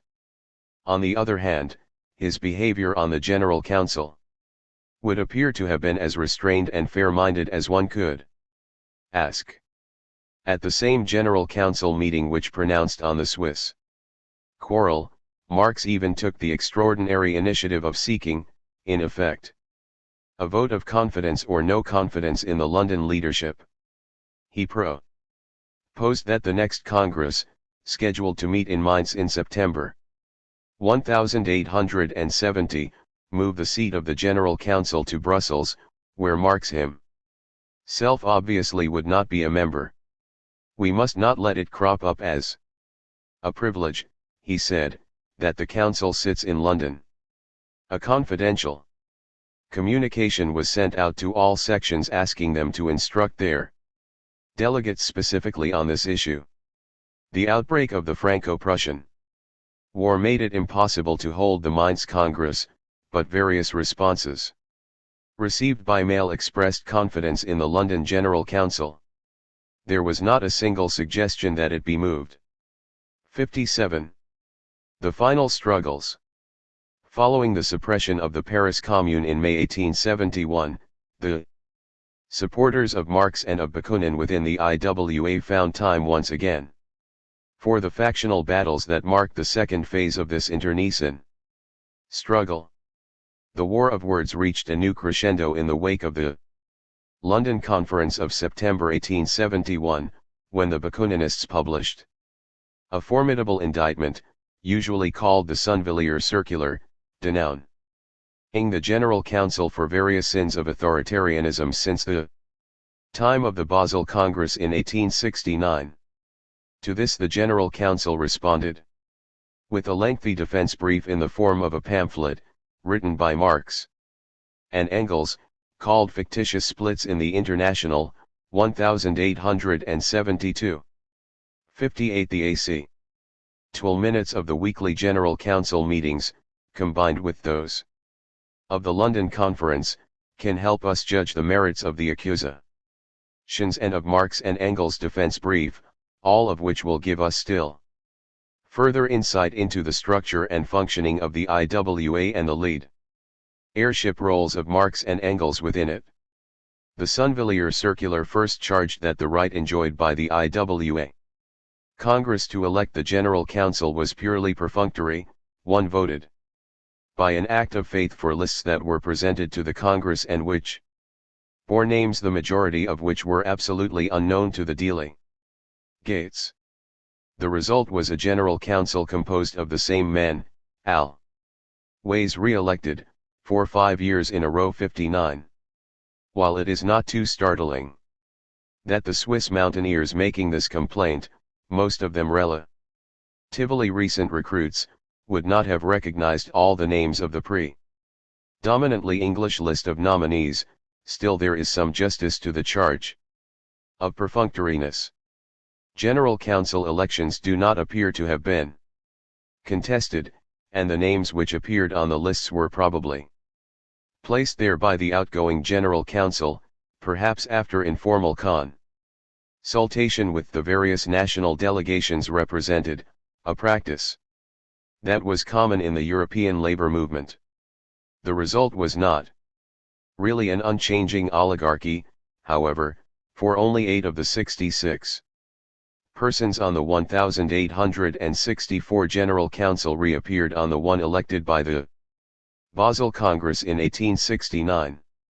5 of these 8, to be sure, were members of the Marx Party, but precisely because they were long-termers, these 5 were the most likely to be known to the delegates and thus to serve as lightning rods for any widespread rank-and-file discontent. Thus there is an element of truth in Marx and Engels' otherwise limp retort that the re-election of an old group would seem to prove that it had done its duty. 60. At least the statutes provided a means for the rank and file to vote out unwanted leaders, which is more than can be said of Bakunin's secret societies. The circular went on to attack the practice of co-optation which permit the General Council to add to its own numbers, and thus to change completely the nature of its majority and its tendencies, and which result in a body most of whose members are not even our regular man. Rise, not having been elected by a Congress 61. Interestingly enough, the latter part of the charge was quite true, inasmuch as the Basel Congress had elected 21 persons to the General Council in 1869, of whom 16 still appear as members by the time of the London Conference in 1871, while in the meantime the Council had added no fewer than 38 new members. But the first part of the charge is manifestly false, for there was no perceptible packing on a factional basis. Of the 38 co-opted members, only 4 belonged to the Marx Party. Engels and Fraenkel were added for the first time. Fander and Lochner were old members who had temporarily dropped out of the General Council and were now picked up again by co-optation. The anarchists, on the other hand, had no representation on the General Council elected by the rank-and-file delegates at Basel, but 2 Bakunin supporters were co-opted by the authoritarian enemy, Robin, nominated by Marx himself, and Bastelica, along with 2 Prudentist communards, Thiers and Calayan, who supported Bakunin on many issues, and a 5th, man, who became an anarchist by the time of the Hague Congress. Apart from these identifiable antagonists, the bulk of the co-opted members, 15 were English trade unionists, 8 were quasi-honorary bears who were not active or who had dropped away by the time of the London Conference, and 9 were refugee communards added in the summer of 1871. 62 As Marx and Engels plausibly explained, the sizable turnover had to do mainly with the various insecurities of working class existence, and not with factionally inspired packing. 63 It should also be noted that the custom of co-optation derived from the original St. Martin's Hall meeting of 1864, thus antedating Marx's influence on the organizational structure. Eventually Marx and Engels themselves would move to limit the practice, as we will see shortly. The Sunvilliers circular went on to deplore the blind confidence with which the Basel Congress had voted the General Council the right to add MIT and suspend sections and to resolve disputes within the IWA, a rather awkward charge inasmuch as Bakunin himself had introduced most of these powers and all of his friends had voted for them. 64 Marx and Engels responded that the power over admission was necessary to keep out agents provocateurs and cited concrete examples from France and Austria, but, they pointed out, it had only been used where local groups sought direct affiliation through the General Council and never to interfere in cases where locals sought affiliation through an existing national federation. Similarly, the right to suspend sections was necessary for extreme cases but had never been used to date, and finally in disputes within the association the General Council had only acted as arbiter at their request of the 2 parties. General Council minutes bear out these claims. And the minutes of the London and Hague Assemblies contain no record of any appeal from a General Council decision.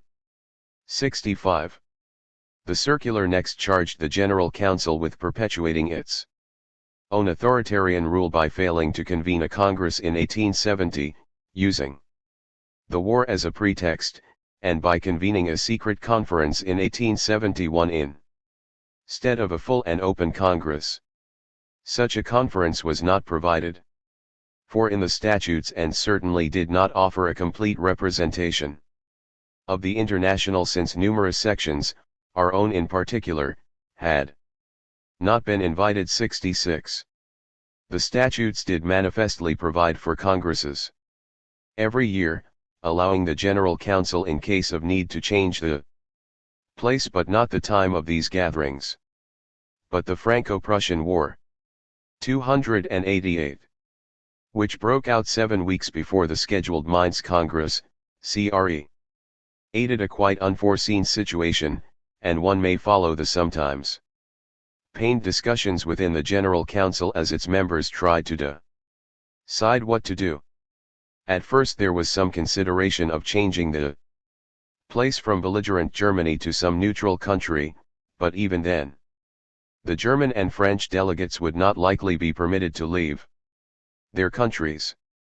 At length Marx proposed that all the sections be written, requesting permission to postpone the Congress. This was done, and when a number of answers had been received, all favorable, the council passed a resolution on an evening when Marx himself was away on vacation, postponing the Congress till the earliest opportunity. 67. The war was followed by the Paris Commune, which in turn was followed by an intensified persecution of the IWA, not only in France but in other continental countries as well. To hold a public congress, even in a safe country, would be to expose many of its delegates to arrest when they returned home. Not wanting still another year to pass by without any gathering at all, Engels proposed that a conference be held in London in September 1871. With each section sending its representative as to a public congress, but that the meeting be private, to protect the delegates, and confine itself to organizational questions. While the statutes did not provide for such a private conference, there had been a precedent in 1865, and organizational matters, even at regular congresses, were handled in closed ses. Zion. 68. While the Bakuninists later objected to this procedure, at the time, their spokesman on the General Council, Paul Robin, who had been pressing for such a gathering since March, rose to second Engels' motion. He even agreed that the conference should be private and held in London. 69. It is true that the Bakuninist Federation which issued the Sunvilliers Circular was not invited, but it had denounced the June 1870 request of the General Council that it choose a new name, and had not been in regular communication with London since that date. There is no record that any other section complained about not receiving an invitation to the London Conference. 70. On the other hand, one cannot help but sympathize with the next Sunvilliers complaint, which concerned the over-representation of the General Council at the London Conference. 71. The Council traditionally had been represented at Congresses. For example, it chose 6 of its own members to take their places among the 78 delegates to the Basel Congress. In the case of the London Conference, however, the police repression on the continent permitted finally only Belgium, Switzerland, and Spain to send their delegates, 9 in all. After this situation became known, the General Council resolved that the missing countries would be represented by their corresponding secretaries, but then still insisted on its regular 6 delegates, the result being a lopsided gathering in which 13 delegates were General Council members chosen by that body itself, and only 9 were authentic elected delegates. The Bakuninists could scarcely be blamed for thinking the deck had been stacked against them. On the other hand, these 13 included not simply the faithful old guard of the Marx Party but 6 recently co-opted members, including 2 communards and even Bakunin's friend, André Bastelica, who had been chosen by his enemies as one of the 6 council representatives. 72. As to the work of the London Conference, the Sunvilliers Circular put its case eloquently. This conference, which absolutely could not consider itself invested with the rights of a Congress, has nonetheless passed resolutions which undermine the general statutes and tend to transform the International from a free federation of autonomous sections into a hierarchical and authoritarian organization with disciplined sections, placed entirely under the thumb of the General Council, which can, at its pleasure, refuse their admission or suspend their activities. And, to crown this edifice, the conference decided that the General Council itself will fix the time and place of the next Congress, or of a conference to replace it, so that we are threatened by the suppression of general congresses, those great public assizes of the international, and their replacement, at the whim of the General Council, by secret conferences similar to the one that has just taken place at London. 73. Of the specific charges made, Marx and Engels were quick to point out that the power to admit and suspend had not been granted at London, but at Basel, on the initiative of Bakunin and his friends. But they had no ready answer to the second charge. 74. In fact, since the rules required that each Congress prescribe the time and place of the next one, there was no correct statutory way for the London Conference to proceed, and the hastily conceived resolution turning the matter over to the General Council was introduced in a late session by César de Pepy, certainly no friend of Marx's at this point, and passed hurriedly by unanimous vote. The genuine dangers alluded to by the circular were obviated, however, when the General Council fixed a regular public congress for September 1872 in The Hague, and introduced there, on Engels' proposal, a permanent change in the rules, allowing the Council to substitute a private conference for a Congress only with the sanction of a majority of the federations, and prescribing that it must be within 3 months of the time originally set by the previous Congress. 75.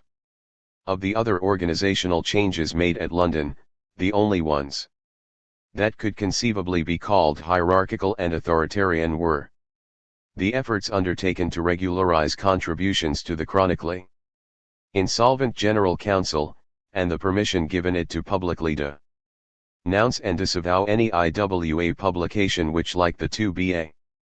Kuninist newspapers in Switzerland, discussed internal organizational matters before the bourgeois public. 76. On the other hand, the most consequential measure taken at London to sanction a federal council for Britain was manifestly a decentralizing one, and had been opposed hitherto by Marx on the ground that the English trade unionists were not sufficiently radical to be left to themselves. The changeover was now introduced by Marx himself. 77. The General Council was also invited by the London Conference to limit the number of its co-opted members, and to hear advice from the appropriate sections before electing the corresponding secretary for each country. Neither measure seems a step toward authoritarianism. 78. With respect to the disputes in Switzerland, after hearing both sides, the conference confirmed the General Council's decision of June 1870 recognizing the Romance Federal Committee in Geneva, but there was still no move to expel the rebellious Bakuninist Federation, even though Marx manifestly had the votes to do it.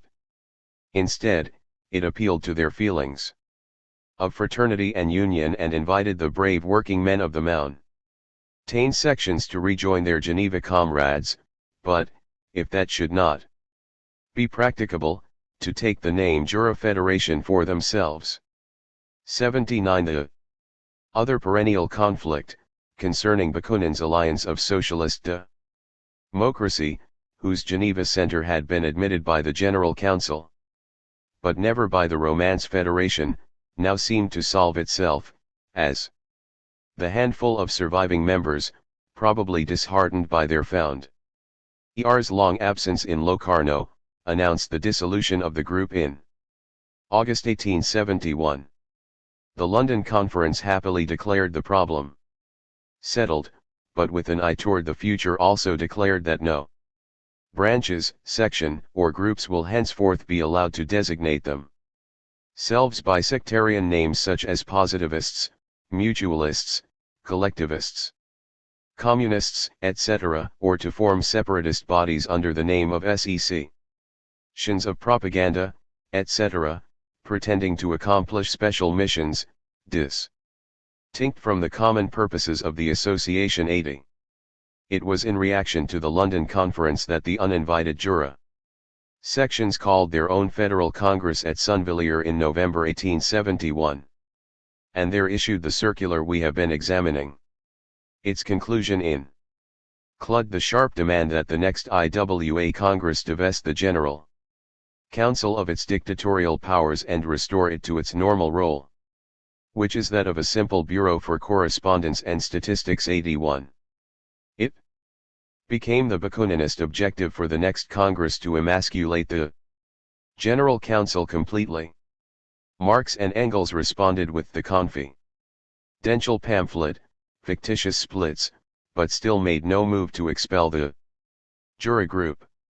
On the contrary, until the following spring, they seemed to feel confident that the worst was over. In a January 1872 letter to one of their younger supporters, Engels reviewed the strength of the anarchist legions, pointing out in particular that the Jura Federation no longer had more than 200 members, and then concluded, as long as these individuals stay within the legal bounds, the General Council will gladly allow them freedom of action, and this coalition of quite heterogeneous elements will soon fall apart itself. But as soon as they undertake anything contrary to the statutes or the resolutions of the Congress, the General Council will do its duty. 82. It was not until Marx and Engels had proofs of secret conspiratorial activity, as we will see, that they proposed any expulsions. With respect to the Hague Congress of 1872, the principal anarchist complaints were, first, that Marx pushed through further rules changes to consolidate the dictatorship of the General Council over the organization, and second, that he packed the Congress with his own supporters so as to ensure passage of these changes and the expulsion of the anarchists. 83. Let us examine these charges in turn. Of the two rules changes adopted, one granted a specific new power to the General Council, the right to suspend not merely sections but federal councils, and even entire federations, like the Jura Federation, until the next Congress.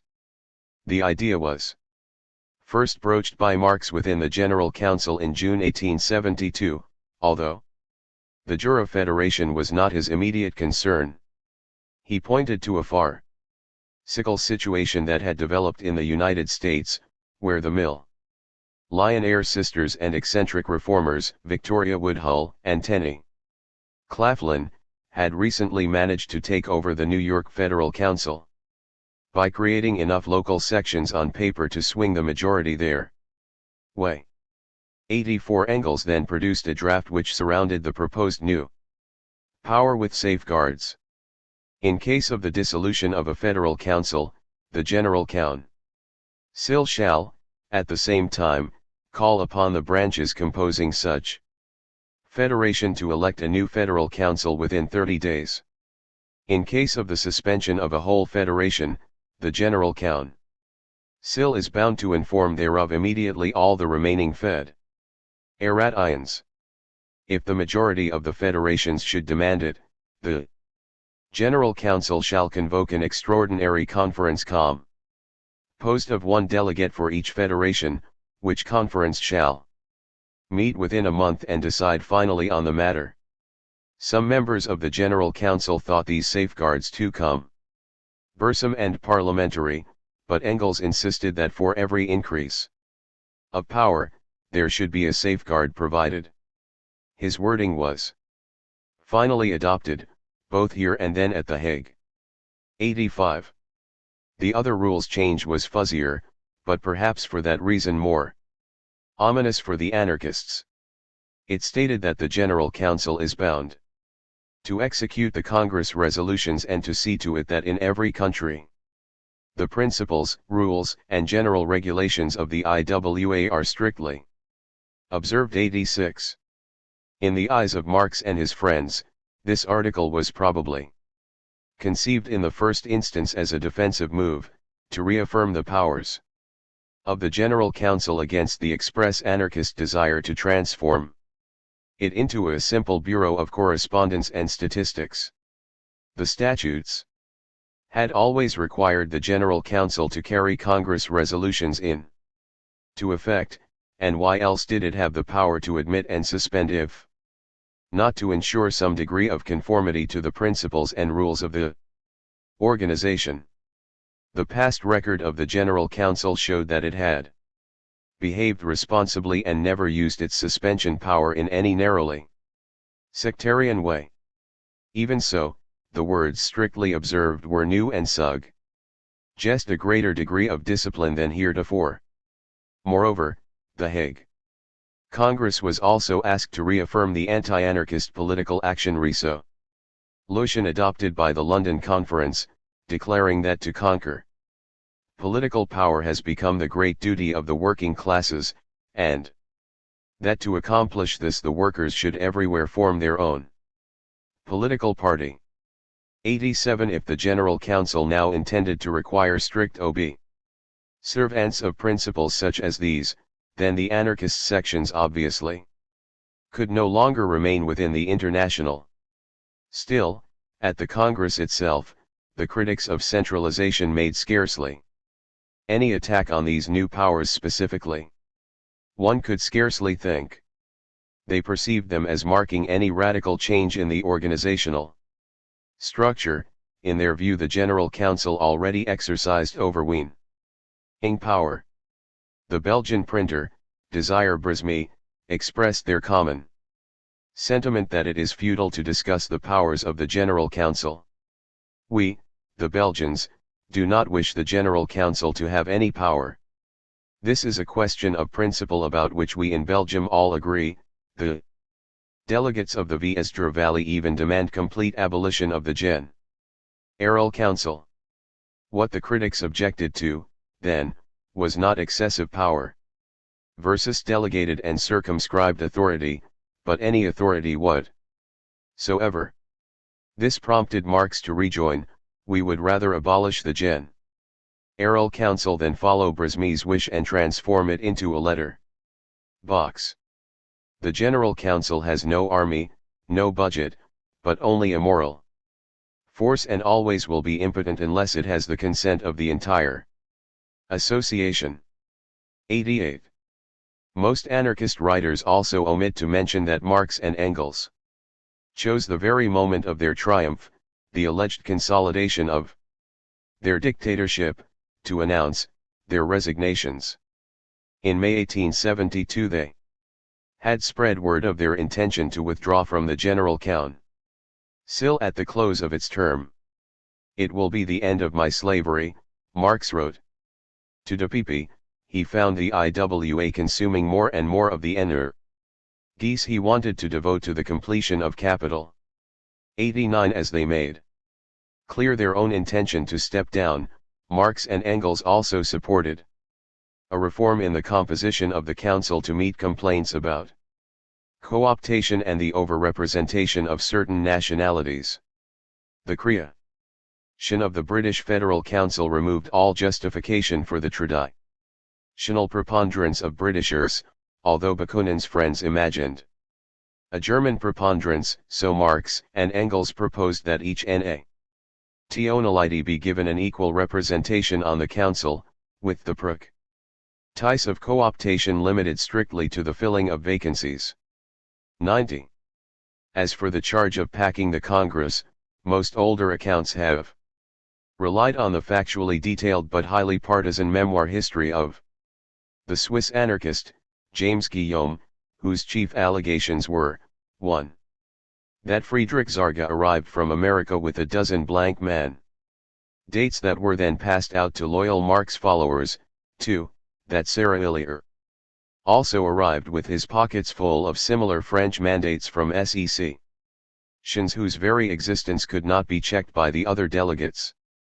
since all sections within France were necessarily secret in 1872.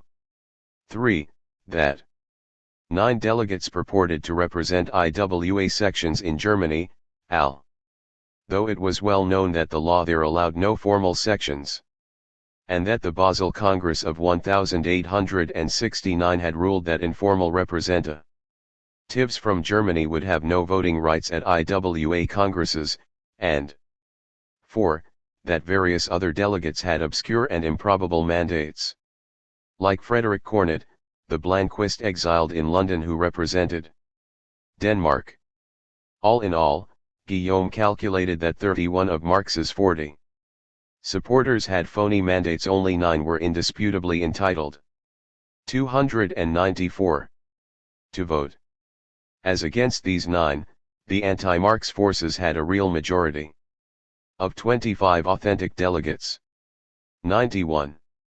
Since the publication in 1958 of a full transcript of the Hague Congress, as well as other related documents, we are in a better position to judge the allegations of packing.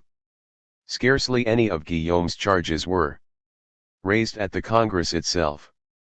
2 supporters of the minority were placed on the Credentials Committee and had a chance to inspect the secret credentials of the French delegates that were withheld from the Congress at large, yet the 2 raised no question either on the floor or in any minority report as to the authenticity of the French mandates. Neither was the authenticity of the German sections challenged, or the voting rights of their delegates. The existence of the 31 phony delegates in Guillaume's memoirs obviously rested on arguments thought up by the anarchists afterward, for only 5 pro-Marx delegates were challenged at the time. After extensive discussion of each case by the full Congress, Vaillant was accepted almost unanimously, Berry was accepted with only 2 contrary votes, Deruer and Zarga with only 1 apiece, and Lafargue with none. Surely a determined minority of 25, sincerely convinced it was being swindled, could have done better than this. In truth, the 5 challenges had as much to do with personal and local animosities as with any fears of systematic packing. On the other side, the majority-dominated Credentials Committee challenged 8 delegates, and a 9th was added during the plenary discussion, but eventually opposition was dropped against 6, 1 was admitted over Marx and Engels' personal opposition by a vote of 30 to 20, 1 was temporarily suspended until the case of the alliance was resolved, and only 1 was denied admission altogether. This was William West, who represented the Woodhull element in America and found no one to vote for his credentials. Opinion at the Hague Congress seems to have been rather less neatly polarized than most writers have assumed. 92. It is certainly true that Marx and Engels made greater efforts than ever before to mobilize their supporters in preparation for the Congress. They had reason to believe the Bakuninists were doing the same thing, and not necessarily by legitimate means. As Engels wrote to Theodore Cuno, Bakunin and co. will make every effort to beat us at the Congress. And as these gentlemen have no scruples about methods, we must take precautionary measures. They will send delegates from 100 different societies, which don't even belong to the International, and try to obtain a seat and a vote for these persons as delegates of the International, in order with help from a coalition of the most heterogeneous elements to place the General Council in the minority. In another contemporaneous letter, Engels totaled up the various phony mandates he anticipated and produced a figure well over 100, showing how greatly he, like the anarchists on their side, overestimated the organizing ability and unscrupulousness of the other side. 93. The anarchists did manage to organize some 20 new sections in Italy, and these proceeded without ever having been formally admitted by the General Council to elect delegates to the Hague Congress. But a month Before the gathering opened, these delegates, perhaps anticipating that they would not survive the credentials fight, announced their secession from the IWA and called for a creation of a new anti-authoritarian international. 94. Given these anticipations and the conviction that Bakunin had used similar tricks to overrepresent his forces at earlier gatherings, Marx and Engels understandably wanted to mobilize their own forces fully. The question is whether they used underhanded means to do so. Marx's most famous effort in this regard was a letter to Friedrich Zarga in New York, later made public, in which he implored, "At this Congress it will be a matter of life and death for the International. You and at least one other, if not two, must come. As for those sections that do not send their own delegates directly, they can send mandates." Marx proceeded to list a dozen friends already in Europe in whose names the mandates might be made out. Then he concluded, every section, of course, whatever its strength, unless more than 500, is entitled to only one delegate. 95. The practice of allowing sections to choose delegates from outside their own membership was perhaps inevitable in a workers' organization, where many sections were simply too poor to send one of their own members to the often distant congresses. Both factions had previously made use of this device. At the Basel Congress, Bakunin represented Naples and Lyons, although he then resided in Switzerland. So long as the section itself chose the outsider to represent it, there could be no complaint. And this is obviously what Marx intended by including the list of well-known names which might be chosen by various pro-Marx sections in America. His desire to remain within the statutes is also indicated by the last sentence. Nowhere in any surviving letter did he or Engels suggest manufacturing fictitious sections of any other unstatutory device. To be sure, Zarga seems to have gone Marx one better and brought over signed such conclusions one could scarcely expel anybody, and Marx appears to have decided to use his secret weapon, held in reserve till then in hope that the expulsions could be based on objective evidence alone. The story is a familiar one. 2 years earlier, Bakunin had contracted with a St. Petersburg publisher to do a Russian translation of Capital, and had accepted a substantial advance. Characteristically, he soon tired of the project, but not before having spent all the money. When the publisher began to make inquiries, Bakunin explained his predicament to his young nihilist disciple, Sergei Gennadievich Nechayev, little realizing that the totally amoral Nechayev, on his own initiative, would take drastic action. In the name of an imaginary revolutionary committee, Nechayev wrote the publisher threatening unpleasant consequences should he press Bakunin further for either the translation or the return of the money. Marx became aware of this letter and contrived to obtain it just prior to the Hague Congress. Although he knew Bakunin was not personally responsible for it, Marx must have led the committee to believe the contrary, which would explain the third article of its final report, declaring Bakunin guilty of fraud and threats against another individual, and calling for his expulsion. The committee report also called for the expulsion of the two Jura leaders, James Guillaume and Adhemar Schwytz-Guebel, in the conviction that they still belong to the Society Alliance. That is, to the society whose continued existence remained unproven AC. According to Article 1 of the same report, clearly Marx's appearance before the committee, his use of the relevant but damning Nechayev letter had been the major factor in producing the expulsion recommendation.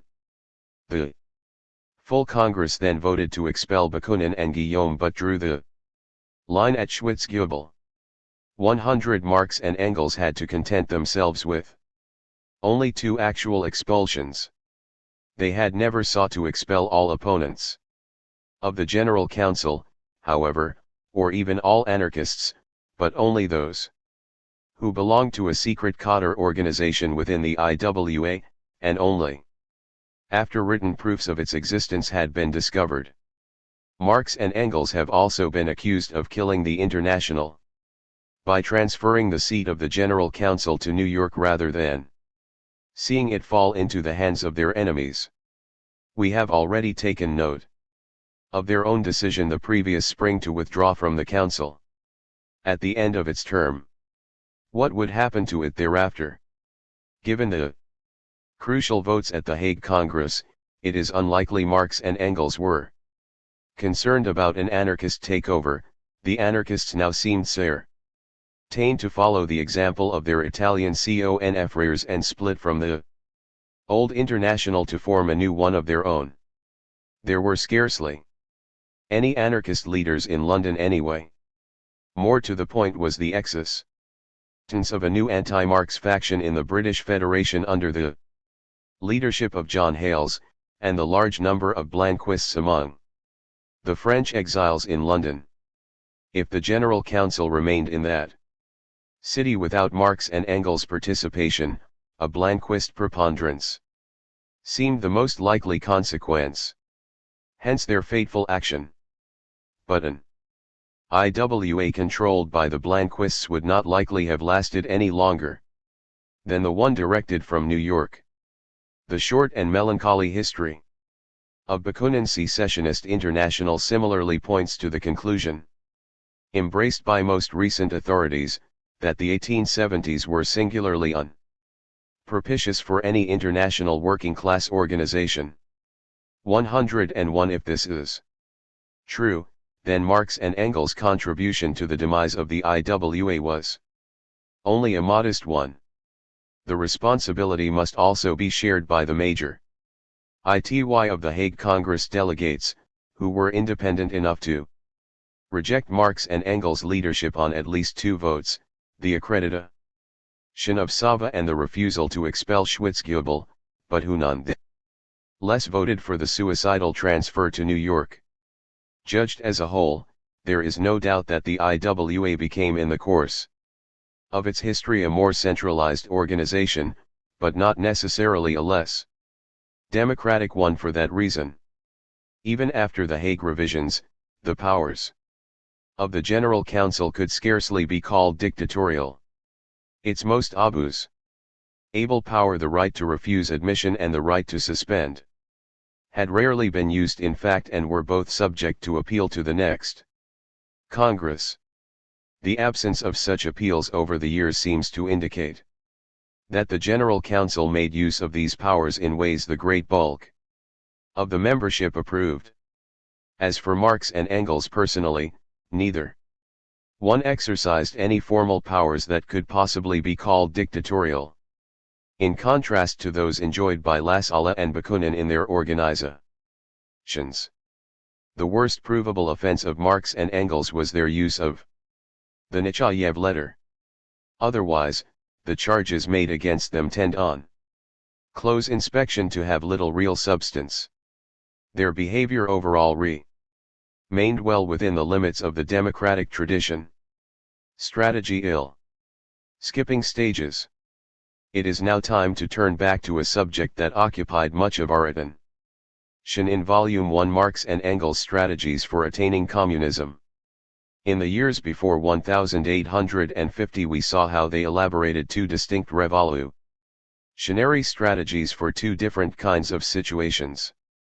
In advanced countries where the working class was already a majority, where its development was held back by a class oligarchy of the bourgeoisie, such as in Britain, it sufficed for the workers to organize their numbers as a political force and overthrow bourgeois rule in a mass democratic revolution. This always remained for Marx and Engels the classic path to communism, the ideal type as it were, and we have labeled it Strategy 1. Strategy 2 was worked out to deal with less developed but still essentially bourgeois countries, like France and Germany, where the workers were not yet numerous enough to do the job alone and were counseled to seek allies. Among the older middle strata, the peasants and the urban petty bourgeoisie. Such an alliance of the majority classes, as we have called it, was expected to lead to communism only through a more extended process, with distinct stages, but would still begin with a mass revolution to establish democratic institutions. This strategy remained appropriate for most continental countries during the rest of their lives, as we saw most dramatically in the case of the Paris Commune. In the 1870s, however, political and social developments led Marx and Engels to consider two new paths to communism. With the emergence of stable democratic institutions in parts of Western Europe, the two men began to speak for the first time of a possible peaceful and legal assumption of power by the workers in the most advanced countries. At the other extreme, and perhaps more surprisingly, for very backward countries with remnants of primitive communist institutions, most notably Russia, they 1. began to speak quite seriously of the possibility of skipping over the capitalist stage of development entirely. Both these new ideas are eminently worthy of our examination, since the first in part anticipated 20th century social democratic thinking, and the second in part anticipated Bolshevik ideas. In both cases, however, we will try to make clear what still separated Marx and Engels profoundly from the 20th century ideologies. Saving the question of peaceful revolution for Chapter 10, we will examine here Marx and Engels' thinking on the possibility of skipping stages, primarily in reference to Russia, but with an eye toward the obvious implications for all backward countries. 1. Changing assessments of the Obshchina. The idea that Russia might find its own unique path to communism, one that avoided capitalism altogether, was not invented by Marx and Engels. Of course, it was the common heritage of several generations of Russian revolutionaries, and can be traced back mainly to the writings of Alexander Herzen in the 1840s. Herzen's argument rested on the conviction that Russia's vast peasant population was uniquely ripe for communism because it already held property in common through the distinctively Russian institution of the communal village, called the mir or Obshchina, the latter term being technically more exact. The peasant lands of each village were conceived as belonging to the community as a whole, and were redistributed every 10 years to preserve a rough equality among its member families. The village was also collectively responsible for the payment of taxes, and administered many of its own affairs collectively, including agricultural decisions such as when to plow, to plant, and so forth.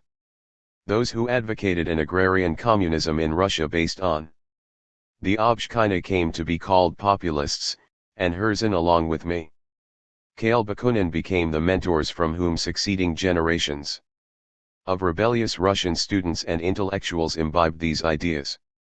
For the populists it was not a matter of skipping stages, that would presuppose a Marxist conception of historical development, but of avoiding the moral degeneration they associated with Western capitalism, and of providing through Russia's providential uniqueness a grand example for the moral regeneration of mankind.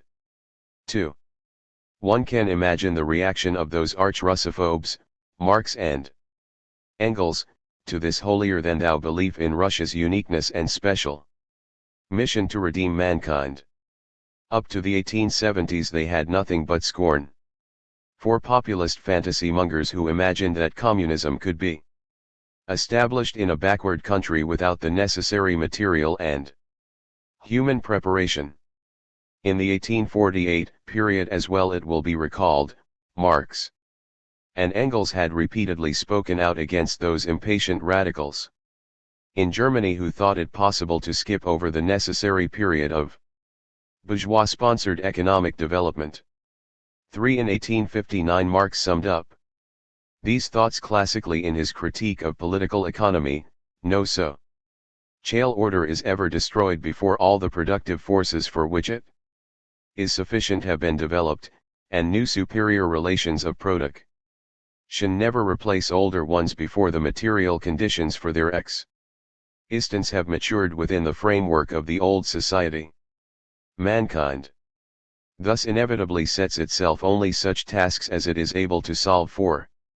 In the preface to Capital he expressed a similar thought by saying, the country that is more developed industrially only shows, to the less developed, the image of its own future. Or even more categorically, a society can neither clear by bold leaps, nor remove by legal enactments, the obstacles offered by the successive phases of its normal development.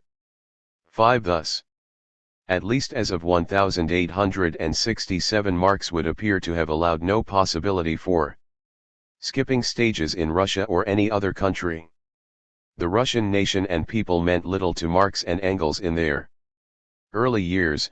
For them Russia was simply the autocracy, the expansionist colossus of the East, the reserve army of European reaction. By the early 1850s they had become familiar with the writings of Herzen and Bakunin. Touching on the Obshchina, and Engels at least became sufficiently interested at this time to learn the Russian language and study other Slavic languages. But he made his motivation quite clear in an 1852 letter to Marx. Apart from the linguistic interest, there is also the consideration that at least one of us, when the next great fuss begins, should know the languages, history, literature, and social institutions of precisely those nations with which we will immediately come into conflict. Bakunin really became a somebody for the simple reason that no body knew any Russian. And the venerable Pans Lov dodge about transforming old Slavic communal property into communism, and presenting the Russian peasant as a born communist, will be harped upon all over again. 6. Ironically then, Engels set about learning Russian in order to refute the populist notion that the Obshchina could be the direct basis for a communist society. Marx certainly must have shared these sentiments, as late as 1868, when he read G. L. Mora's famous study proving the existence of communal villages among the early Germans. Marx commented to his partner, "It's interesting just at this moment, that the Russian practice of distributing the land at fixed intervals, in Germany initially every year, survived in Germany here and there until the 18th and even the 19th century. Though Maurer knew nothing of the view I have put forward, i.e. that the Asiatic or Indian forms of property constitute everywhere in Europe the beginning, he provides further proof of it. The Russians lose even the last traces of a claim of originality, even in this line. All that is left to them is that they are still stuck today in the forms which their neighbors have long since cast off." 7. The Obshchina appears here not only as unoriginal but as a vestige that long since should have been cast off. In another 1868 letter he added that the only features distinguishing the Russian communal village from its historical German counterpart were negative ones: 1. The non-democratic, patriarchal character of the commune leadership, and 2. The collective responsibility to the state for taxes, etc. It follows from the SEC on point that the more industrious a Russian peasant is, the more he is exploited for the purposes of the state. The whole foul mess is now in the process of collapse. 8. Marx seemed not at all unhappy at the prospect. How then can we account for the evident change of attitude about the prospects of the Obshchina by the mid-1870s? There is very little direct evidence from which to construct an answer, partly because after 1870, Engels took up residence in London, bringing to an end the almost daily interchange of letters between the two men that offers such a marvelous insight into their thinking. Nonetheless, it is reasonable to begin with the early signs of social ferment they saw emanating from Russia. Apart from one flight of fancy in an 1851 Engels letter, their first perception of social revolutionary possibilities in Russia came in the wake of that country's defeat in the Crimean War, which brought growing pressure for domestic reform, especially for the emancipation of the serfs. The assembling of a committee of nobles in St. Petersburg in 1858 to consider the latter question convinced Marx momentarily that in Russia the revolution has begun, as he reported to Engels, recalling the French Assembly of Notables called in 1787 on the eve of the Great Revolution. 9. Marx followed the various emancipation proposals closely and kept his New York Daily Tribune readers well informed. He pointed to the strong aristocratic resistance to emancipation, stressing that the nobles were in no mood for a 4th of August-style voluntary renunciation of their manorial privileges. The nobility are sure to resist, the emperor, tossed about between state necessity and expediency, between fear of the nobles and fear of the enraged peasants, is sure to vacillate, and the serfs with expectations worked up to the highest pitch, and with the idea that the Tsar is for them, but held down by the nobles, are surer than ever to rise. And if they do, the Russian 1793 will be at hand.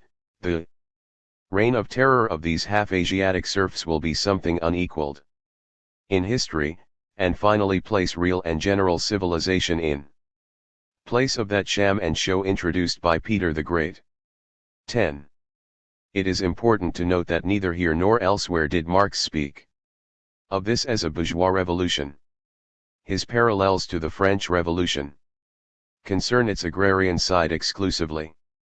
Both Marx and Engels spoke expressly of an agrarian revolution in Russia.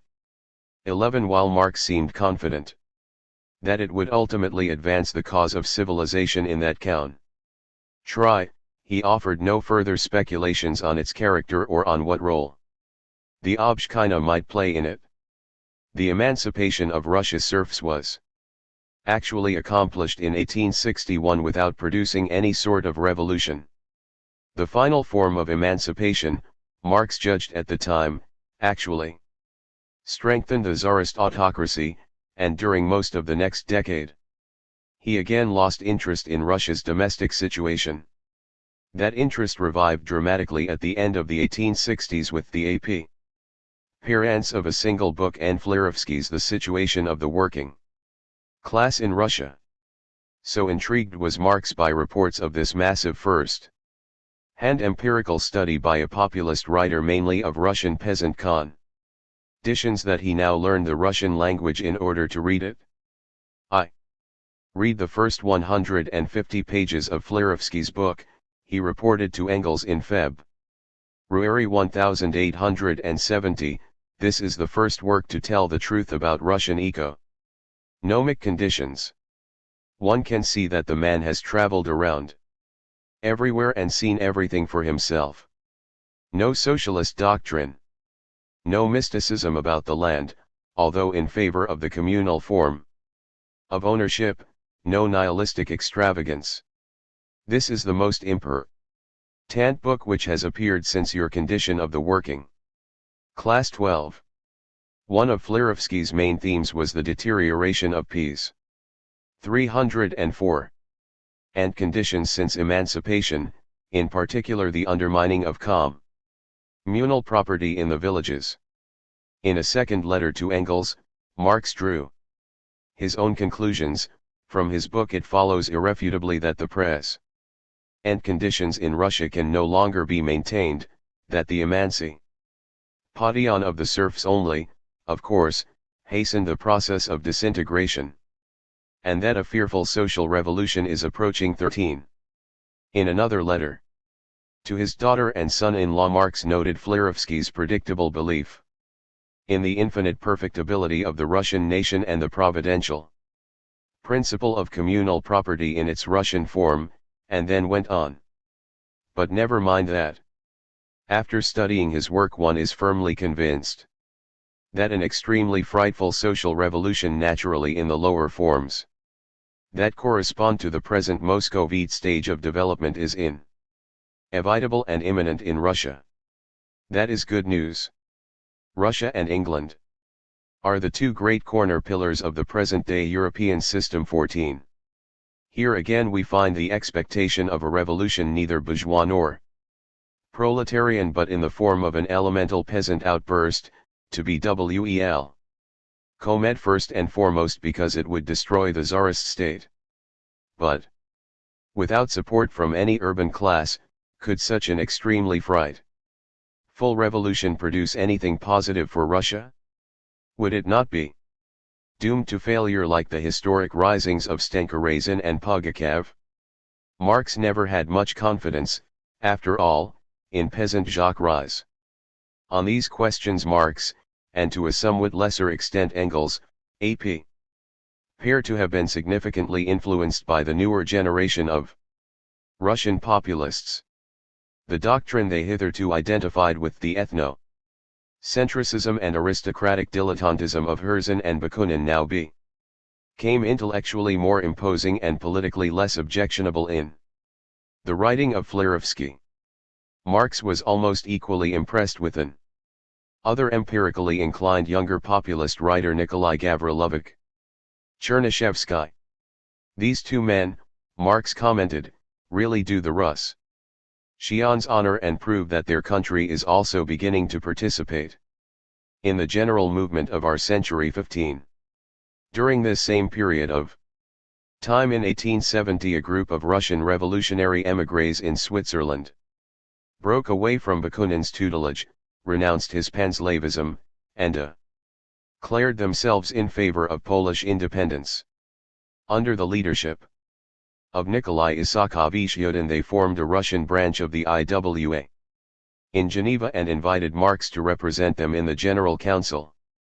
Happy to have such allies in the struggle against Bakunin, Marx accepted, commenting to Engels that it was a funny position for me to be functioning as the representative of young Russia 16 in the radical migration to London that followed the suppression of the Paris Commune. Marx' strategy skipping stages, also made the acquaintance of Peter Lavrovich Lavrov, destined to become the foremost of all populist writers in the 1870s. Finally, these positive contacts with Russian revolutionaries led to the early translation and publication in Russian of Marx's Capital by Nikolai Frantsevich Danielson, a St. Petersburg populist economist with whom Marx and then Engels would continue to correspond for the rest of their lives. All these were men Marx and Engels could not help but respect, and all of them believed in the vitality of the Obshchina, its potential as a basis for communism in Russia. Thus Marx and Engels could not help but themselves consider more seriously the potential of the communal village. Marx in particular became more and more engrossed in Russian social and economic studies, promising Danielson in 1872 that in Volume 2 of Capital, in the section on land ownership, I will occupy myself very extensively with its Russian form. 17. Occasional comments Marx now made on the Obshchina began to take on a more positive tone, as when he wrote Kugelman that the Obshchina was not the cause of peasant poverty, as some believed, but rather the only thing that eases it, or when he meant to Danielson that the communal village did not likely originate from some Tsarist ukase, when everywhere else it arose spontaneously and formed a necessary phase in the development of free peoples. Such were the changes that may help to explain Marx's first revisionist pronouncement on the Obshchina in 1877. 18. 2 years before Marx, however, Engels wrote his own first pronouncement on the subject, expressing his views far more extensively and forthrightly than Marx himself would do. We can only speculate that Engels was influenced by the same considerations that altered his partner's views, although there is reason to believe the two differed significantly on the issue, as we will see shortly. Engels' essay grew out of one of his innumerable polemics against Bakuninism, in which he chanced to criticize an essay by one Peter Nikitich Tikhachev, whom he supposed, mistakenly as it turned out to be an anarchist disciple. The issue of the Obshchina was not initially involved, but Tikhachev responded by publishing an open letter rebutting Engels' charges and arguing at some length that Russia was closer to a social revolution than Western Europe because her peasantry was already permeated with the principles of common ownership. 19. The open letter evoked a second and more sustained blast from Engels, published in April 1875, under the title, On Social Relations in Russia. The opening paragraph sounded most uncompromising as Engels reminded his readers that only at a certain level of development of the productive forces of society, an even very high level for our modern conditions, does it become possible to raise production to such an extent that the abolition of class distinctions can be a real progress. Attempting to abolish them under backward conditions brings about stagnation or even decline in the mode of social production. Tikhachev had argued that Russia, having no significant bourgeoisie, would be easier to transform in a socialist direction, overlooking what Engels found to be crucial: the vast modernizing role of the bourgeoisie. A man who will say that this revolution can be more easily carried out in a country, because, although it has no proletariat, it has no bourgeoisie either, only proves that he has still to learn the ABC of socialism too. Engels then turned to the condition of the peasantry, pouring water in Tikhachev's wine by reminding him that common ownership of peasant land was by no means unique to Russia, that Russian peasants no longer even worked their land in common but only redistributed it periodically. That these isolated village communities, far from promoting a revolutionary outlook, were everywhere the natural basis for Oriental despotism. And that Russian peasants, though they had occasionally risen against the nobility, had never rebelled against the crown. The Emancipation of 1861. By giving the best land to the nobles and saddling the peasants with crushing redemption payments on top of their already crushing tax burden, was really a death sentence for the Obshchina. Nonetheless, Engels allowed it was also turning the peasants for the first time against the state as such, and thus creating a real revolutionary situation. It was at this point that he made the central observation we are concerned with, and it deserves to be quoted in full. It is clear that communal ownership in Russia is long past its period of florescence and to all appearances is moving towards its disintegration. Nevertheless, the possibility undeniably exists of raising this form of society to a higher one, if it should last until circumstances are ripe for that, and if it shows itself capable of development in such manner that the peasants no longer cultivate the land separately, but collectively, of raising it to this higher form without it being necessary for the Russian peasants to go through the intermediate stage of bourgeois small holdings. This, however, can only happen if, before the complete breakup of communal ownership, a proletarian revolution is successfully carried out in Western Europe, delivering to the Russian peasant the preconditions required for such a transition, particularly the material conditions which he needs if only to carry through the revolution necessarily connect therewith of his whole agricultural system. It is, therefore, sheer bounce for Mr. Tikhachev to say that the Russian peasants, though owners, are nearer to socialism than the propertyless workers of Western Europe. Quite the opposite. If anything can still save Russian communal ownership and give it a chance of growing into a new, really viable form. It is a proletarian revolution in Western Europe. 21. In this fashion Engels managed to reconcile the populist dream of avoiding capitalism with his own just repeated insistence on a high productivity foundation for communism, while incidentally offering a jab at Tikhakov's Russocentrism. He was not insisting that the Russians simply wait for the proletarian revolution in the West, for in at least 3 other writings, he suggested that Russia might indeed give the signal, that the overthrow of Tsarism as the ultimate bastion of European reaction might unleash the workers' revolution in the West. 22. What he was insisting upon was the presence of socialist regimes in Western Europe if the Obshchina was to be rescued and transformed as the basis for a modern agrarian socialism in Russia. The West would have to deliver to the Russians the conditions, presumably capital goods, material conditions, and technological expertise for carrying out a modernizing revolution of the whole agricultural system. In an 1894 afterword to this essay Engels added some interesting detail to his argument. Even more categorically than before, he insisted that the Obshchina has existed for centuries without ever having produced any stimulus to develop out of itself a higher form of communal property. The initiative for such a possible transformation of the Russian village community can only originate, not in the community itself, but solely among the industrial proletariat of the West. How could it acquire the gigantic productive forces of capitalist society in the form of socially owned property and instruments of production before capitalist society itself has brought about this revolution?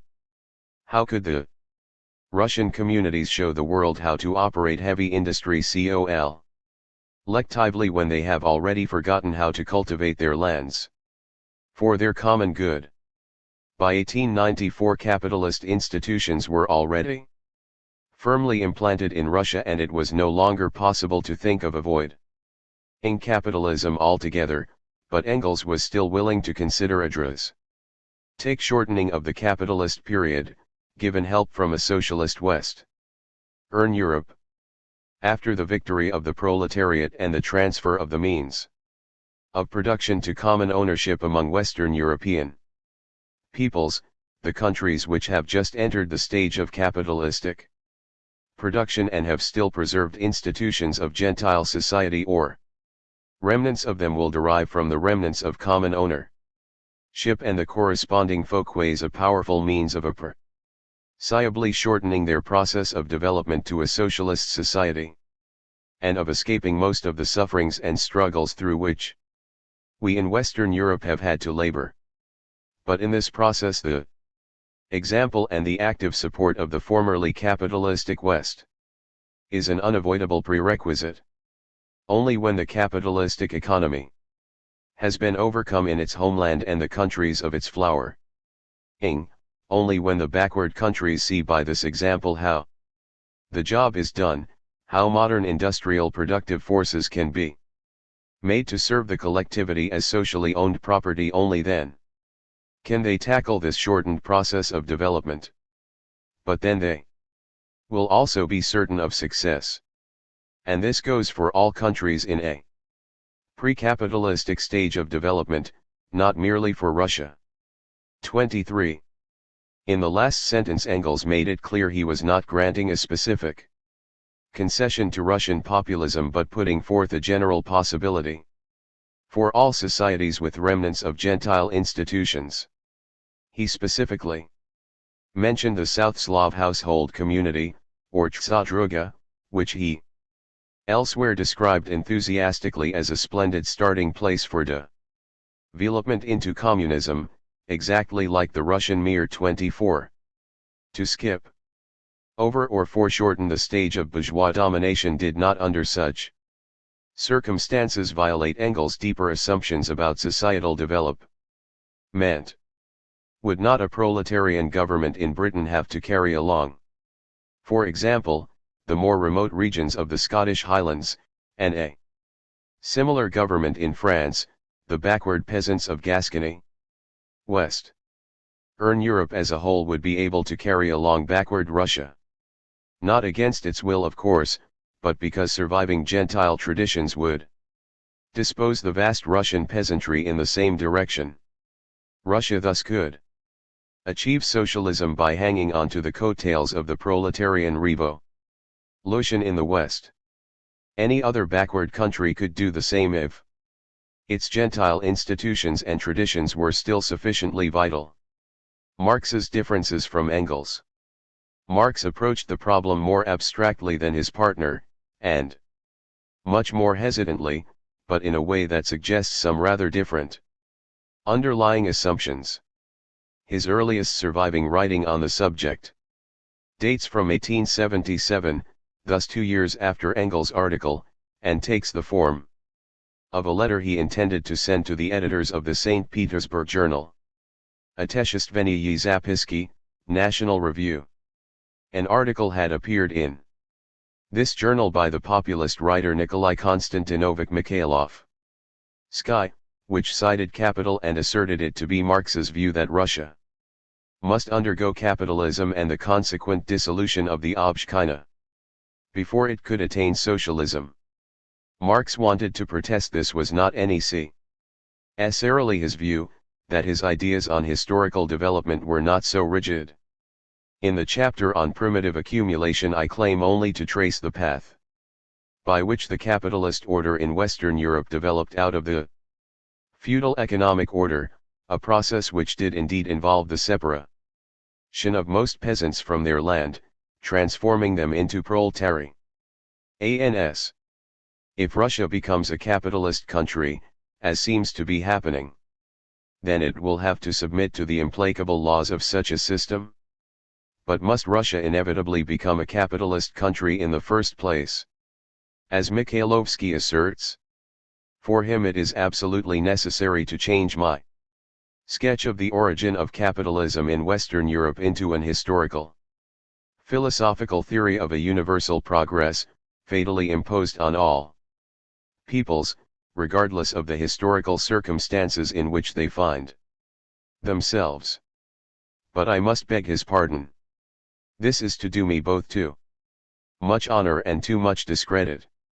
At the end of his letter Marx insists again that one will never succeed with the open sesame of an historical philosophical theory, of which the supreme virtue consists in its being suprahistorical. 25 Clearly he wanted to say that Russia was not fated to follow the same path as Western Europe, and his remarks suggest once again a more open-ended and flexible conception of historical development than he is usually credited with having. With regard to the issue at hand, however, Marx seemed reluctant to go very much further. He contrasted the view of Herzen, in whose hands the Russian village community serves merely as an argument to prove that Europe, old and decadent, ought to be regenerated by the victory of Panslavism, with those of Chernyshevsky, for whom Marx obviously had more sympathy. In several remarkable articles the latter has considered the question of whether Russia should begin by destroying the rural commune in order to pass to the capitalist system, as the liberal economists wanted, or whether, on the contrary, without experiencing the hardships of the system, it can appropriate its benefits while developing its own historical conditions.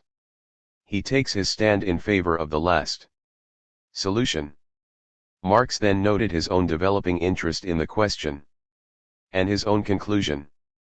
In order to be able to judge the economic development of contemporary Russia from the knowledge of its causes, I learned Russian, and then for many years studied the official and other publications concerning this subject. I arrived at this conclusion: if Russia continues to move in the path followed since 1861, it will lose the finest chance that history has ever offered a people, and undergo all the fatal vicissitudes of the capitalist system. 26. Marx was clearly impressed by Chernyshevsky's arguments. Russia did have at least a chance to skip over capitalism, indeed the finest chance that history has ever offered a people. But Marx also seemed unsure of his own opinions, which he expressed in curiously roundabout fashion. For he elaborated no further and in fact finally decided not to send the letter at all. It was not published until after his death. 27. There is another noteworthy feature in this letter. While Marx spoke of appropriating the benefits of Western capitalism, he did not stipulate a Western proletarian revolution as a prerequisite for Russian success as Engels had done. This might be dismissed as an oversight, but the Western Revolution is missing again in Marx's next and most extensive treatment of the issue, his 1881 letter to Vera Ivanovna Zasulich. This young Russian revolutionary, exiled in Geneva, had written Marx in February 1881, posing once again the question we have been examining here. Some Russian socialists were quoting Capital as proof the Obshchina was doomed, she wrote, in which case there was little for the Russian comrades to do but calculate in how many decades the land of the Russian peasant will pass from his hands into those of the bourgeoisie, and in how many centuries Russian capitalism will attain perhaps a development similar to that of Western Europe. Is that really what Marx wanted? The other possibility was that this village community, if freed from the moderate exigencies of the fisc, the payments to arbitrary landlords and administrators, is capable of developing in a socialist path, that is, of organizing stepwise its production, and the distribution of its products.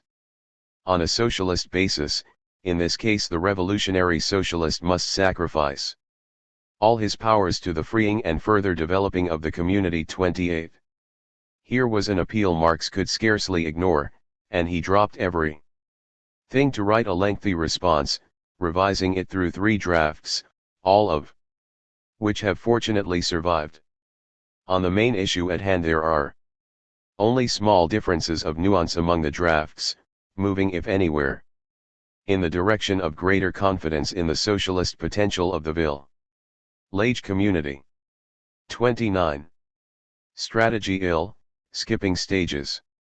Marx began by placing the Russian Obshchina at a point of social evolution somewhere between the Gentile society he had recently been studying in Lewis Henry Morgan's work and more modern forms based on private property. With the former type it shared the institution of collective possession of the soil, but it had already lost other important characteristics of Gentile society: kinship as the basis of community or organization, a common dwelling for the whole group, and collective tilling of the soil. The result was a deep-seated dualism which made it possible to foresee the Obshchinas developing in either of 2 directions. On the one hand, the emergence of private property in dwellings as well as domestic animals, money, and other movable goods showed that the community carries in its own bosom elements of its own destruction.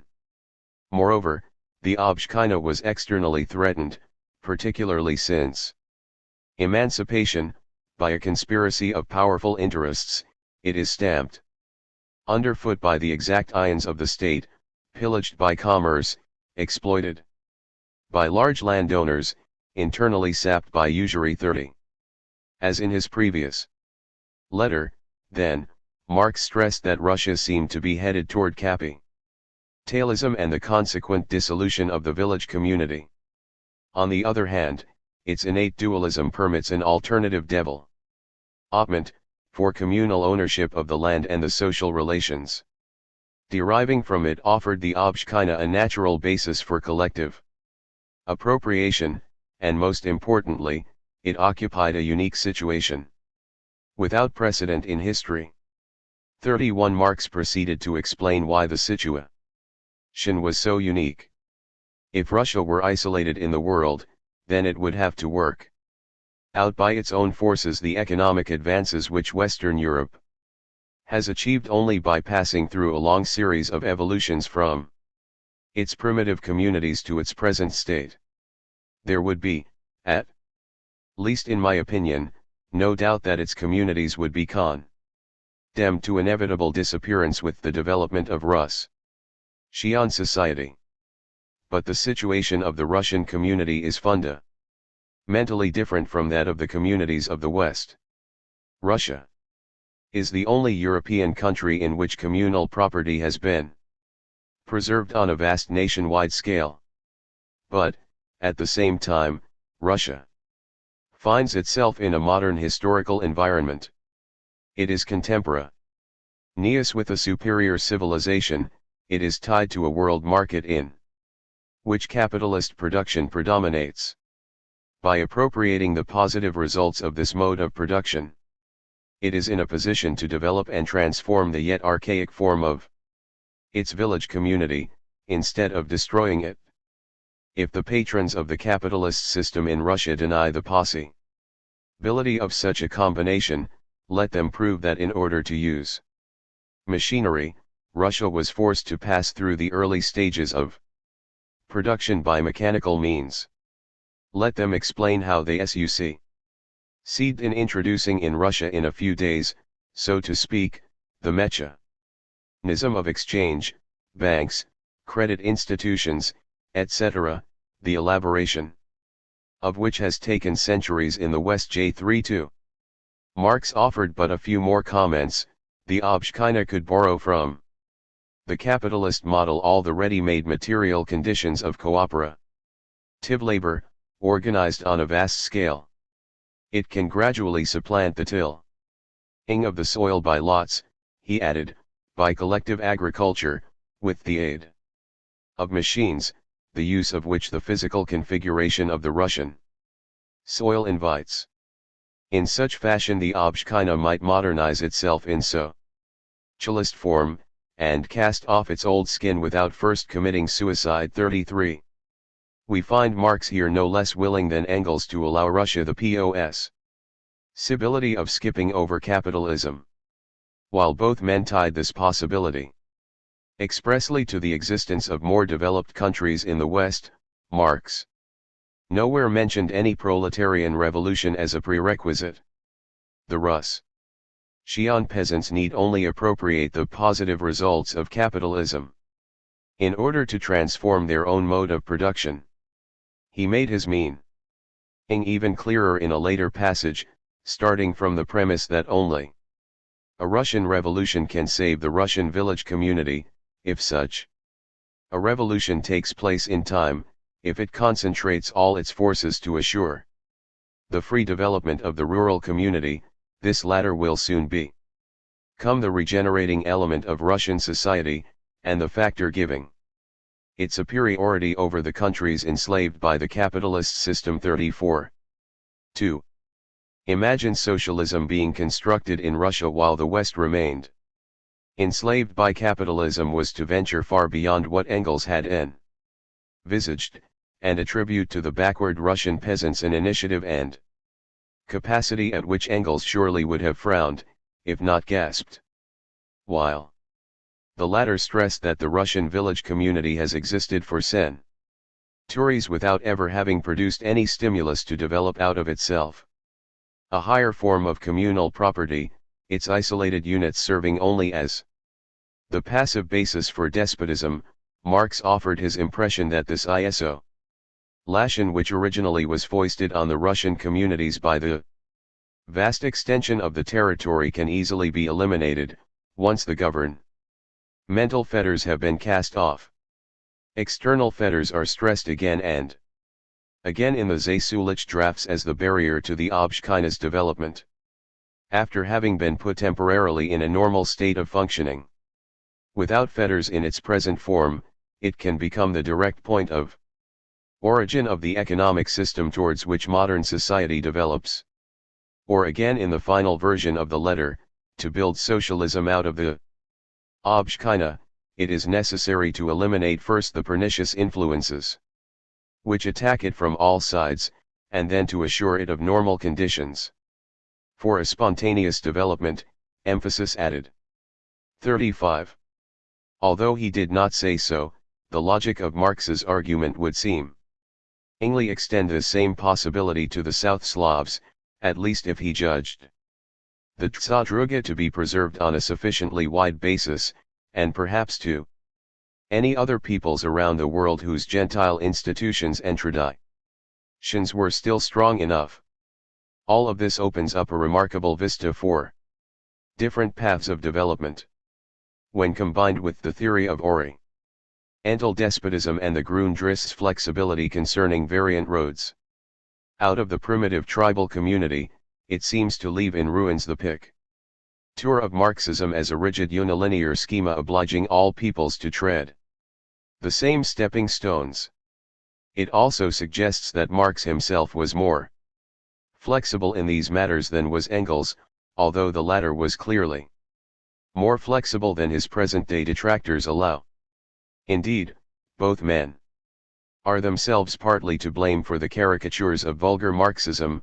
If they actually wanted to allow for multiple paths of development, they also wrote the occasional sweeping generalization, such as the ones quoted at the beginning of this chapter, which seem to stand in flat contradiction to the idea. Subsequent Marxist writers have usually taken the view that Marx and Engels had purely tactical motives for making this concession to populism. Certainly everyone acknowledges how much they wanted to see the autocracy destroyed, both to end the threat of Tsarist expansionism and to eliminate Europe's reserve army of reaction. Since the populists were the only serious Russian revolutionary movement in sight during this period, the argument runs, they had to be encouraged, even at the price of a harmless verbal concession about the Obshchina. However plausible at first glance, this interpretation will not stand up to close examination.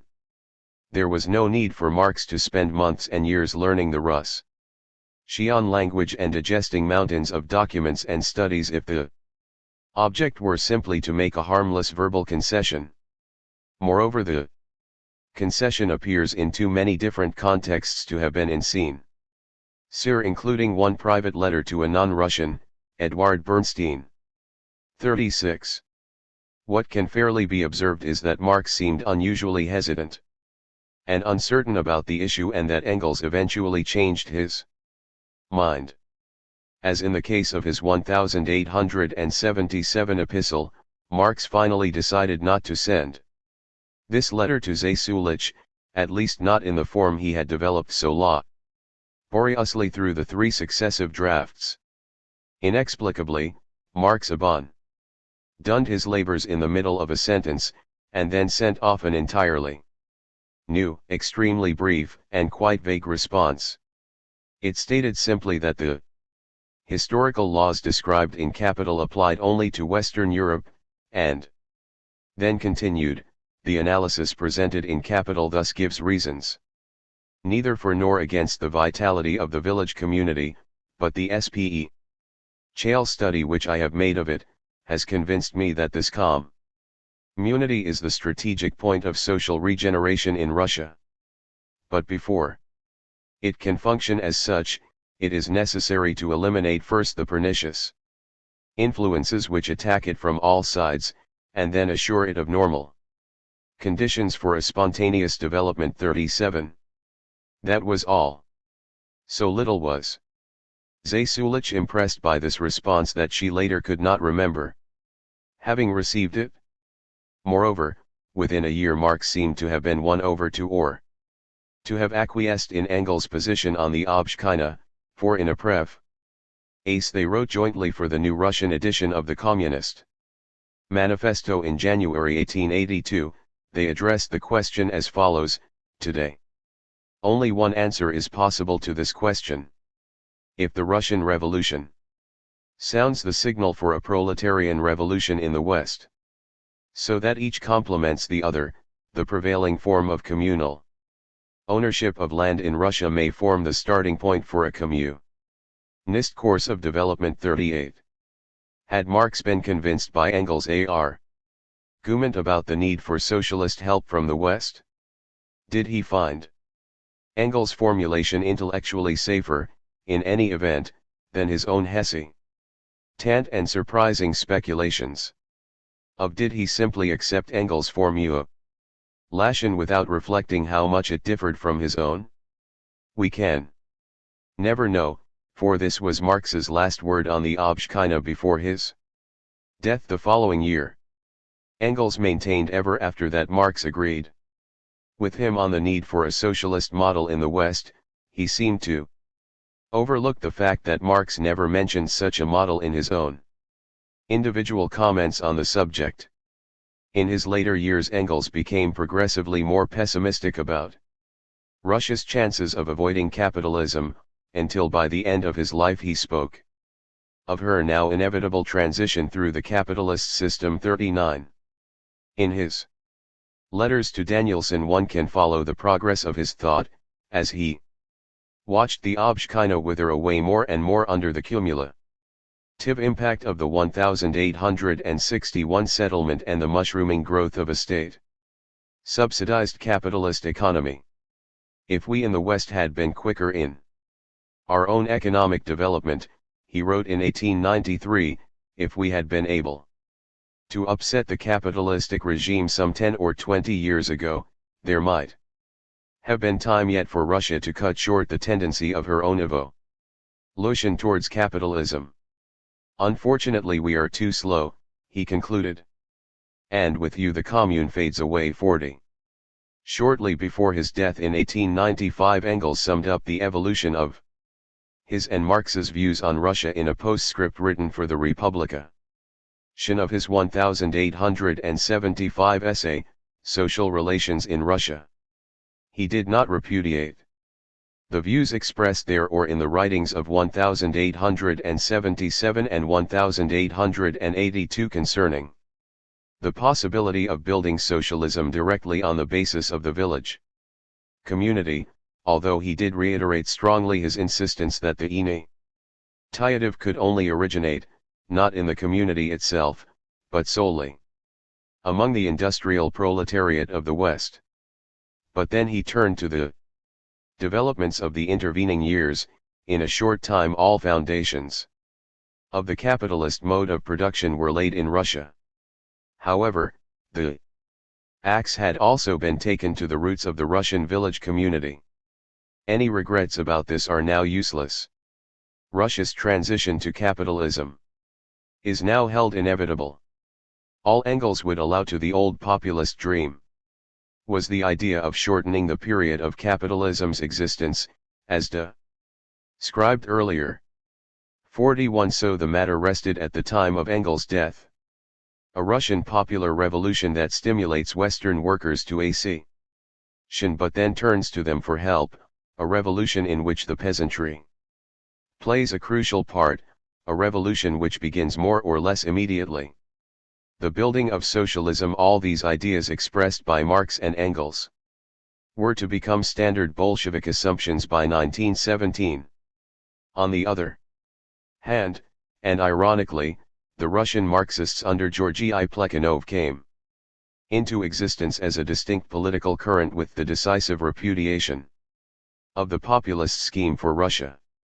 Lenin's own polemical debut in 1894, Who Are the Friends of the People, was a long attack on populism which asserted that Russia's salvation lay in her emerging proletariat rather than in the peasantry. The early Russian Marxists either forgot about Marx and Engels' idea of skipping stages, or dismissed it as a concession to the older generation of populists. Yet the Bolsheviks' underlying drive to justify the earliest possible revolution, and the earliest possible construction of socialism, strangely led them back to all of these ideas, albeit in an increasingly distorted form. After the experience of the 1905 revolution, Lenin for the first time appreciated the revolutionary potential of the peasants and allowed for a major peasant role in the next workers. 316. Revolution, but not for the now defunct Obshchina. By April 1917 he had also accepted Trotsky's hitherto heretical idea that, with help from a Western proletarian revolution, the Russian revolutionaries could begin the construction of socialism almost immediately, even though the gentile survivals posited as necessary by Engels no longer existed. Finally, after the Western Revolution failed to materialize, in the grossest perversion of all, Stalin came back to Marx's idea that the Russian economy might be modernized in socialist form even without proletarian help from the West. His program for socialism in one country, involving the brutal collectivization of agriculture, was a cruel mockery of Marx's Hesse-Tant speculation, a program carried out not as a spontaneous development of the peasants themselves through their own surviving Gentile institutions, but as an ukase imposed from above by a directing vanguard party. Such a party, it deserves repeating now in a specifically Russian context, also had no place whatsoever in either Marx or Engels' thought. A revolutionary vanguard? Apart from concern for the Obshchina, if there was another specifically Russian characteristic in its revolutionary tradition, it was surely the idea of the revolutionary vanguard, which manifested itself across a full century in virtually all groups and writers, from the Decembrists to Herzen, from Bakunin to Tikhakov, from Chernyshevsky's What is to be Done? To Lenin's famous pamphlet of the same name. It is now increasingly recognized that the Bolshevik notion of the vanguard party, only dubiously tied to Marx and Engels' teachings, had its profound roots in the general Russian revolutionary tradition. It was the logical, though perhaps not inevitable, outgrowth of a movement nourished by generations of alienated intellectuals who found themselves unable to establish any lasting contact with the great illiterate mass whose plight inspired their sacrifice and good intentions. 42 Marx and Engels did not live long enough to encounter the Leninist version of this well-intentioned Russian revolutionary elitism, but they had more than their fill of its 19th century antecedents. Their own vision of social revolution in Russia left no room for any sort of vanguard. Off and on for a period of over 30 years, Marx and Engels anticipate the imminent outbreak of a Russian revolution. What we have observed earlier in a different context must now be emphasized. In none of these many anticipations did they speak expressly of a bourgeois revolution, they spoke rather of an agrarian revolution or a social revolution springing out of peasant discontent. The parallel Marx drew in his 1859 article to the Great Revolution in France reappears frequently in later anticipations and has led most writers to assume the masters there for had a bourgeois revolution in mind. But if we inspect these allusions to France more closely, we find them used rather to convey the idea of a two-stage revolution in which the first stage accomplishes the overthrow of absolutism and creates an elite-sponsored constitutional oligarchy, while the second pushes beyond, in an explosion of the masses, and establishes a more radical and popular regime. Neither phase was presented as particularly bourgeois in the Russian case. 43 In his 1875 article, Engels speculated about a revolution which, started by the upper classes of the capital, perhaps even by the government itself, must be rapidly carried further, beyond the first constitutional phase, by the peasants. 44. The two men repeatedly pointed to the discontent of all social groups under the Tsarist parasite state, including the nobility and intelligentsia. Only in Engels' last writings did the Russian bourgeoisie understand ably figure more significantly, although he showed little confidence in its revolutionary capacity. He commented to Babel in 1891 that in Russia, The young bourgeoisie flourishes as nowhere else, it gradually approaches the point where it must come into conflict with the bulletin bureaucracy, but that can take years still. The Russian bourgeoisie, created out of drunken kulaks and state-plundering army supply, ERS, is what it is because of the state protective tariffs, subsidies, graft, state permission and protection for the most oppressive exploitation of the workers. Things will have to become very hard. Indeed, before this bourgeoisie, which far exceeds our own in abjectness, will assail the Tsarist autocracy. 45. From beginning to end, Marx and Engels showed far more interest in the second phase, the Russian peasant revolution, its equivalent to 1793. This was the peasant upheaval Marx first described as half Asiatic and frightful, but eventually conceived as holding the potential for immediate socialism, as we have seen, though neither man ever judged it to be more than a possibility. The upheaval might fail just as the original attempt at plebeian rule had failed in 1794, but there can be no doubt that what they had in mind was a revolution made by the masses themselves, and not simply made in their name by some self-appointed van. 318. Guard. In a recently rediscovered 1879 newspaper interview for the Chicago Tribune, Marx was asked the inevitable question about bloody revolution. No socialist, remarked the doctor, smiling, need predict that there will be a bloody revolution in Russia, Germany, Austria, and possibly in Italy. That is apparent to any political student. But those revolutions will be made by a majority. No revolution can be made by a party, but by a nation. 46. Engels too spoke of the coming upheaval when Tsarism is overthrown and the Russian people takes the center of the stage.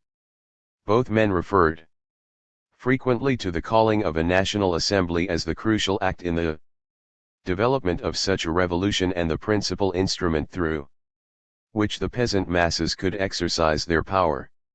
As soon as a national assembly gives the vast majority of the Russian people, the peasant population, an opportunity to raise its voice, very different things will be heard, declared Engels. 47. He explained further in an 1883 discuss Zion with Herman Alexandrovich Lopudin, as reported by the latter, that in Russia the task of a revolutionary party of action at this time does not consist in propagating some new socialist ideal, and still less in trying to realize this scarcely worked out ideal by means of a provisional government composed of our comrades.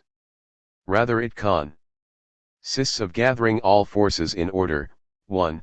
To force the Tsar to convene a Semsky Sober, Estates General, or, 2. Through intimidation of the Tsar, etc., to call forth such strong unrest that it would lead to the convening of the Sober or something like it. He believes, as I do, that a Sober of that sort will lead inevitably to a radical social, not merely political transformation.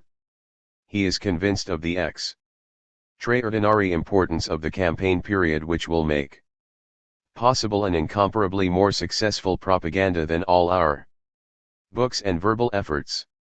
According to his opinion, a purely liberal constitution without a deep-going economic transformation is impossible. He doesn't worry about such a risk. He believes that existing conditions of popular existence have assembled sufficient materials for the reordering of society on a new basis. Naturally, he doesn't believe in the immediate realization of communism, or any thing like that, but only of that which is already ripened in the life and soul of the people. In his conviction, the people will understand how to find eloquent spokesmen for its needs and strivings. He is certain that this revolutionary transformation, once begun, cannot be halted by any force on earth. 48. Engels' confidence in the capacity of the Russian masses to find their own leaders and work out their own destiny is much in evidence here. Only 2 years later in 1885, however, Engels wrote a letter to Vera Zasulich that has often been quoted as evidence of underlying Blanquist tendencies, for he described Russia as a charged mine which only needs a fuse to be laid to it, and then continued. This is one of the exceptional cases where it is possible for a handful of people to make a revolution, i.e., with one small push to cause a whole system, which, to use a metaphor of Plekhanov's, is in more than label equilibrium, to come crashing down, and thus by one action, in itself insignificant, to release uncontrollable explosive forces. Well now, if ever Blankism the fantasy of overturning an entire society through the action of a small conspiracy had a certain justification for its existence, that is certainly in Petersburg.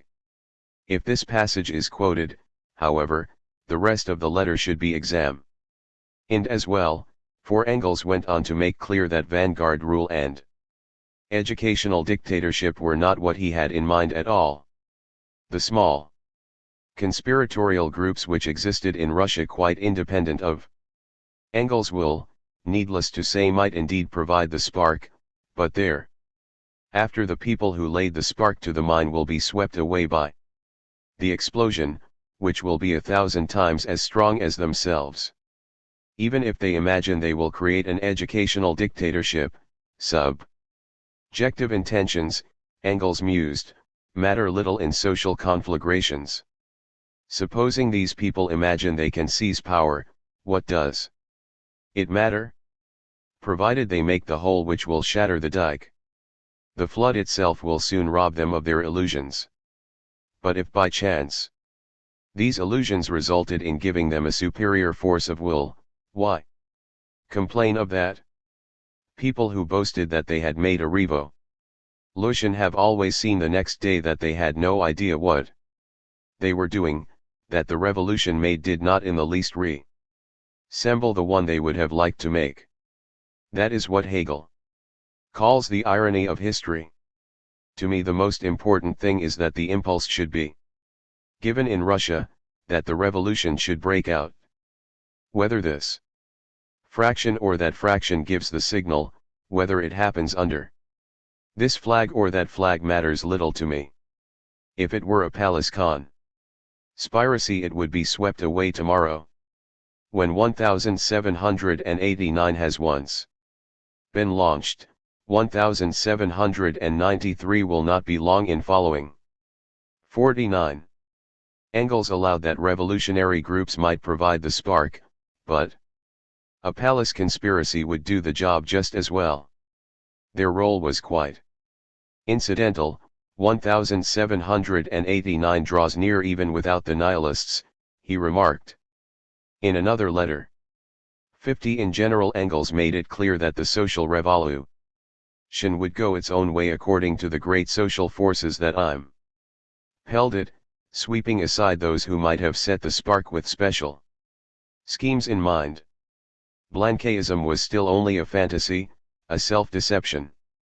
Even in those exceptional cases where it might unwittingly and incidentally perform a useful service. The most famous action designed to bring down the Russian autocracy during these years was the assassination of Tsar Alexander II in March 1881 by a group of populist terrorists in Narodnaya Volya. It is generally accepted that Marx and Engels never advocated nor encouraged such acts of political terrorism against an existing regime. In this case, they maintained a discreet silence, allowing the event to pass without any public comment at all. When the assassins were put on trial in April, however, in a private letter to his daughter, Marx expressed admiration for the stoic dignity with which the defendants accepted their deed. They want to inform Europe, he commented, that their modus operandi is a specifically Russian, historically unavoidable method of action, about which it is as useless to moralize for or against as about the earthquake. In Chaos 51. If Marx thus privately condoned the act, a few years later, Engels left no doubt that such specifically Russian methods were not appropriate for Western Europe.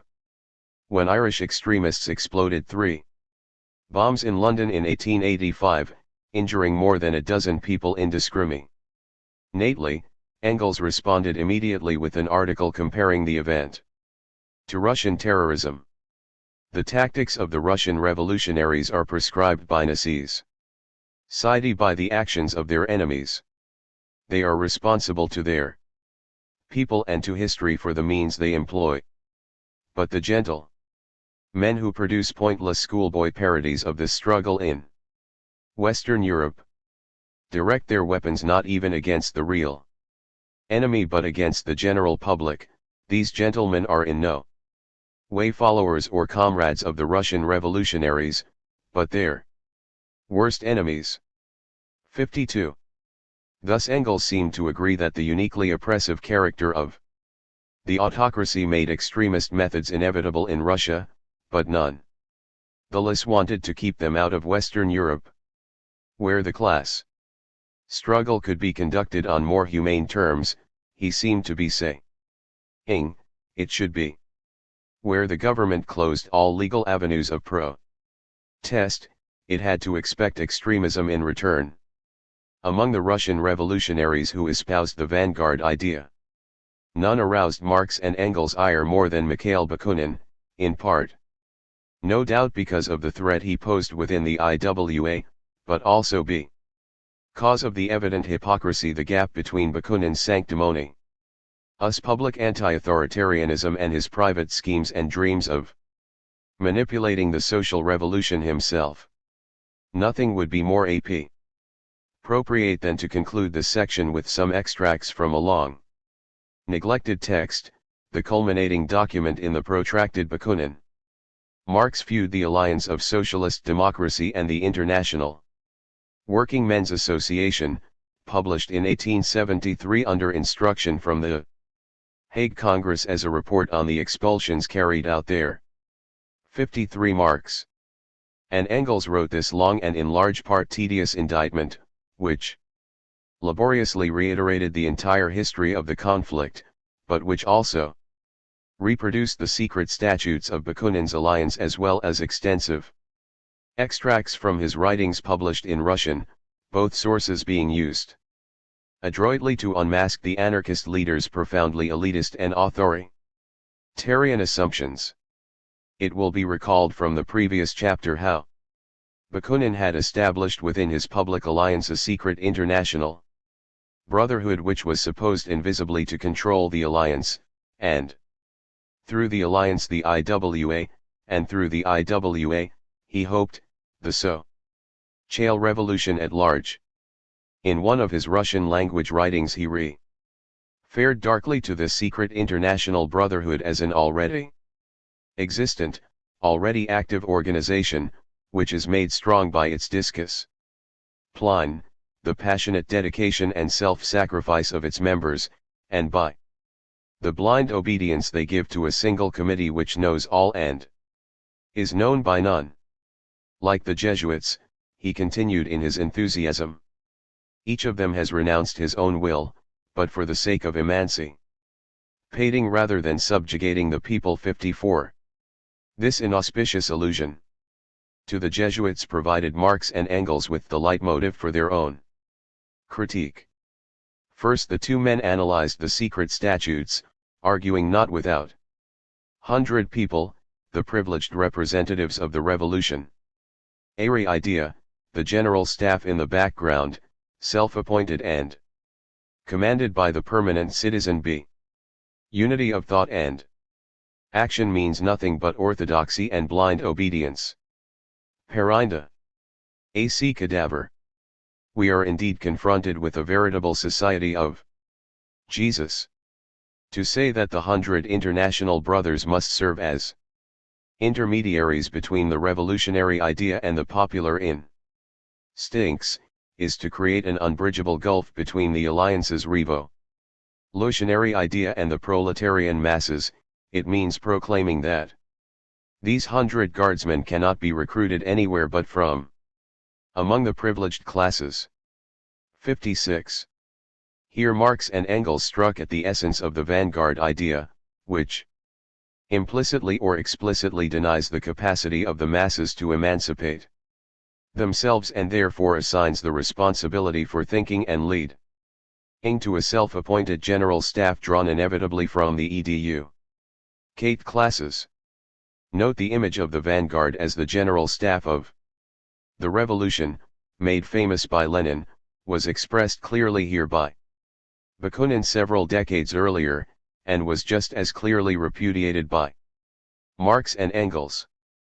Next Marx turned to the publications Bakunin and his disciple Sergei Gennadievich Nechayev addressed to their Russian readers, which contained some of their most extravagant utterances extolling brigandage as an honorable form of popular resistance, declaring that all forms of destruction were sanctified by the revolution, and calling for death lists to be drawn up. Aimless propaganda not followed by deeds was declared intolerable. We shall silence by force the chatterers who refuse to understand this. There was also to be no room for the faint-hearted. He who has ears and eyes will hear and see the men of action, and if he does not join them, his destruction will be no fault of ours, just as it will be no fault of ours if all who hide behind the scenes are cold-bloodedly and pitilessly destroyed. The new society was to be organized with communal dormitories and communal eating places. Education was to be minutely regulated from above. Everyone was enjoined to produce as much and consume as little as possible. Antisocial elements would have no alternative but work or death. Finally, the ending of the present social order and the renewal of life with the aid of the new principles can be accomplished only by concentrating all the means of social existence in the hands of our committee, and the proclamation of Compule. 324. Sorry physical labor for everyone. 57. Marx and Engels could not contain their scorn. What a beautiful model of barrack room communism. Here you have it all: communal eating, communal sleeping, assessors and offices regulating education, production, consumption, in a word, all social activity, and to crown all, our committee, anonymous and unknown to anyone, as the supreme director. This is indeed the purest anti-authoritarianism. At length the two men summed up their entire indictment in the following conclusion. This same man who in 1870 preaches to the Russians passive, blind obedience to orders coming from above and from an anonymous committee, who declares that Jesuitical discipline is the condition sine qua non of victory, the only thing capable of defeating the formidable centralization of the state, not just the Russian state but any state, who proclaims a communism more authoritarian than the most primitive communism. The same man, in 1871, weaves a separatist and disorganizing movement into the fabric of the international under the pretext of combating the authoritarianism and centralization of the German communists. If the society of the future were modeled on the Alliance, Russian section, it would far surpass the Paraguay of the Reverend Jesuit fathers, so dear to Bakunin's heart. 58. With these biting words Marx and Engels denounced the Russian revolutionary elitism of their own day.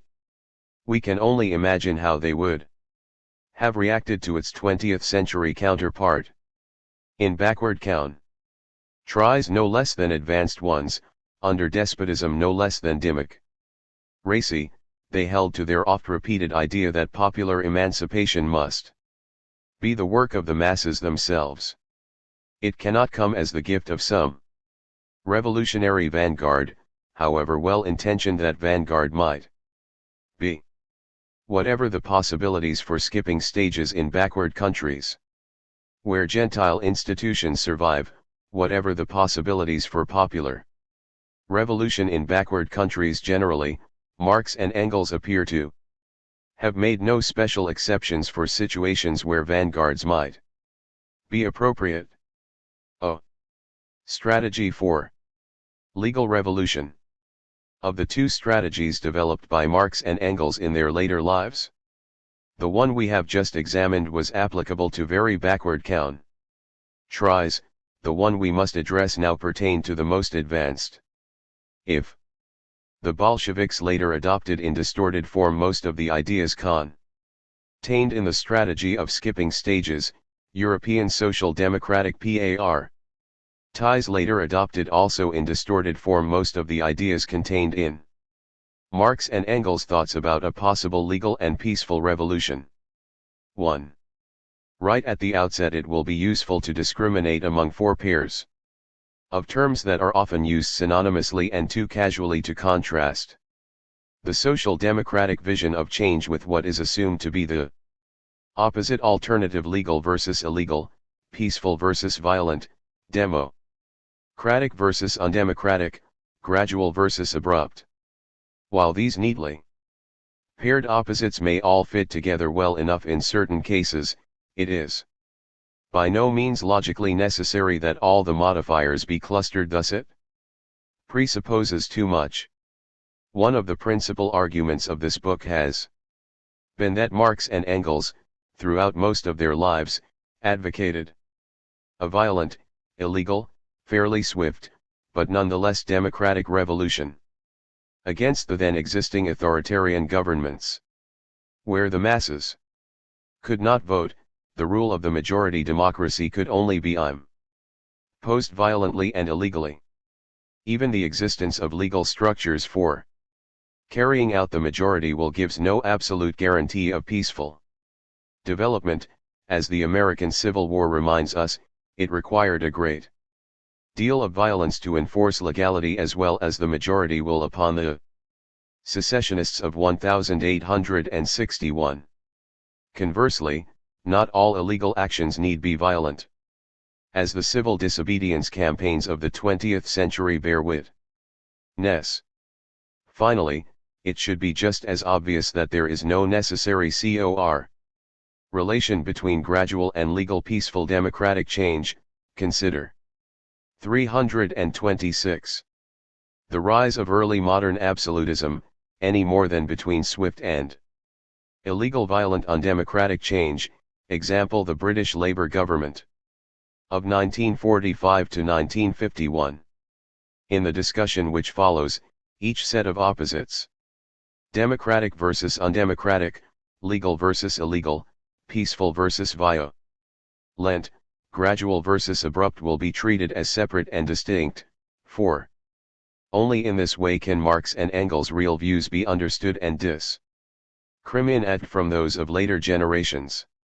These separations will be especially necessary in the case of Germany, where it will take a special section to untangle Marx and Engels' almost universally misunderstood views on the socialist road to power, the democratization of capitalist countries.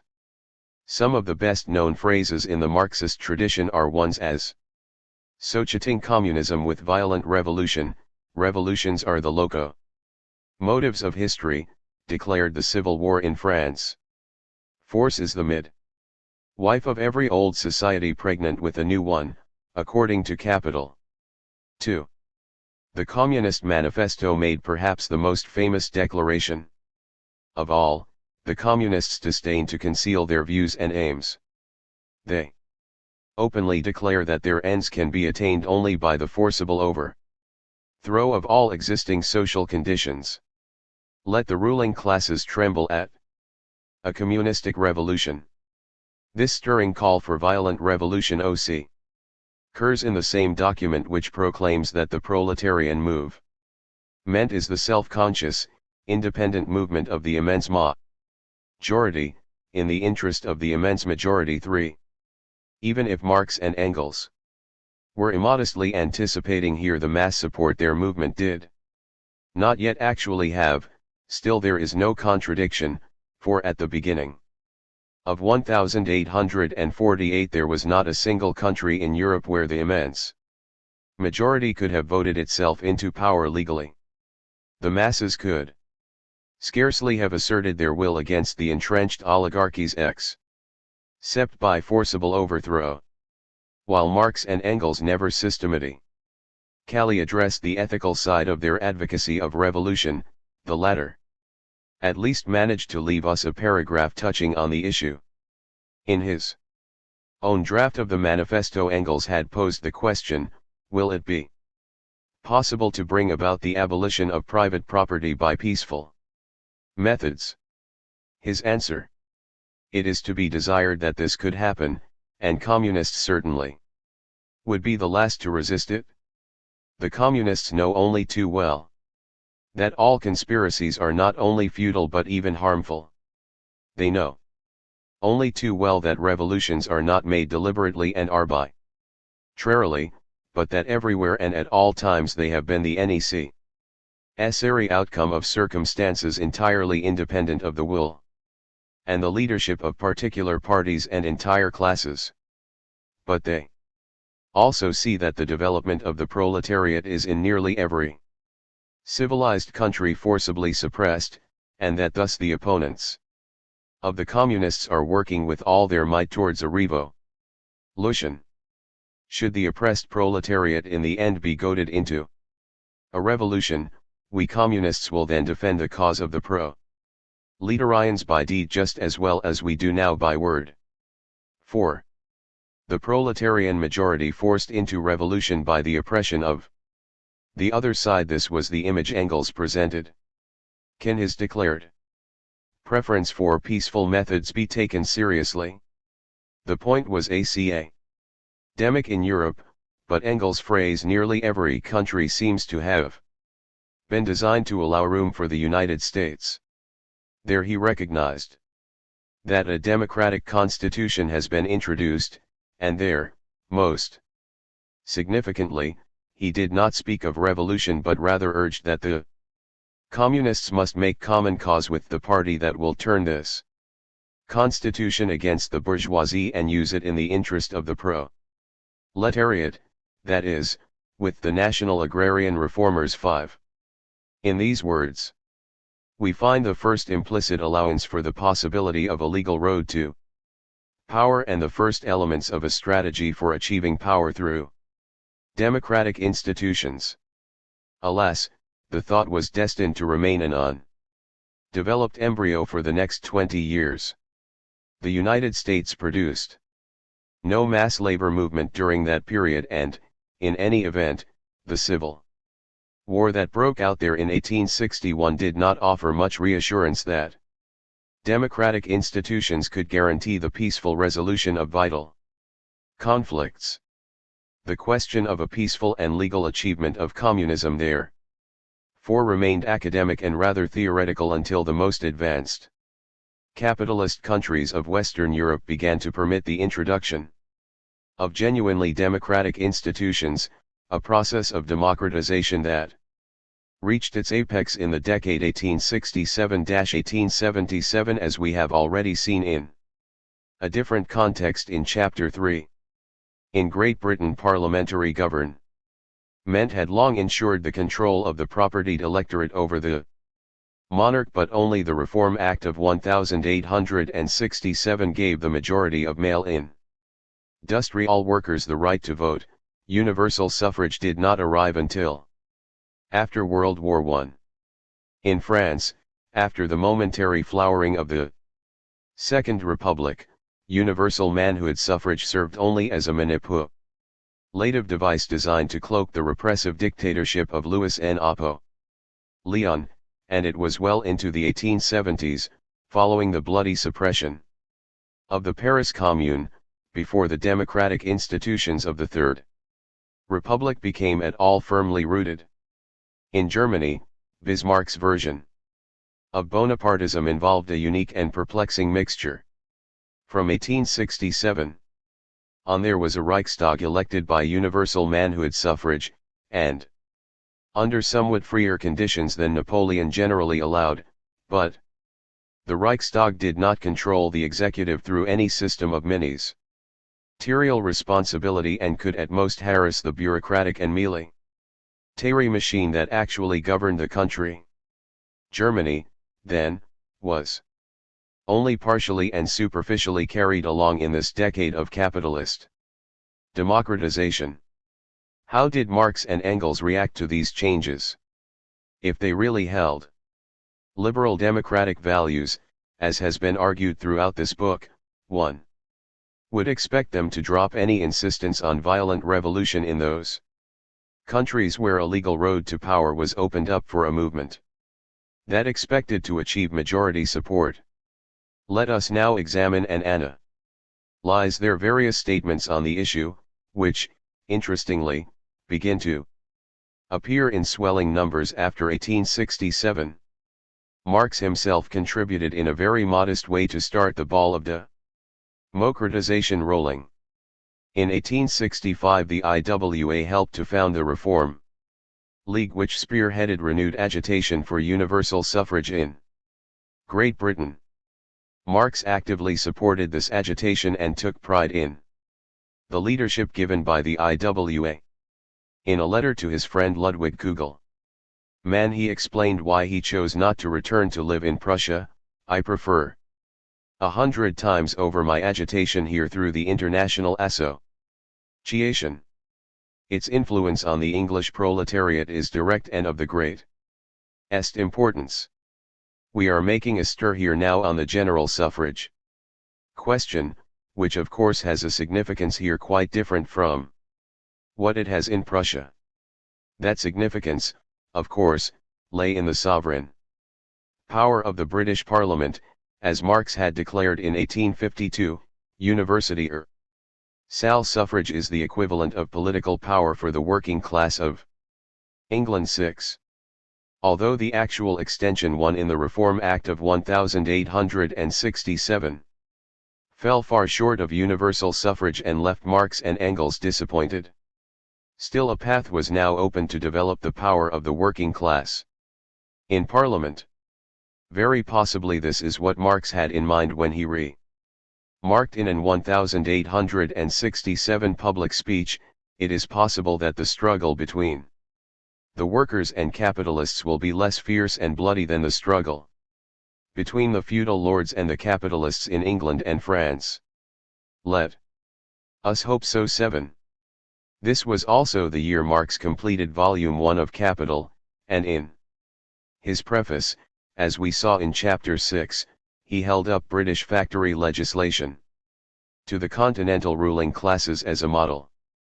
While he did not specify mentioned political rights, his central point applies equally well to them.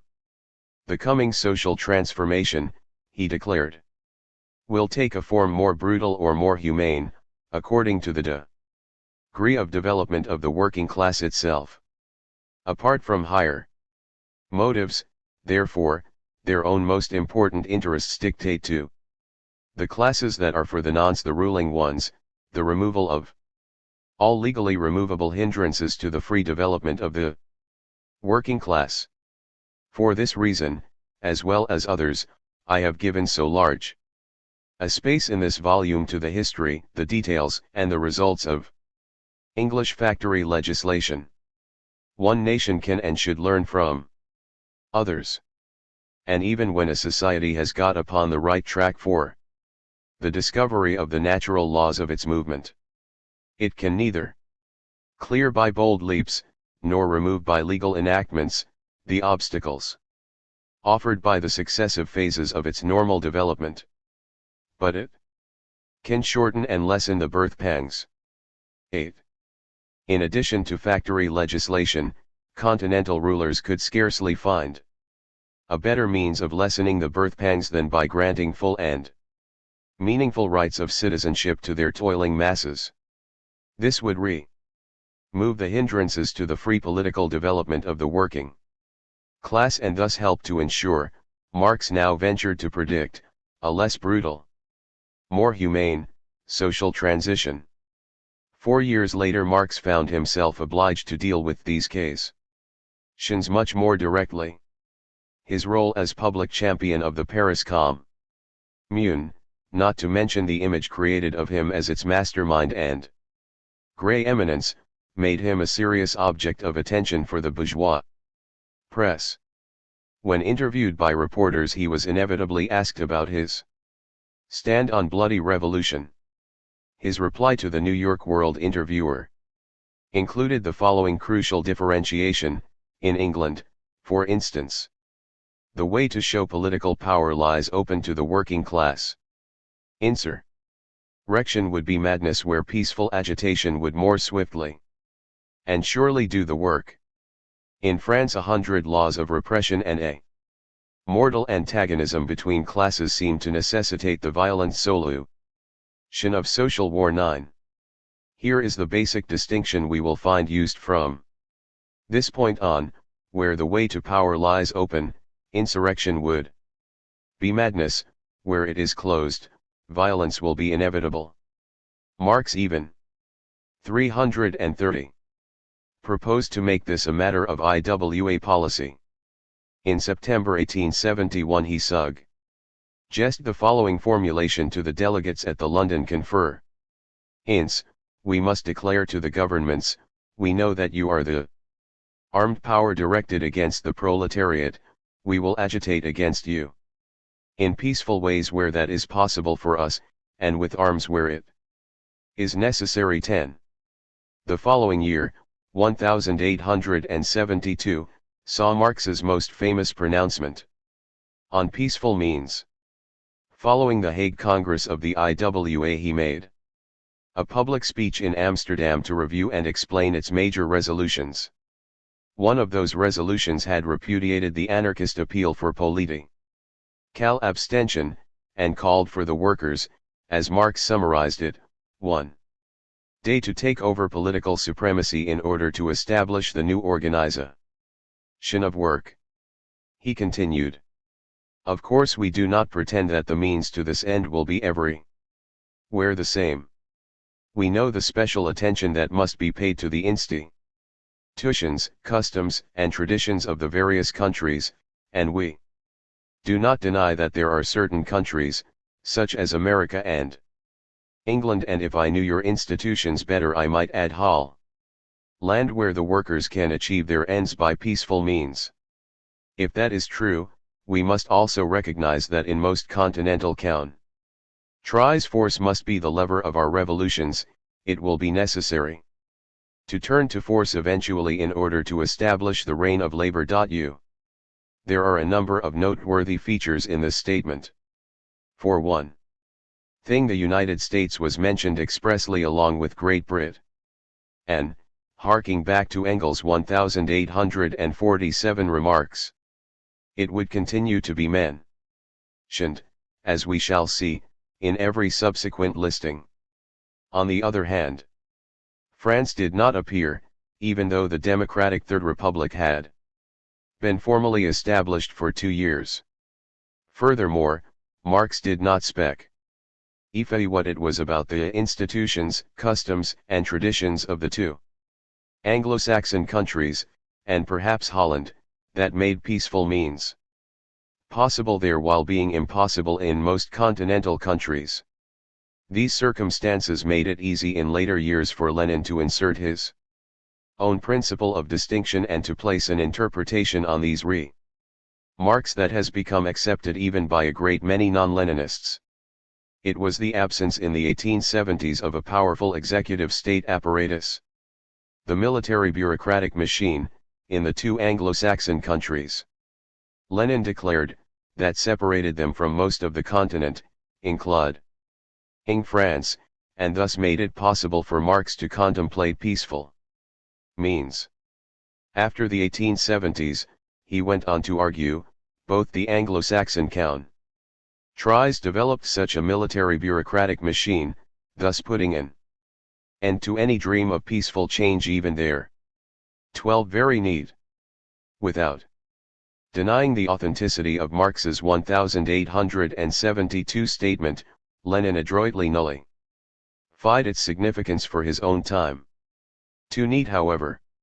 If Britain lacked a developed military bureaucratic machine in the 1870s, the same was presumably true in the earlier decades, yet it was not until 1867, the year most British workers got the vote, that Marx showed any optimism about a peaceful development there.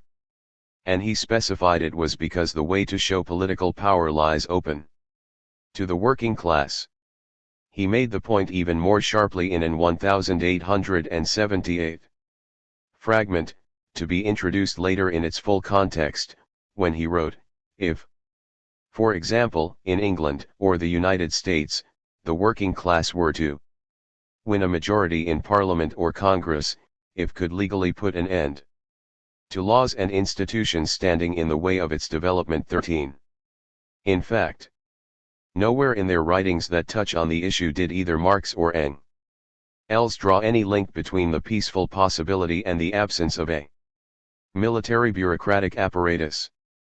Whenever they made any linkage at all, they associated the peaceful possibility with the presence of democratic institutions, not just universal suffrage to be sure, but universal suffrage, combined with a competent legislature, a democratically controlled executive branch, and the usual political freedoms. The absence of France from Marx's 1872 list is not really so surprising, if one recalls his reference the previous year to 100 laws of repression and a mortal antagonism between classes in that country. The memory of the martyred communards was still too fresh in 1872.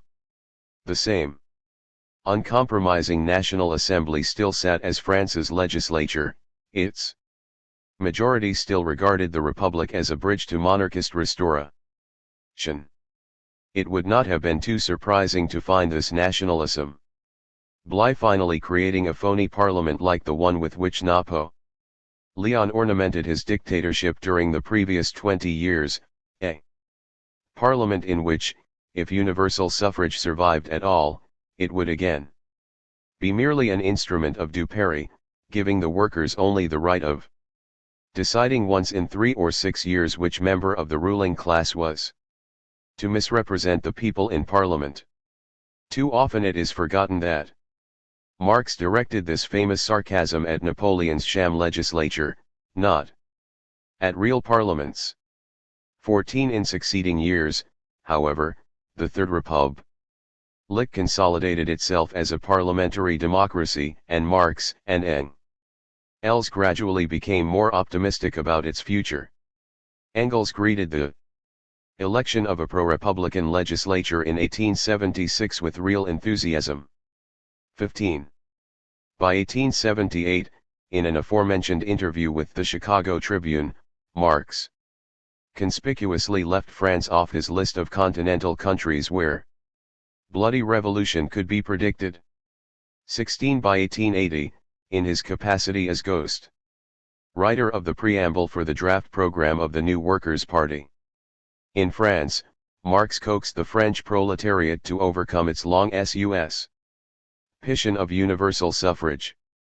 That institution, he asserted, could be transformed from an instrument of dupery, which it has been up to now, into an instrument of emancipation. 17. The crowning piece of evidence came a decade later in Engels' much neglected critique of the draft Erfurt program.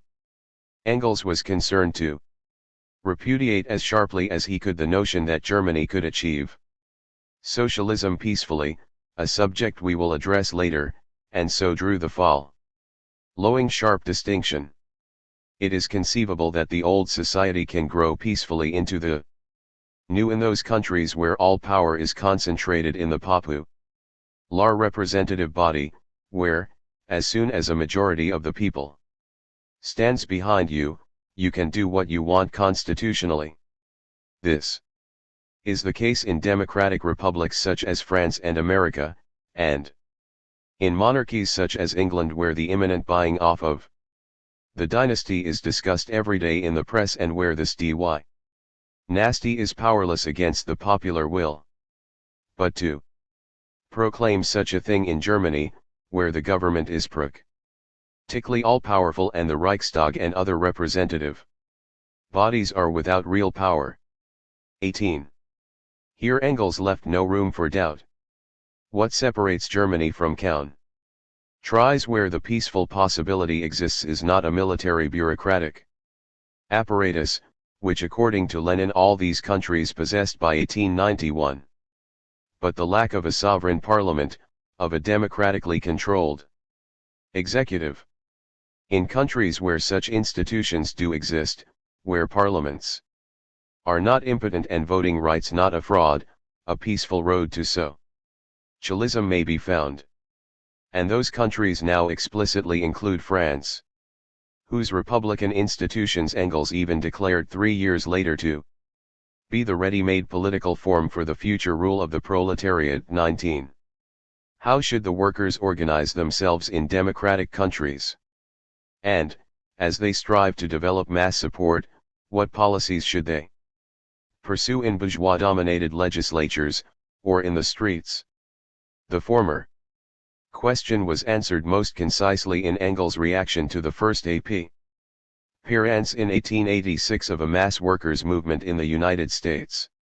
He welcomed this appearance as a sign that American workers now realized that they formed a distinct and permanent class in modern society, with common grievances and interests that gave them a feeling of solidarity as a class in opposition to all other classes. He continued, in order to give expression and effect to this feeling, they should set in motion the political machinery provided for that purpose in every free country. Namely, form themselves into a distinct political party, independent of and opposed to all the old political parties formed by the various sections of the ruling classes. The next step, he went on, would be to develop a program for such a party. This program would evolve over time with the expanding consciousness of the workers. The platform of the American proletariat will in the long run coincide, as to the ultimate end to be attained, with the one which, after 60 years of dissensions and discussions, has become the adopted platform of the great mass of the European militant proletariat. It will proclaim, as the ultimate end, the conquest of political supremacy by the working class, in order to effect the direct appropriation of all means of production, land, railways, mines, machinery, etc. by society at large, to be worked in common by all for the account and benefit of all. 20. In private letters to his American correspondents, Engels emphasized that such a consciousness could not be expected to emerge overnight. He saw the Knights of Labor as forming the still quite plastic basis of the American movement, despite its theoretical backwardness, and he had little patience for the tiny German-speaking Socialist Labor Party, despite its greater theoretical sophistication. The Germans have not understood how to use their theory as a lever which could set the American masses in motion, he complained to Friedrich Zarga. They do not understand the theory themselves for the most part and treat it in a doctrinaire and dogmatic way as something that has to be learned by heart. He continued, the first great step of importance for every country newly entering into the movement is always the constitution of the workers as an independent political party, no matter how, so long as it is a distinct workers' party. And this step has been taken, much more rapidly than we had a right to expect. That is the main thing. That, even in Germany, during the years when the Social Democratic Party was illegal, the two men opposed any deliberate violent initiative, while at the same time encouraging all sorts of illegal nonviolent activities. Underground organizing, printing and distributing of illegal literature, and so forth. 26. Further, as the movement gathered mass support in the various democratic countries, but before it won a majority, it could expect to wrest concessions from the existing rulers. Marx and Engels never opposed the winning of reforms in this sense. Their enthusiasm for the campaign to win the 10-hour day in Britain is well known. Political reforms likewise could advance the workers' cause, and would be granted in proportion as the bourgeois parties came to respect the power of the Workers' Party. In Britain, the very act of forming the Independent Labour Party in 1893, Engels noted, put a match to the government's backside. The latter promptly introduced two bills subsequently emasculated that would have eliminated all remaining property qualifications, transferred certain election expenses to the public treasury, begun salaries for bears of parliament, and so forth. Engels jubilated.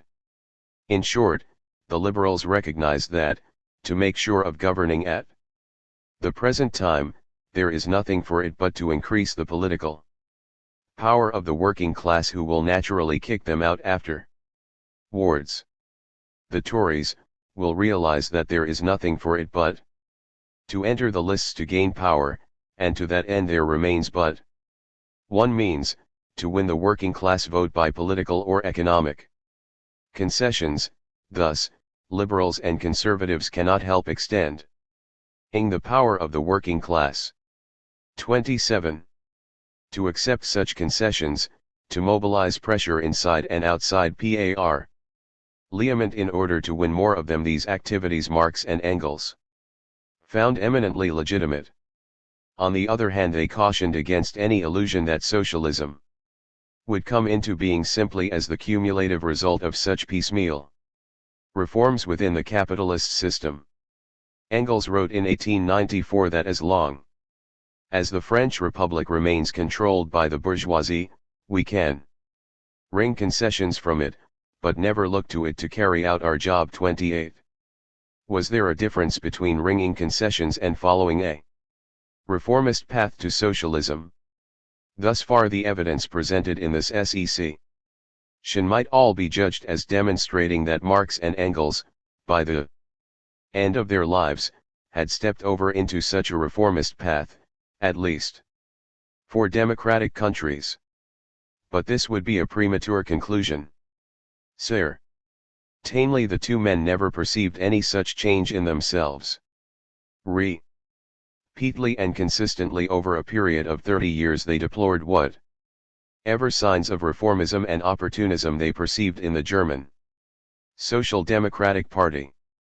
Engels lived long enough to witness the establishment of the Fabian Society in Britain. He never had so much as one kind word for it. Perhaps most clearly of all, in France the aging Engels had a neat choice between two separate parties: Jules Guesde's militant Workers' Party and the reformist possibilist socialists. He supported and encouraged the former as consistently as he denounced and deplored the latter. No one would be more surprised than Engels himself to learn that so many 20th century scholars have pronounced him a reformist in his last years. 29. But if Marx and Engels allowed for a peaceful and legal revolution in democratic countries, if they advocated the formation of an open mass party that aimed at winning an electoral majority, if they rejected political violence as an offensive weapon and sought reform through legislation, then why should they not be considered reformists? In the next two sections we will seek some answers to that question. A pro-slavery rebellion? If democratic institutions opened up the possibility of a peaceful path to socialism, there is no way they could guarantee such a development. Marx and Engels rarely spoke of the possibility without adding a word of caution about probabilities. Marx set the tone during his 1871 World interview, cited earlier. After he had allowed that insurrection would be madness where peaceful agitation would more swiftly and surely do the work, the American interviewer pressed again for specific reassurances, suggesting that the English system of agitating by platform and press until minorities become converted into majorities is a hopeful sign. This time the reporter had pressed too far, however, and Marx gave the following retort: "I am not so sanguine on that point as you." The English middle class has always shown itself willing enough to accept the verdict of the majority so long as it enjoyed the monopoly of the voting power. But mark me, as soon as it finds itself outvoted on what it considers vital questions, we shall see here a new slave owner war. 30. The final allusion, of course, was a barbed one to the American Civil War. Slave owner war and pro-slavery rebellion would become Marx's code phrases ever after, for violent capitalist resistance to a legal workers' government. This idea, when all its implications are understood, will explain the greater part of what still separated Marx and Engels on issues of strategy from the garden variety of reformist social democratic thinking. Marx developed the idea at somewhat greater length in 1878 in Notes for an article he intended to write on Bismarck's outlawing of the GER, Man's Social Democratic Party. We may now inspect the full passage whose key sentence was quoted earlier. An historical development can remain peaceful only so long as no forcible hindrances are put in its way by the existing rulers of a society. If, for example, in England or the United States, the working class were to win a majority in Parliament or Congress, it could legally put an end to laws and institutions standing in the way of its development, although even here only so far as societal development permitted. For the peaceful movement could still be turned into a violent one by the revolt of those whose interests were bound up with the old order. If such people were then put down by force, as in the American Civil War and the French Revolution, it would be rebels against the lawful power. 31. Here Marx envisaged a legal and peaceful electoral victory for the workers that would make them the lawful power. A rebellion by the displaced old elite, however, might oblige the new government to use violent means against it, a use of force to uphold legality and the will of the majority which is provided for in every democratic constitution. The legal path is thus not necessarily or automatically a peaceful one. Engels expressed the same thought in 1885 when he reminisced that Marx's life-long study of England led him to the conclusion that, at least in Europe, England is the only country where the inevitable social revolution might be effected entirely by peaceful and legal means. He certainly never forgot to add that he hardly expected the English ruling classes to submit, without a pro-slavery rebellion, to this peaceful and legal revolution. 32.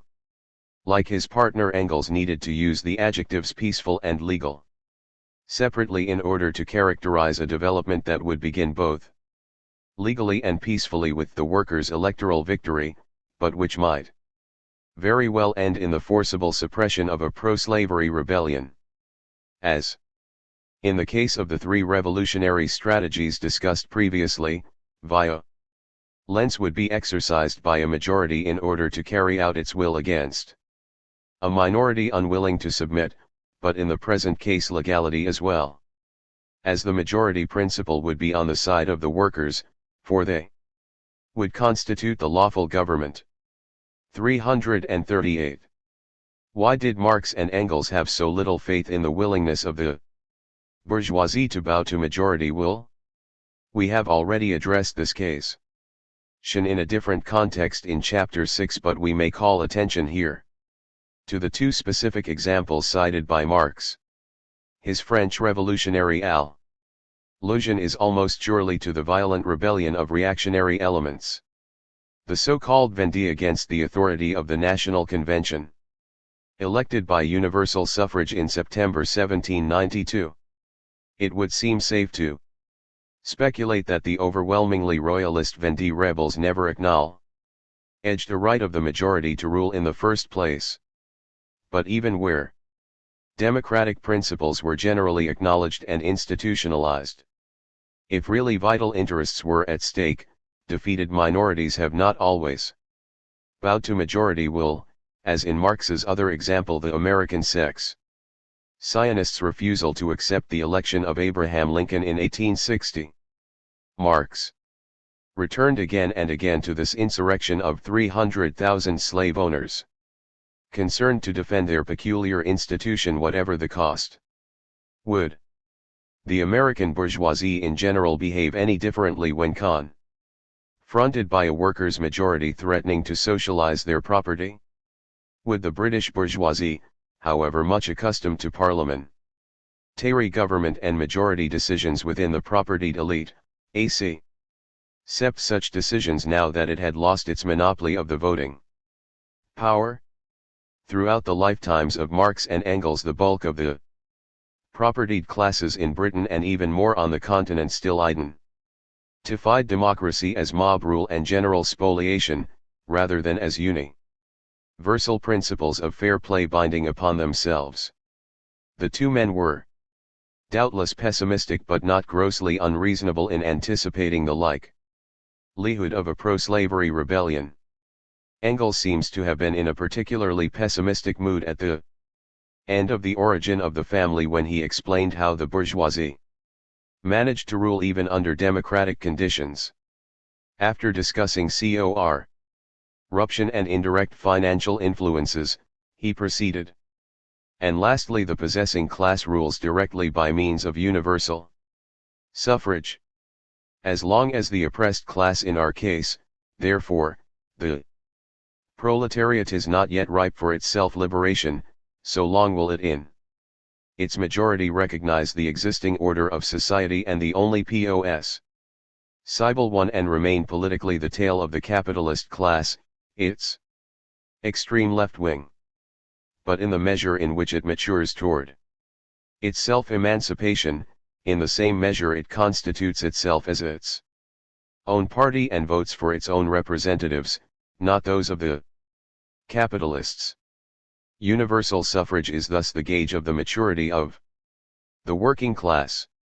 It cannot and never will be anything more in the modern state, but that is enough.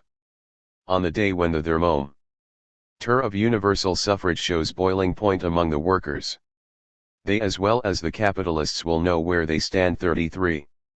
Here Engels seemed to foresee no possibility at all that the capitalists would submit peacefully. Universal suffrage was but a thermometer, and when it registered boiling point, both sides would understand that a violent showdown was to follow. At such a moment, even before a legal workers' government might be organized, the other side might try to conceal or nullify the election results, dissolve the legislature, illegally alter the constitution, or simply call out the army to suppress the workers' movement. Marx and Engels feared such moves particularly in Germany, as we will see, but similar things had happened elsewhere too, as Marx generalized in his comment on Bismarck's suppression of the legal workers' movement. In 1878, in actuality the government is using forcible means to suppress this development because, though finding it hateful, it is unimpeachable under the law. That is the indispensable introduction to violent revolutions. It is an old story but remains ever new. 34. For this reason both men counseled the workers to be on their guard, even where the legal path was open it might be slammed shut at the last moment, making violence necessary to enforce the will of the majority and making it advisable for the workers even in democratic countries to be familiar with the use of weapons. Engels linked universal suffrage interestingly with universal military training. The more workers who are trained in the use of weapons, the better. Universal conscription is the necessary and natural extension of universal suffrage. It enables the electorate to carry out its resolutions arms in hand against any coup that might be attempted. 35. Just as they praised the communards for not laying down their weapons after their first victory, so Marx and Engels wanted the workers even in democratic countries to stand ready to use arms should that be made necessary by violent or illegal actions of the other side. Such a use of arms might even be required before the workers' movement was ready to rule. Required simply for the defense of democratic institutions themselves.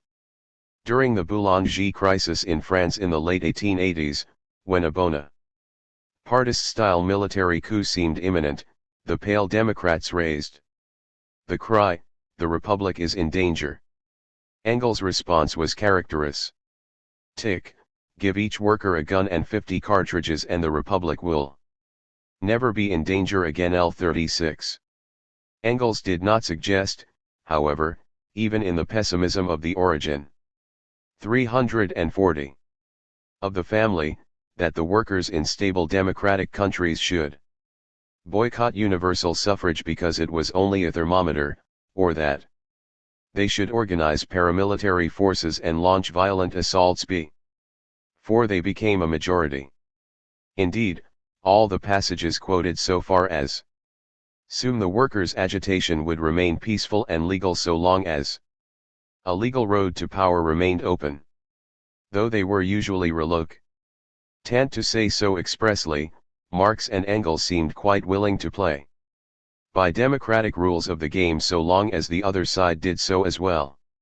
Here is another example of that tacit understanding discussed in Chapter 6, restraint matched by restraint, but readiness to counter violence with violence. On one occasion at least Engels made these assumptions explicit. When the German Social Democrats emerged in 1890 from 12 years of persecution, he advised them to turn to open and legal agitation.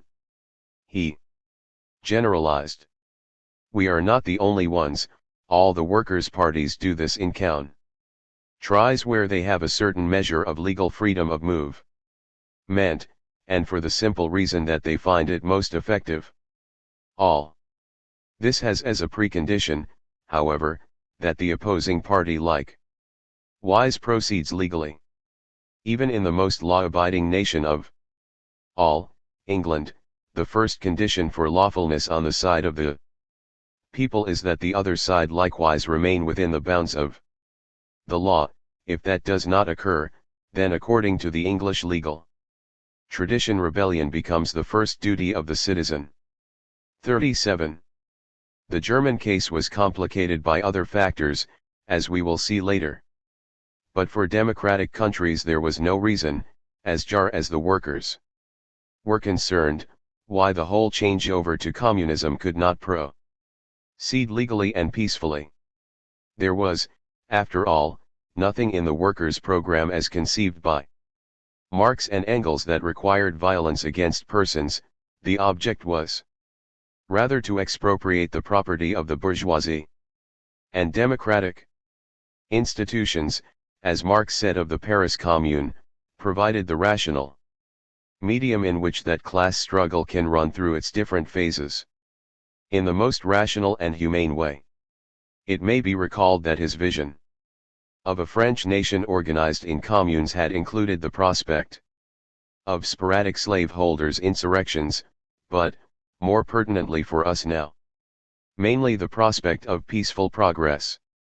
The communal organization once firmly established on a national scale, the catastrophes it might still have to undergo, would be sporadic slaveholders' insurrections, which, while for a moment interrupting the work of peaceful progress, would only accelerate the movement, by putting the sword into the hand of the social revolution. 38. All that was really needed for a rational and humane transition to socialism was the willingness of the bourgeoisie itself to accept the democratic rules of the game. If it did not, if the bourgeoisie broke the tacit understanding, the blame for the resulting violence would rest clearly on its side. As Engels put it in 1886, the new society can come peacefully if the old has enough intelligence to go to its death without a struggle, forcibly if it resists this necessity. 39. Marx and Engels even seemed willing that the workers go out of their way to avoid provoking a bourgeois rebellion over the issue most likely to inflame them: socialization of their property. As we observed in Chap. THIRD-6 The two men rejected any moral or legal claim to compensation for the expropriated bourgeoisie, but Engels nonetheless allowed, we by no means consider compensation as impermissible in any event. Marx told me, and how many times, that in his opinion we would get off cheapest if we could buy out the whole lot of them. It would depend, Engels continued, on the circumstances under which we obtain power, and particularly upon the attitude adopted by these gentry themselves. 40. Again, restraint to match restraint. But it is also characteristic of Marx's unwillingness to offer public assurances of his moderation that, however many times he spoke to Engels of buying out the whole lot of them, he never managed to publish such sentiments even once in his lifetime. As final evidence of Marx's private moderation we may turn to a remarkable letter he sent in December 1880 to his New English admirer, H. M. Hyndman. The latter had written to register concern that Marx seemed to endorse violent revolution, while for his own part he hoped that in Great Britain the workers' aims would be attained peacefully. Marx responded, "If I say that you do not share the views of my party for England, I can only reply that that party considers an English revolution not necessary, but according to historical precedents possible. If unavoidable evolution turns into a revolution, it would not only be the fault of the ruling classes, but also of the working class. Every pacific concession of the former has been wrung from them by pressure from without. Their action has kept pace with that pressure. And if the latter has more and more weakened, if only because the English working class know not how to wield their power and use their liberties, both of which they possess legally. 41. Marx first repeated what by then were his and Engels' standard assumptions, that in Britain violent revolution was not necessary or inevitable, because the workers possessed the liberty and power under the law to make all the changes they would require, if a revolution nonetheless occurred as the precedents of the 17th century bourgeois revolution suggested it would be basically the fault of the ruling classes for not giving in when the time came. But Marx then added a new thought as he chided the British workers of 1880 for their complacency. Unlike their Chartist fathers, they were not applying enough pressure from without to extract every pacific concession they possibly could. They were not using their legal rights to full advantage. Paradoxically, Marx wanted to say, this very passivity might increase the likelihood of eventual violence, if the bourgeoisie grew unaccustomed to yielding concessions and accepting parliamentary defeats in secondary questions. They would be less likely to accept parliamentary defeat when the primordial question was put on the agenda. The resulting violence, though still a slave owners' rebellion, would have to be judged partially the fault of the working class as well. To reduce the likelihood of eventual violence, then, the working class should pressure constantly to extract as many pacific concessions as possible. As we saw in the last section, this was part of Marx and Engels' recommended strategy for the workers of every democratic country during the period before they won their majority.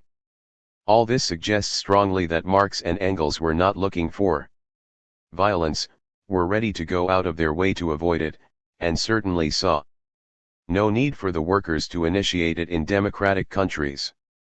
Nonetheless, they differed from more tender-minded socialists in that they did not flinch at the prospect, but rather counseled the workers over and over again to rely on their own military potential and to stand ready to resist and suppress any slave owners' insurrection that might be attempted.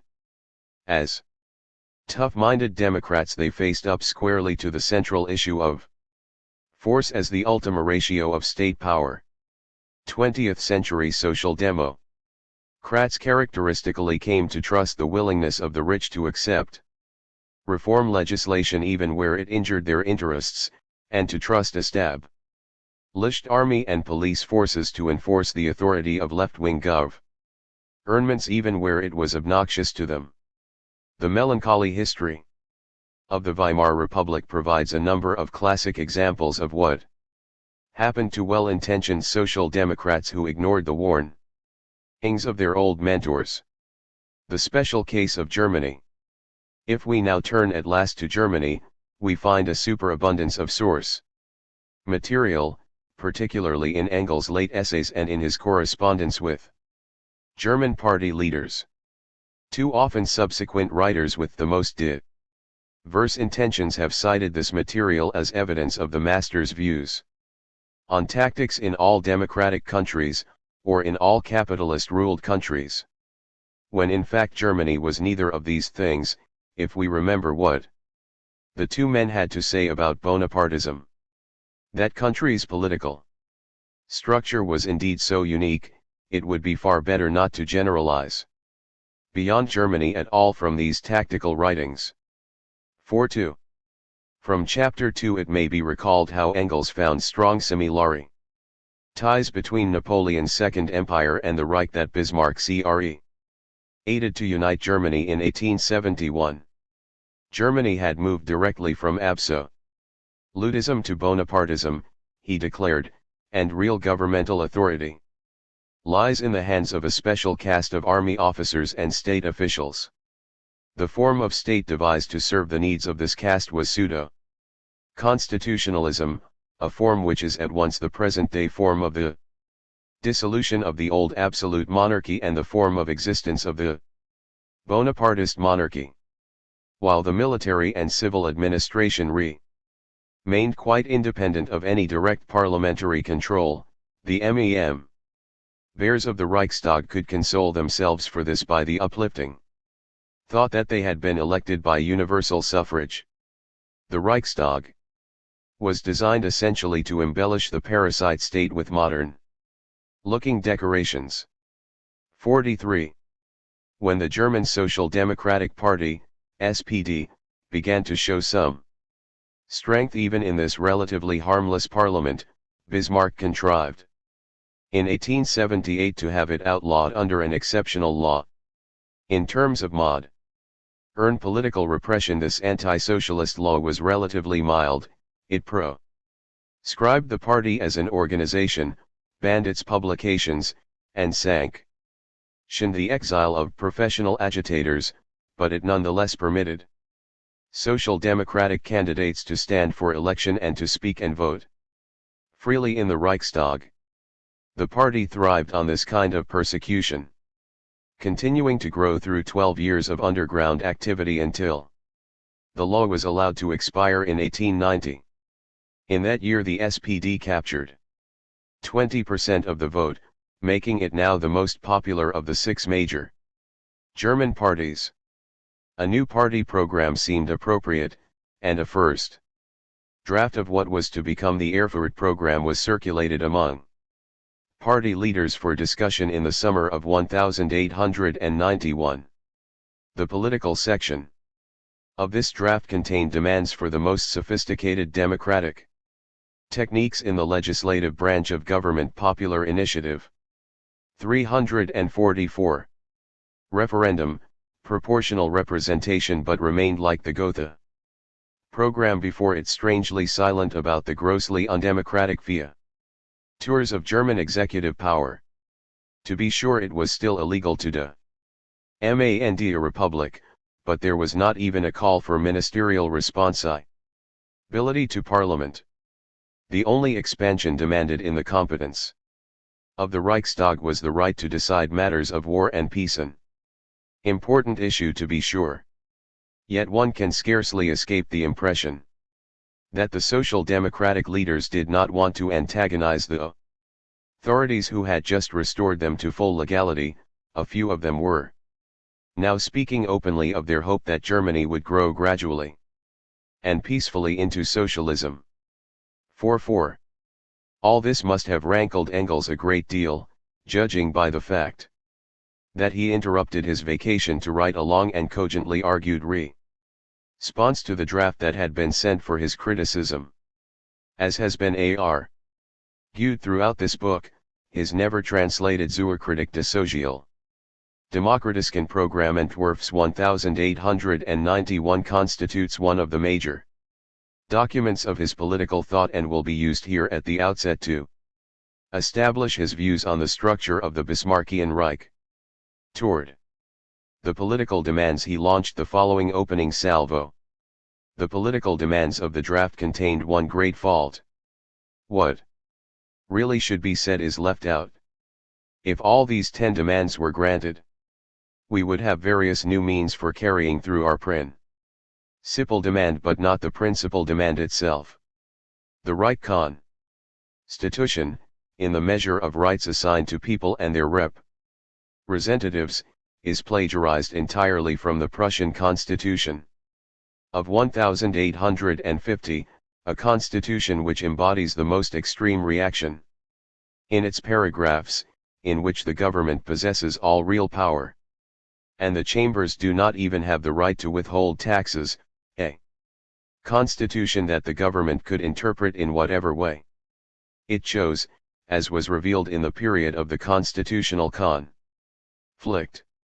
Terriot, as the Great French Revolution has already shown. It is unthinkable that our best people should become ministers under an emperor, like Miguel. Now, it does not appear legally possible to place the demand for a republic directly in the program, although that was permissible even under Louis Philippe in France as it is now in Italy.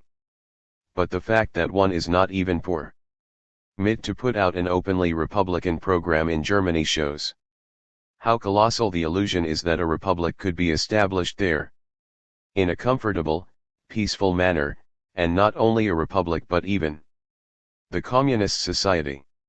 Nevertheless, one can if need be squeeze by the demand for a republic. What can and should be made, in my view, is the demand for the concentration of all political power in the hands of the popular representative body. Here was Engels' call for ministerial responsibility or some other form of legislative control over the executive. He reaffirmed these democratizing intentions at the lower levels of government when he proposed the following additional demand: complete self-administration for the provinces, counties, and communities through officials elected by universal suffrage. Abolition of all local and provincial authorities appointed by the state. 45. Engels' critique pointed up succinctly just what separated Germany from the genuine constitutional democracies of the West.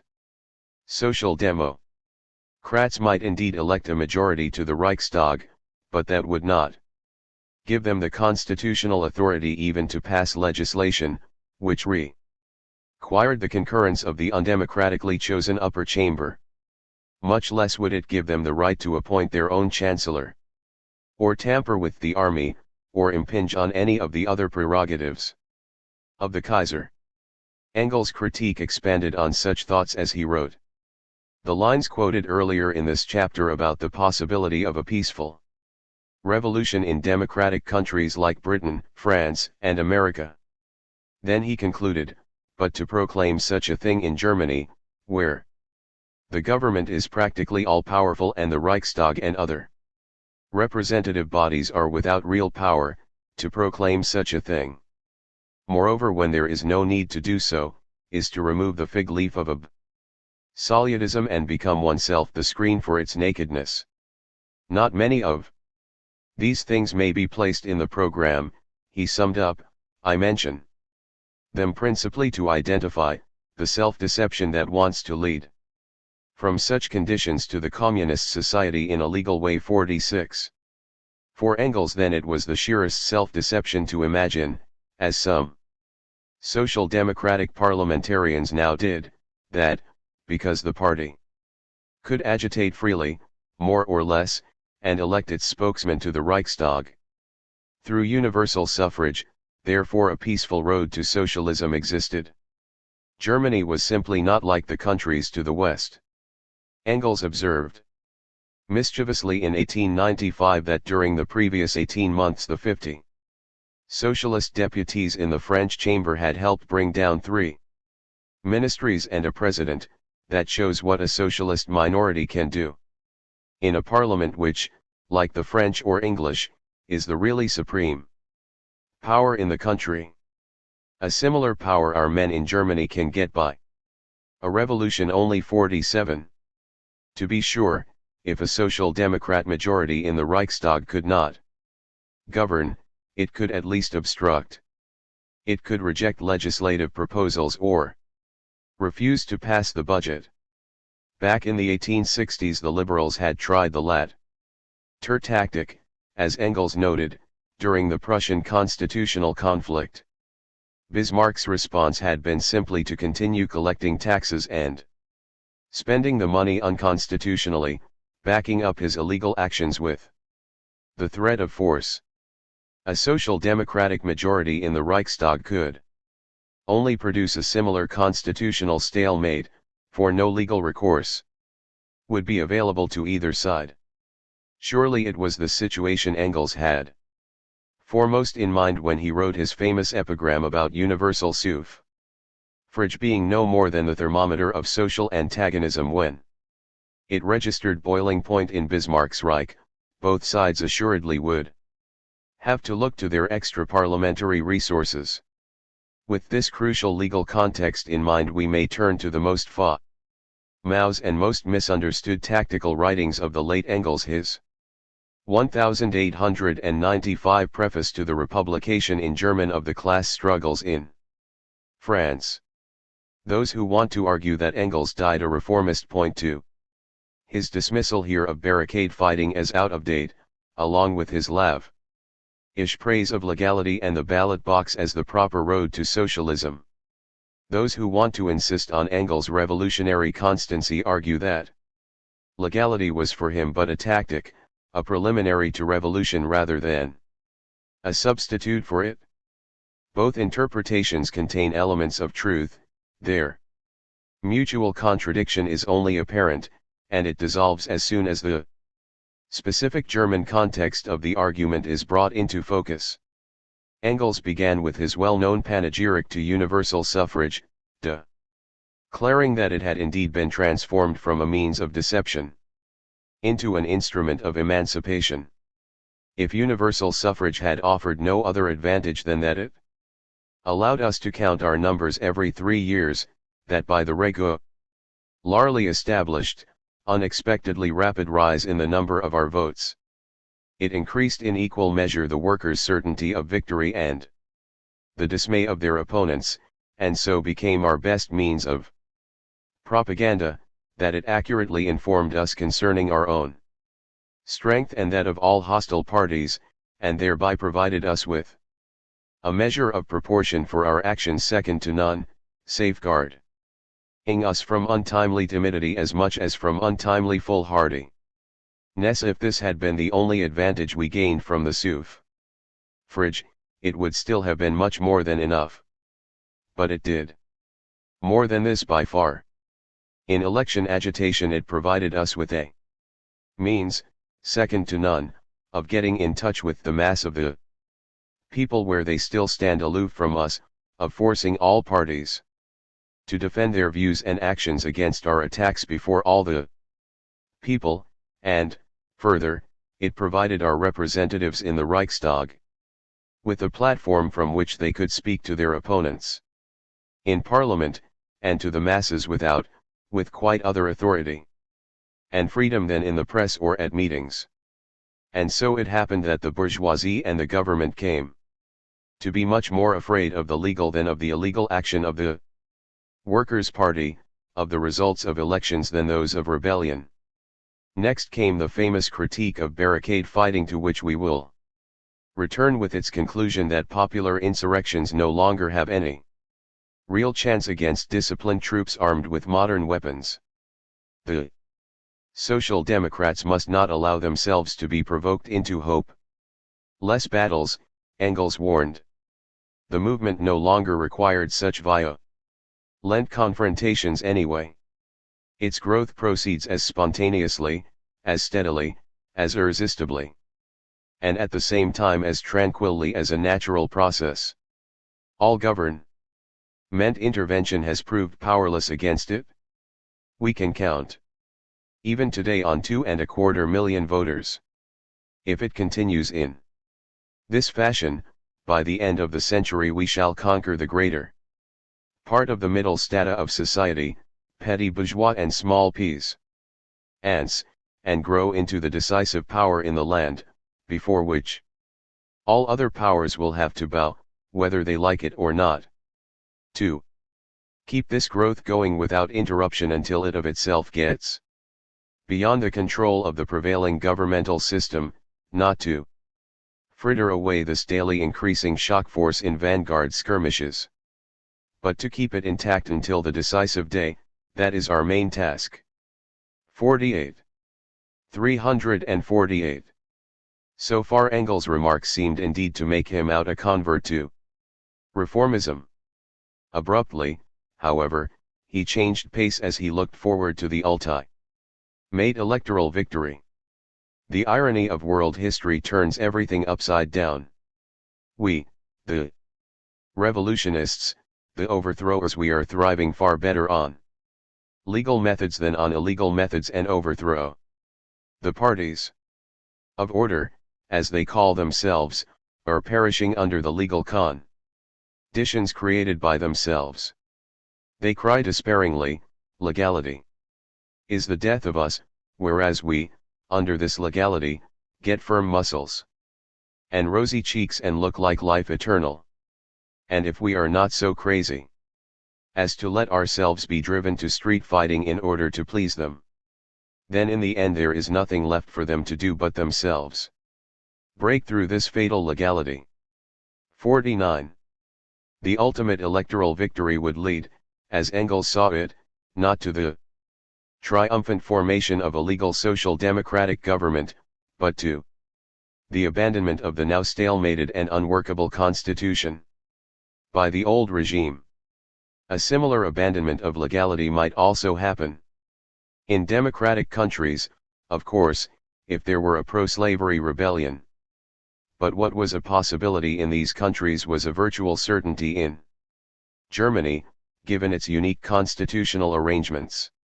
The Bismarckian constitution did not require the old government to relinquish power to a socialist majority, and the rigid traditions of Germany's ruling caste ensured it would not do so in any event. Toward the end of his essay Engels returned to the idea of contract, which we have perceived in several of his writings, this time quite explicitly. He addressed the rulers of Germany directly. But do not forget that the German Empire is a product of contract, of the contract, first of the princes with one another and, sec. And, of the princes with the people. If one side breaks the contract, the whole contract falls to the ground, the other side is then also no longer bound. If, therefore, you break the constitution of the Reich, the social democracy is free, and can do as it pleases with regard to you. But it will hardly blurt out to you today what it is going to do then. So German press laws also made it unwise for Engels to blurt out what he had in mind, though he had noted just a few paragraphs earlier that in other countries, by using universal suffrage, our foreign comrades do not thereby in the least renounce their right of revolution. The right to revolution is, after all, the only really historical right, the only right on which all modern states without exception rest. He was even more straightforward in a private letter to one of those foreign comrades, Ger. Son Trier in Copenhagen, that the proletariat cannot conquer its political supremacy, the only door to the new society, without a violent revolution. About that we are agreed. 51. Thus, Engels' prognosis for Germany was clear enough. Electoral victory would indeed be the signal for revolution and not a substitute for it. Those who interpret the preface as a reformist document mislead us insofar as they imply that Engels need the inevitability of revolution in Germany. On the other hand, those who interpret it as vindicating a revolutionary stance mislead us if they mean to imply Engels would prefer violence even where a peaceful path existed, or was indifferent to the principle of majority rule. To make all this clearer, let us now combine other sources with the preface to follow out certain lines of thought. His experiences in 1848. 1849 had left Engels with a lifelong respect for real military power. Recad romanticism never appealed to him in any event, and military progress during the second half of the century, both technological and organizational, convinced him of the enormous advantages modern armies would have over amateur street fighters. Now that the German army had proved itself the mightiest in Europe, it seemed to him particularly foolhardy for the Social Democrats to provoke violence prematurely, or allow themselves to be provoked. Engels was well aware of the more or less constant pressure on the German government from extreme reactionary circles to draw the Social Democrats into some kind of violent action, perhaps by withdrawing universal suffrage, and then to crush the whole movement with massive force. Hence the warnings we have just observed in the preface, to beware of untimely foolhardiness. Not to fritter away the party's fortunes in vanguard skirmishes, not to be so crazy as to engage in street fighting, and so on. Warnings such as these can be found dotted throughout Engels' writings and correspondence over the previous decade or more. Behind his tactic of legality lay the conviction that the movement was not yet strong enough to take on the German army, that the army would in fact welcome such a confrontation. 52. On the other hand, Engels absolutely bristled at any suggestion that the German Social Democrats openly pledge themselves to legality, renounce the right of revolution.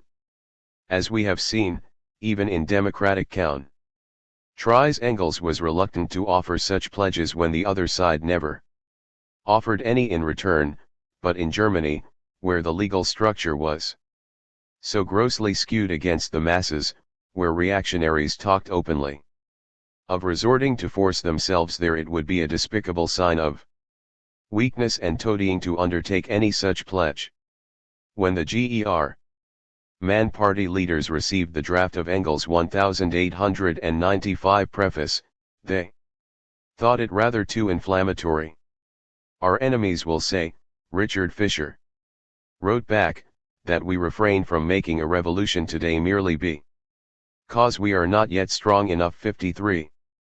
Engels responded testily, I simply cannot believe that you intend to sell yourselves body and soul to absolute legality, legality under all circumstances, legality even regarding laws broken by those who wrote them, in short, the policy of offering the left cheek to those who have struck the right one. I am of the opinion that you will gain nothing if you preach the absolute renunciation of revolt. No one will believe you, and there is no party in any country that goes so far as to renounce the right to resist illegality with weapons in hand.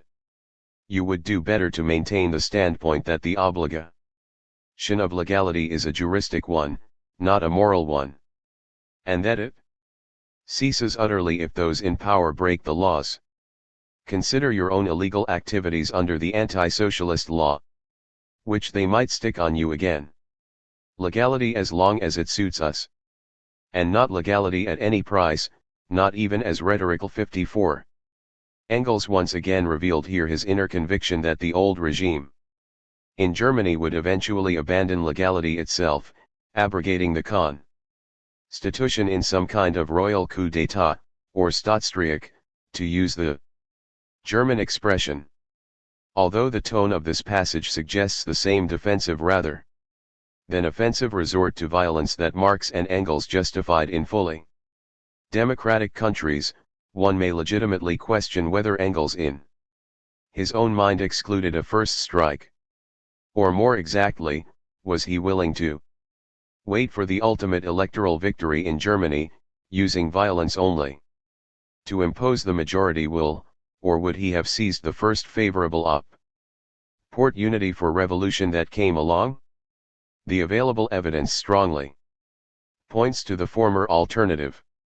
Asked by an interviewer in 1893 whether he expected a socialist government in Germany soon, Engels replied, "Why not? If the growth of our party continues at its normal rate, we shall have a majority between the years 1900 and 1910. And when we do, you may be assured we shall neither be short of ideas nor men to carry them out." Writing privately to the Lafargues, he spoke of the need to win votes in the rural districts, without which we cannot expect to be victorious. 55.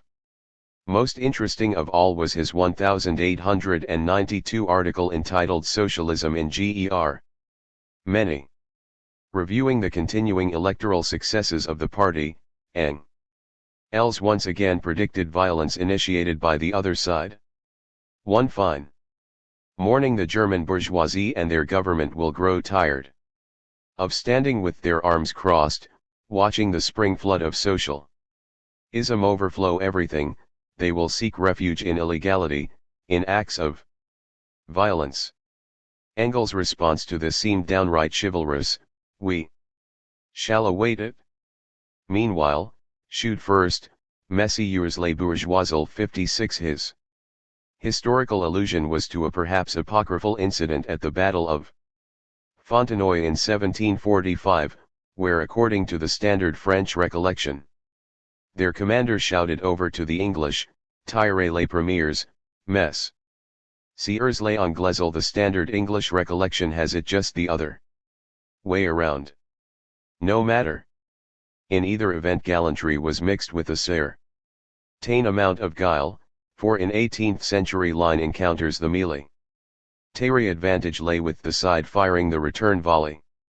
By the same token, there was a mixture of guile in Engels' gallantry, as he revealed in an 1892 letter congratulating Lafargue on the electoral successes of the French party.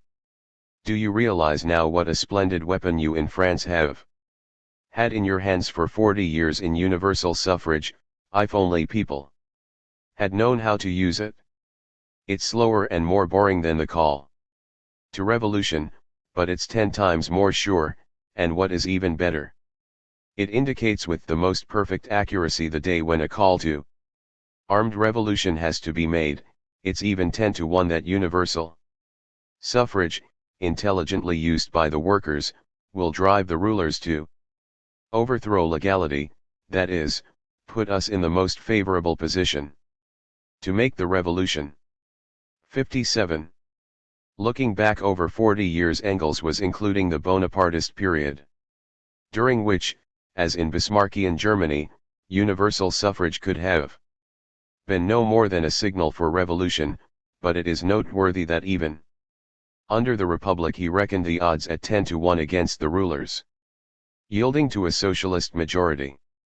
It seemed important to Engels, however, that the rulers be the first to abandon legality, that would put the workers in the most favorable position for their revolution, presumably by 352, giving them the moral advantage in winning over those elements of the population that might still be uncommitted or straddling the fence. No. Ties Engels' unspoken or half-spoken assumption that the workers should not move until the day that the thermometer of universal suffrage registered boiling point. Though he liked to put the argument in practical rather than moral terms, as he did when speaking against religious persecution, one may well detect a deep-seated respect for the majority principle lying behind the practical argumentation. Once the other side had broken the contract, Engels would feel free, no longer bound. As he said in his 1895 preface, but until that time, something held him back. Certainly not legality per se. To what did he feel bound if not to the majority principle? There do appear to have been two circumstances under which Engels contemplated a different path of development in Germany, where violence would precede the winning of a socialist majority. The first might occur if some prior catastrophe socio-economic or military drove the masses spontaneously into a violent upheaval not planned or foreseen by the party. The second might occur if the old regime carried out its streak ahead of time in anticipation of its eventual electoral defeat. In both cases, if the masses of the population were ready to move, Engels was clearly ready to move with them. Even at the age of 65, he confided to Babel, "I only hope my old injury will not prevent me from mounting a horse again at the right moment." 58 LT is also clear, however, that if the majority of the nation wanted to bring down the old regime, but not yet install the Social Democrats, Engels was prepared to wait his turn. The party should not expect to come to power immediately, he repeated in several letters to German Social Democratic leaders during the early 1880s. The big mistake of the Germans is to imagine that the revolution is a thing to be made overnight. In reality, even under favorable circumstances, it is a process of development of the masses requiring several years. He developed this thought in another letter. In actuality, revolutions begin with the great majority of the people, and also the official parties, rallying against the thus isolated government and toppling it. Then, only after those parties that still remain viable have worked themselves with one another, against one another, after one another all into the ground, only then the great polarization will come into being that gives us the chance to rule. 59. Here was the alliance of the majority classes once again, with its same logic of development. In still another letter he made it clear that the most radical among the non-socialist parties, descendants of the petty bourgeois Democrats of the 1848 period, could be expected to rule at first. It cannot be expected that at the moment of crisis we shall already have the majority of the electorate and therefore of the nation behind us.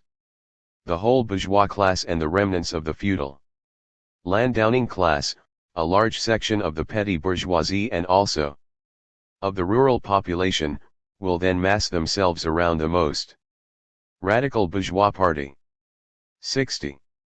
In Germany the Progressive Party was the logical focal point of such a rallying and would likely be the first party to govern the new republic.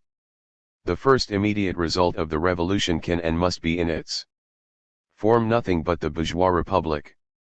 This will be only a short transitional moment here, since happily we have no pure republican bourgeois party. The bourgeois republic, perhaps with the Progressive Party at its head, will serve us at first for the winning of the great mass of the workers to revolutionary socialism that will be accomplished in 1 or 2 years and for the wearing out and self-ruination of all possible middle parties but us. Only then can we take over successfully. 61. In this projected scenario one sees democratic assumptions abounding. Even though it suited Engels' personality to say when we are strong enough rather than when we have majority support. In his mind, as these quotations reveal so well, the two thoughts were one and the same. It is also interesting to speculate what has become of the dictatorship of the proletariat in this projection. Either the initial provisional government would have to be so labeled, even though dominated by the progressives, an absurdity, or the eventual social democratic government would have to be so labeled, even though presumably it would be elected to office in legal fashion, also an absurdity. Only if the second event signaled a pro-slavery rebellion requiring martial law could one speak at all of a dictatorship of the proletariat. In truth, the idea of the Dictatorship of the proletariat fitted comfortably only with strategy 1. That classic model of majority proletarian revolution that was sociologically appropriate only for Britain during Marx's lifetime, but which none the less dominated both men's minds as the standard or ideal type of workers' revolution. Engels lived long enough to find a Germany grown sociologically and politically ready for such a revolution and, significantly, used the phrase one last time in its only specific application to Germany. By the early 1890s, Engels was inclined to think the SPD had grown so much, and the bourgeois parties had decayed so much, that a pure bourgeois republic is out of date. He now judged that in Germany the bourgeois parties are so bankrupt that we shall pass at once from monarchy to the social republic 62. Under such circumstances strategy 2 could finally be replaced in Germany by strategy 1, the pure and simple majority proletarian revolution. The masses would rally immediately to the Social Democrats and proclaim a democratic republic. Of such a Zion ally established republic Engels could rightly say, that is the specific form of the dictatorship of the proletariat. The rule of the working class majority through provisionally established democratic institutions was exactly what Marx and Engels always understood that term to mean. As we saw in Volume 1. 63. Thus, whether the old regime in Germany fell after the thermometer of universal suffrage reached boiling point, or through the more complete process before that happened, Engels expected that violence would be required to bring it down, almost surely initiated by the old regime itself. There remains to examine what Engels expected of social democratic parliamentarians in the period of legal activity before that final conflict. In this area too we find that his views clashed sharply with reformist-minded social democrats, for he repeatedly endorsed and defended Bebel and Koschei's policy of pure opposition, of extracting concessions whenever possible, but not at the price of any positive collaboration with the regime or with the bourgeois parties.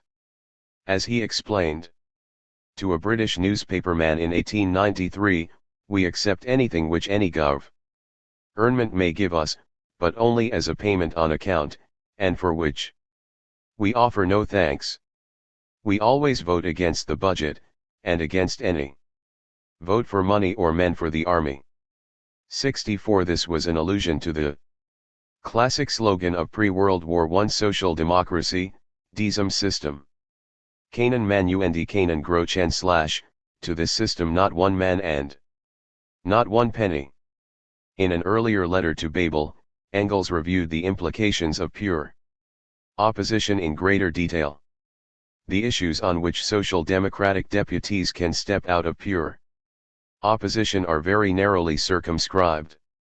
They are all issues in which the relationship of the worker to the capitalist comes directly into play: factory legislation, normal workday, liability, wage pay, ments in kind, etc.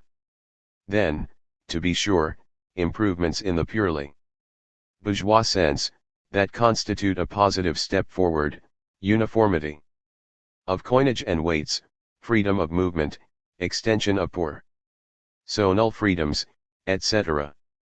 You won't be troubled with many of these for a while. In all other economic questions like protective tariffs, nationalization of the railroads, insurance systems, etc., the social democratic deputies will always have to maintain the crucial position of approving nothing that strengthens the power of the government vis-a-vis the people. Emphasis added. 65. From these premises Engels spoke out vigorously against those reformist social democratic deputies who voted for protective tariffs, or steam ship subsidies, or any nationalization under the existing government, and indeed any measures serving in his judgment to strengthen that government vis-a-vis the people.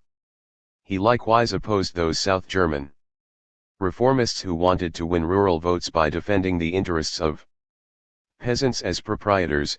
He was just as eager, to be sure, to win peasant support, but not at the price of defending the doomed small holding. We can do no greater disservice to the party as well as to the small peasants than to make promises that even only create the impression that we intend to preserve the small holdings permanently. 66. No one who reads through Engels' correspondence with German party leaders during the last 2 decades of his life could possibly imagine that he acquired any sympathy for ideas or tactics that were distinctively reformist. He always expressed faith in the underlying militance of the rank and file, and rather too naively attributed reformism to the influx of bourgeois intellectuals into the Reichstag fraction and the party press. As early as 1879, in a well-known circular letter he wrote jointly with Marx, Engels fired volley after volley of sarcasm at those reformist intellectuals who thought only people like themselves were qualified to lead the movement. In short, the working class of itself is incapable of its own emancipation. For this purpose it must place itself under the leadership of educated and propertied bourgeois who alone possess the time and opportunity to acquaint themselves with what is good for the work. ERS. We cannot, the letter concluded, cooperate with people who say 356. That the workers are too uneducated to emancipate themselves and must first be freed from above by philanthropic bourgeois. Then in November 1894, just a few months before his death, he agreed with Babel's law. Meant that the party was going bourgeois. That is the misfortune of all extreme parties, he philosophized, when the time approaches for them to become possible. Fortunately, he added, there is still time to call a halt. 67. Turning now to the other side of the socialist spectrum, it must be emphasized in equal measure that Engels was never attracted by those in the SPD who stood to the left of the centrist leaders, Babel and Cote Sky. He showed only scorn and derision for the so-called Ungen, the radical young intellectuals who challenged the party leadership in 1890. Their university education does not entitle them to an officer's commission and a claim to an appropriate position in the party, he exclaimed. In our party everyone must rise from the ranks. The Ungen have much more to learn from the workers than the latter from them. 68. Ultra-radical intellectuals thus received the same short shrift as reformist ones. Engels did not live long enough to witness the emergence in 1905 of the new radicalism centered on Rosa Luxemburg's revolutionary activism. But he did express a distinct coolness toward the principal tactical weapon with which Luxemburg hoped to revitalize the movement, the general strike. Such a political strike must either be immediately victorious, simply through the threat, he wrote, or it will end at a colossal disgrace, or finally it will lead directly to barricades. It was an alley or nothing weapon, he reasoned, that could only be used when the movement was overwhelmingly strong. Whenever we are in a position to try the universal strike, we shall be able to get what we want for the mere asking for it, without the roundabout way of the universal strike. 69. Luxemburg's argument, that a series of strikes on popular issues was precisely the means to engage the masses and draw them to the colors, Engels probably would have found convincing only for a state already torn asunder by revolutionary turmoil, not for the Germany of his day where the army was looking for precisely such a pretext to crush the movement with overwhelming force. Perhaps more importantly, given the main trends of 20th century Marxism, Engels saw no point in guerrilla or other paramilitary activities and had no confidence in such means either in Germany or anywhere else. His writings on military subjects, which fill two large volumes, show only the most casual interest in guerrilla warfare. For his generation, the classic example of such warfare was to be found in the resistance of Spanish irregulars to Napoleon's rule of that country between 1808 and 1812. The standard lesson drawn from his campaign by military experts was that guerrilla activities could only be successful where they were ancillary to the operations of a regular army, in this case of the British. Engels evidently agreed, for he repeated this thought as a general maxim in 1853, the support of a regular army is nowadays necessary to the progress of all insurrectionary or irregular warfare against a powerful regular army. 70. In his articles on Napoleonic Spain, Marx had observed the chronic tendency of guerrilla groups to degenerate into praetorian formations serving the ambitions of their commanders rather than the broader needs of the masses. 71. The two men would surely have been dumbfounded to see that Marxist movements in the second half of the 20th century have come to rely primarily on the strategy of guerrilla warfare. How then did Engels imagine that the formidable military power of the modern state could be overcome?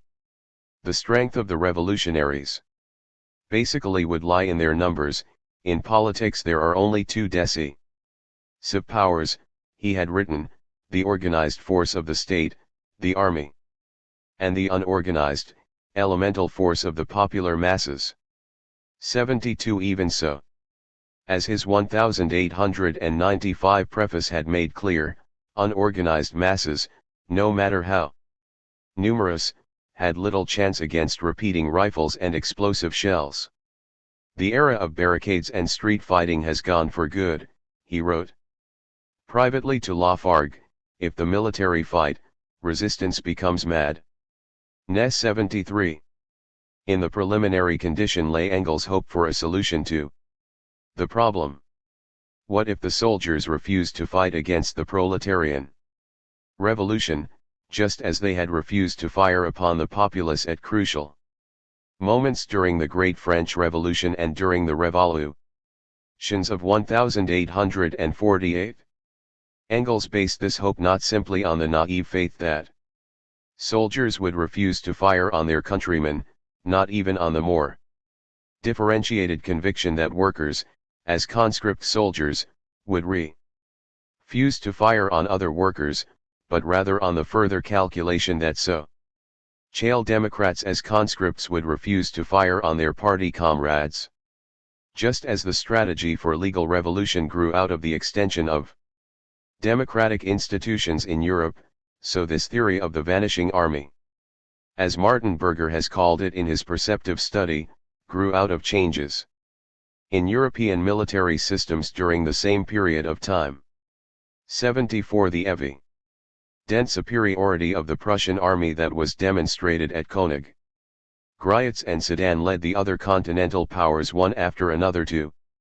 In addition to youth, Engels was particularly encouraged by the spread of social democratic ideas to the rural population of Prussia. Here the most reliable regiments of the German army were formed, and when these units likewise became infected, the end would be near. The Reichstag elections of 1890 marked the first significant penetration of the East Alpine rural districts by the party. It signaled the beginning of the revolution. In Germany, according to Engels, in 3 years we can have the agricultural workers, and then we will have the corps regiments of the Prussian army. Boldly he prophesied that on that day, Prussia will be no more. In one of his last major political writings he urged the party to concentrate its efforts particularly on these rural workers.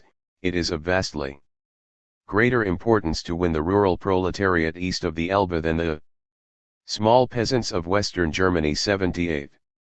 Through such a deliberate, though not at all conspiratorial plan to subvert the army, Engels found a way for the revolution to triumph despite the obsolescence of street fighting. But would socialist conscripts really defy their officers? Engels appeared to be utterly confident. He must have taken heart in 1891 from reports that in France a detachment of troops at Fourmise had refused to obey an order to fire on May Day demonstrators.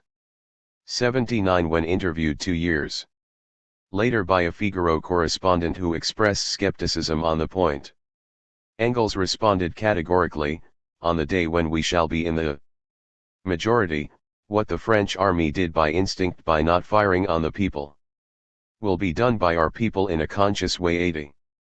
Here again, incidentally, one sees his express assumption of a majority revolution.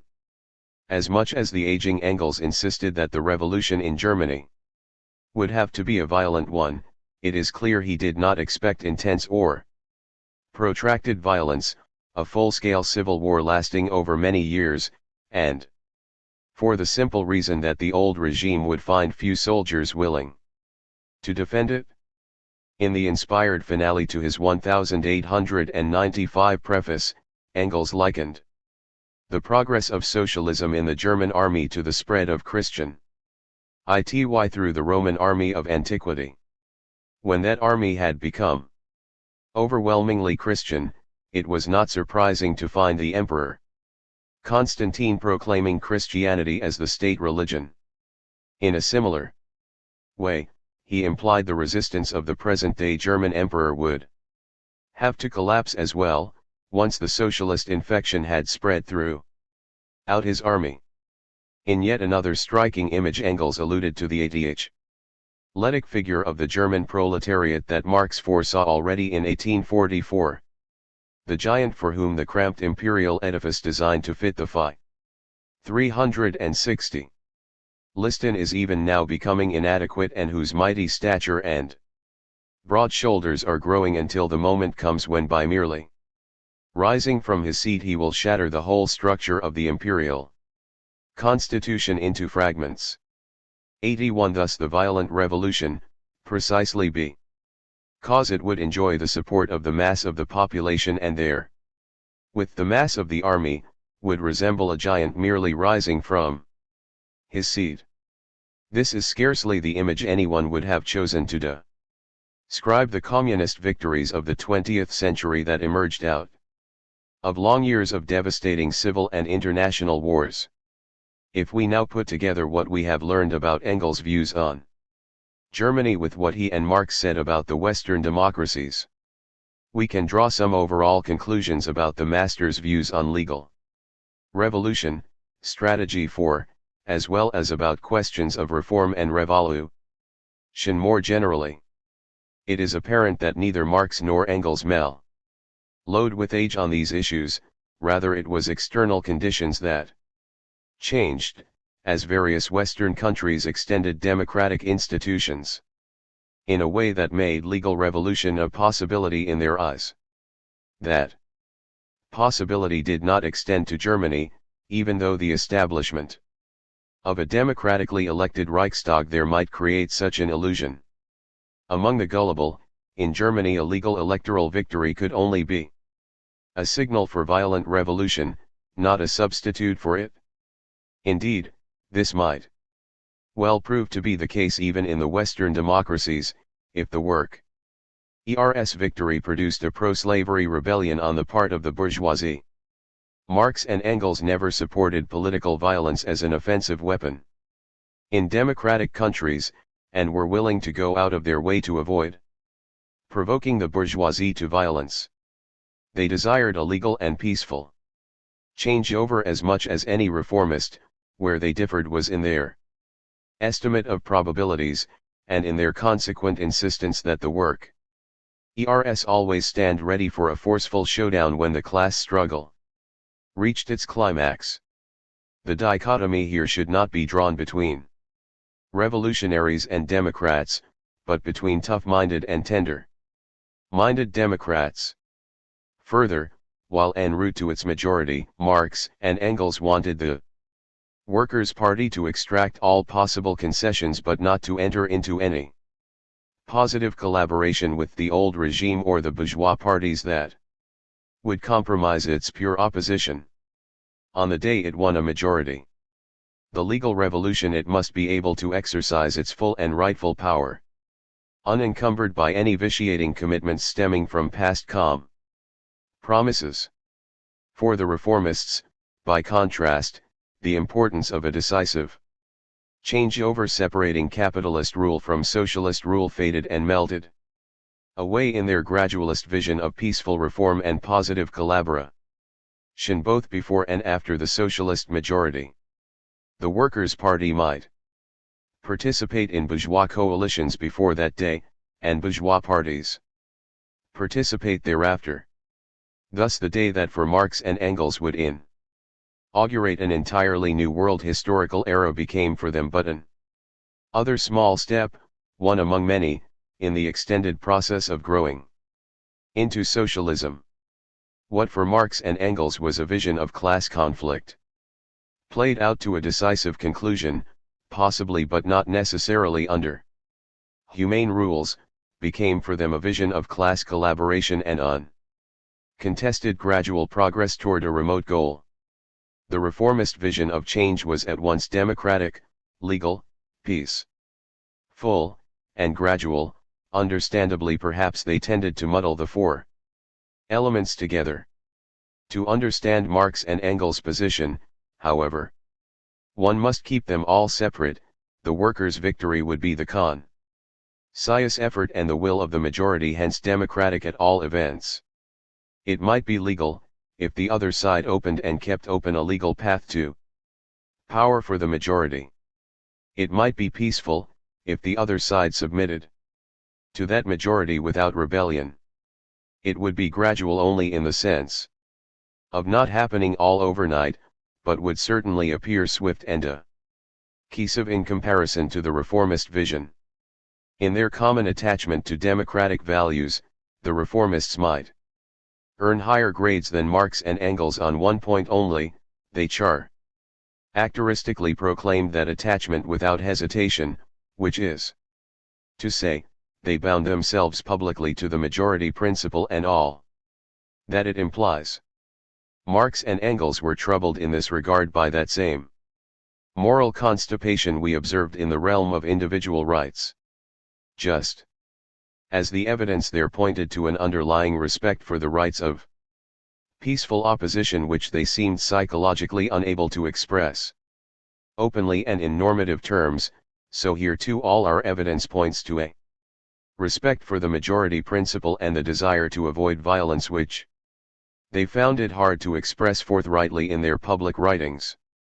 The casual reader of their standard political writings might easily conclude the two men were cynical about democracy, or simply indifferent as to whether the workers came to power peacefully or violently.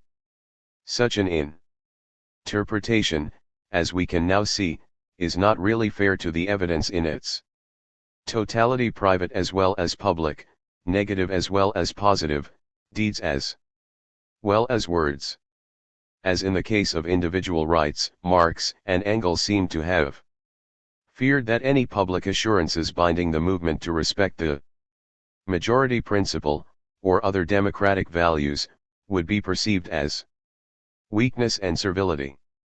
This was certainly Engels' reaction whenever the German Social Democrats were tempted to bind themselves to legality. In that particular case Engels could scarcely be faulted, since the legality to which the German party was asked to pledge itself was grossly stacked against it. Even where the rules of the game were acceptably democratic, one could not ask for an unconditional pledge that would bind the workers even if the other side broke the rules. Yet, without weakening their actual position one iota, Marx and Engels might have declared, under an acceptably democratic system of laws, we will play by the rules as long as you do, but not a moment longer. And, though prepared to meet force with force, we will not be the first to turn to our weapons. Such assurances need not be regarded as toadying or empty moralizing. To notify one's adversary in advance of the rules one accepts can be a policy consciously adopted to reduce the likelihood of exaggerated or desperate responses. Marx's private willingness to give the bourgeoisie compensation for expropriated property in exchange for peaceable submission might have been an official policy of the movement designed to soften the opposition of that class.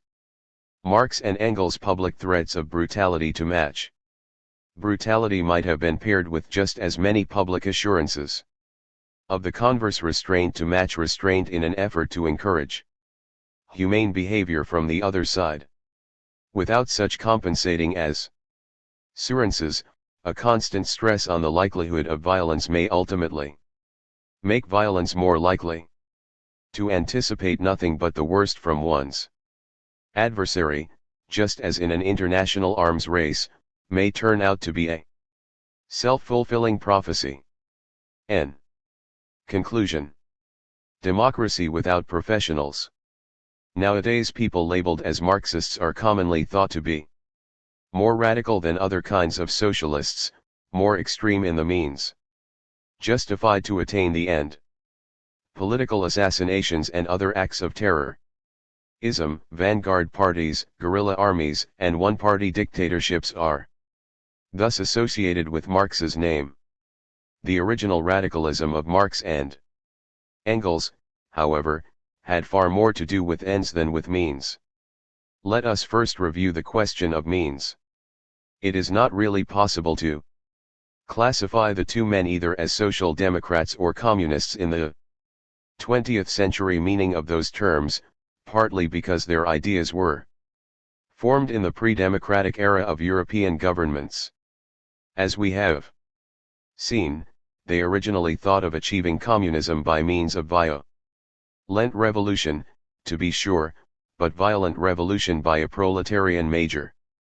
Ity against an entrenched oligarchy of wealth, Strategy 1. This program was then modified in the 1848 period to fit the more backward conditions of France and Germany, where the workers were urged to find allies among the peasants and petty bourgeois in an alliance of the majority classes, and to envisage a revolution that would have to pass through several stages before proletarian objectives could be fully achieved. Strat. E.g. 2 decades later, it was still this strategy that Marx and Engels appealed to during their moments of hope that the Paris Commune might expand into a real national revolution. By the mid-70s they also countenanced the prospect of a mass peasant revolution in Russia, where, because of the surviving traditions of the village community, it seemed at least possible that socialism might be constructed immediately, though Engels always insisted this could only happen with substantial help from a victorious Western proletariat. Strategy 3. Finally, in the same period of time Marx and Engels began to allow for the possibility of a legal and peaceful transformation in those countries where meaningful democratic institutions had been introduced. Strategy 4. This last development, however, did not by any means transform Marx and Engels into reformist social democrats. It has been argued here that throughout their lives Marx and Engels were committed to basic democratic values, even if they were reluctant to make proclamations. This commitment they certainly shared with reformist social democrats, along with the view that in democratic countries the workers should organize openly in a mass party, take part in elections, seek to win concessions from the existing order, and avoid violence as an offensive weapon. On the other hand, Marx and Engels were much more pessimistic than the reformists about the willingness of the other side to step down when the time came and bow to the will of a proletarian majority. They repeatedly cautioned the workers even in democratic countries to be on their guard against such a slave owner's insurrection, to stand ready to suppress it by relying on their own military potential as a workers' militia. Furthermore, while they approved the winning of concessions, they opposed any compromising bargains to attain them. Any positive collabo ration with the existing state or the bourgeois party's socialist deputies ought to vote against any measure that strengthens the existing order. Finally, Marx and Engels never imagined that the leaders of the workers' movement would simply step into the high offices of state and gov. Earn as a professional cadre in much the same manner as their bourgeois predecessors. No social democratic government has achieved the high level of mass participation and the deprofessionalization of leadership functions that Marx and Engels admired so much in the Paris Commune. This last observation leads us toward the question of radical ends, as distinct from means, where original Marxism also needs to be separated sharply from the later social democratic tradition, a matter we will return to presently. As regards the 20th century communist tradition, the shared commitments seem fewer, the differences even more profound. Like the communists, Marx and Engels did not shrink from advocating violence where they thought it justified and necessary.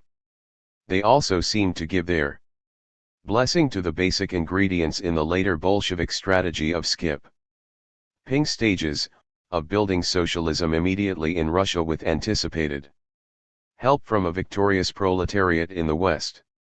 Marx even seemed to allow very hesitantly and tenuously that under favorable conditions, backward countries might achieve socialism even without help from their Western comrades. But all these possibilities were predicated on the survival of communal institutions and traditions among the peasant masses. A major prerequisite that 20th century communists have either ignored or forgotten. Moreover, Marx and Engels had no use for vanguard parties in any country. If the evidence before 1850 on this point is complicated by the peculiar character of the Communist League, there are no such complications in Marx and Engels' participation in the mass, open, loosely conceived IWA. The International allowed secret sections where necessary to avoid police persecution, but otherwise no concessions to the older conspirational and elitist tradition exemplified by Bakunin and later taken up afresh by the Russian communists. Insofar as such organizational conceptions contain a logic that leads to one-party dictatorship, Marx and Engels must be separated off again, for their praise of the Paris Commune, the only functioning workers' government of their time, contains not a hint of support for such a strategy. That all ideas and factions might peacefully seek support in the workers' state also suggests an underlying respect for individual political rights in Marx and Engels, though they were perversely loath to acknowledge it, that no present-day communist regime has established. The two men never believed in the efficacy of what we now call political terrorism. They never advocated political assassinations, though they privately condoned the assassination of Tsar Alexander II, and always reacted sharply against indiscriminate bombings. They saw no point in organizing guerrilla armies, for in their later lives, they expected the military power of the old regime to be undermined by universal conscription. In all these ways they separated themselves from what has become the communist tradition. Thus the most radical thing about Marx and Engels does not concern means at all, certainly not their advocacy of revolution, since what they advocated was a popular revolution to establish democratic institutions where they did not exist, never a minority revolution to destroy them where they did. The most radical thing about Marx and Engels' manifestly concerns ends. It was their desire to transcend the division of labor, to create a society of continuous occupational fluidity, a workforce with multiple skills, and in the political sphere a democracy without professionals. The idea is profoundly rooted in Marx's conception of man as an indeterminate being who develops whatever powers lie within him by means of his interactions with the external world, in the first instance, by means of labor. To develop all one's powers to the fullest possible extent becomes thus the categorical imperative in Marx's implicit ethical philosophy.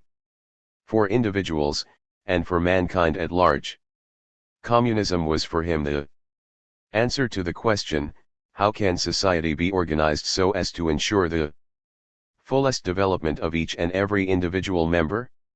And communism would ensure this primarily by overcoming the division of labor that confines each of us to a particular livelihood.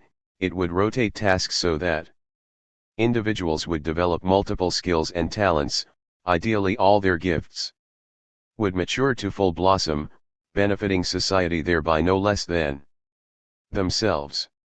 These ideas were the product of Marx's classical humanist education, in particular, his reinterpretation of the German ideal of Bildung, itself a reflection of Renaissance and Greek ideals, democratized and mixed together with some of the insights of the great utopian socialists. Marx's initial theory of the state may be set in the same perspective. Mankind cannot attain its destiny so long as one section of society, the enormous majority, is ruled over by another section, a small minority, composed of professional administrators and professional soldiers. Such a division of labor inevitably gives the ruling stratum interests to defend that are separate from those of the people they administer. Marx's earliest political passion was a hatred of bureaucracy, and it remained with him throughout his life, however ironical this may seem to those who identify him with a bureaucratically administered state socialism. The most hateful forms of state somehow were not the class despotisms but the parasite states, Oriental despotism, European absolutism, and above all Bonapartism. Marx's images for the Bonapartist state, a boa constrictor and toiling the social body, a deadening incubus, a ubiquitous parasite feeding on the vitals of France, betray the depth of his feeling. He wanted to eradicate not merely capitalist bureaucracy but the bureaucratic principle itself from all social institutions. One reason for the stress placed upon the parasite state in the foregoing pages has been to draw its opposite into sharper relief. The opposite of the parasite state is democracy without professionals. It was such a democracy Marx and Engels perceived in the Paris Commune of 1871, where governmental functions at all levels and in all departments were taken from the hands of a trained caste, and placed into the hands of ordinary people, who were elected to their offices and could be recalled, and who worked in the public view at workmen's wages. In just such fashion would the division of labor be overcome in the eventual workers' state and in the classless society. Under the principles of election and recall for all offices, no higher standard of living for office holders, with the expectation of universal participation and rapid turn over, leadership positions would be taken up for a term and then passed on before anyone could acquire an entrenched interest, and no new earning class could emerge. In this tantalizing vision of a democracy without professionals, we must recognize Marx and Engels' real radicalism. It was not a vision that tantalized their own followers very much. Lenin seemed enthusiastic enough, to be sure, in his State and Revolution, about deprofessionalizing state functions, but it was the same Lenin who insisted on a party composed of professional revolutionaries. Such revolutionaries could scarcely help becoming a professionalized leadership cadre in the later Bolshevik state. Social democratic leaders in Western Europe found themselves becoming professionalized in other ways, not as revolutionaries, but as parliamentarians, party and trade union officials, newspaper editors, and so forth. By the time their turn came to accept the reins of state power, they had forgotten, if they ever understood, Marx and Engels' vision of a radical participatory democracy.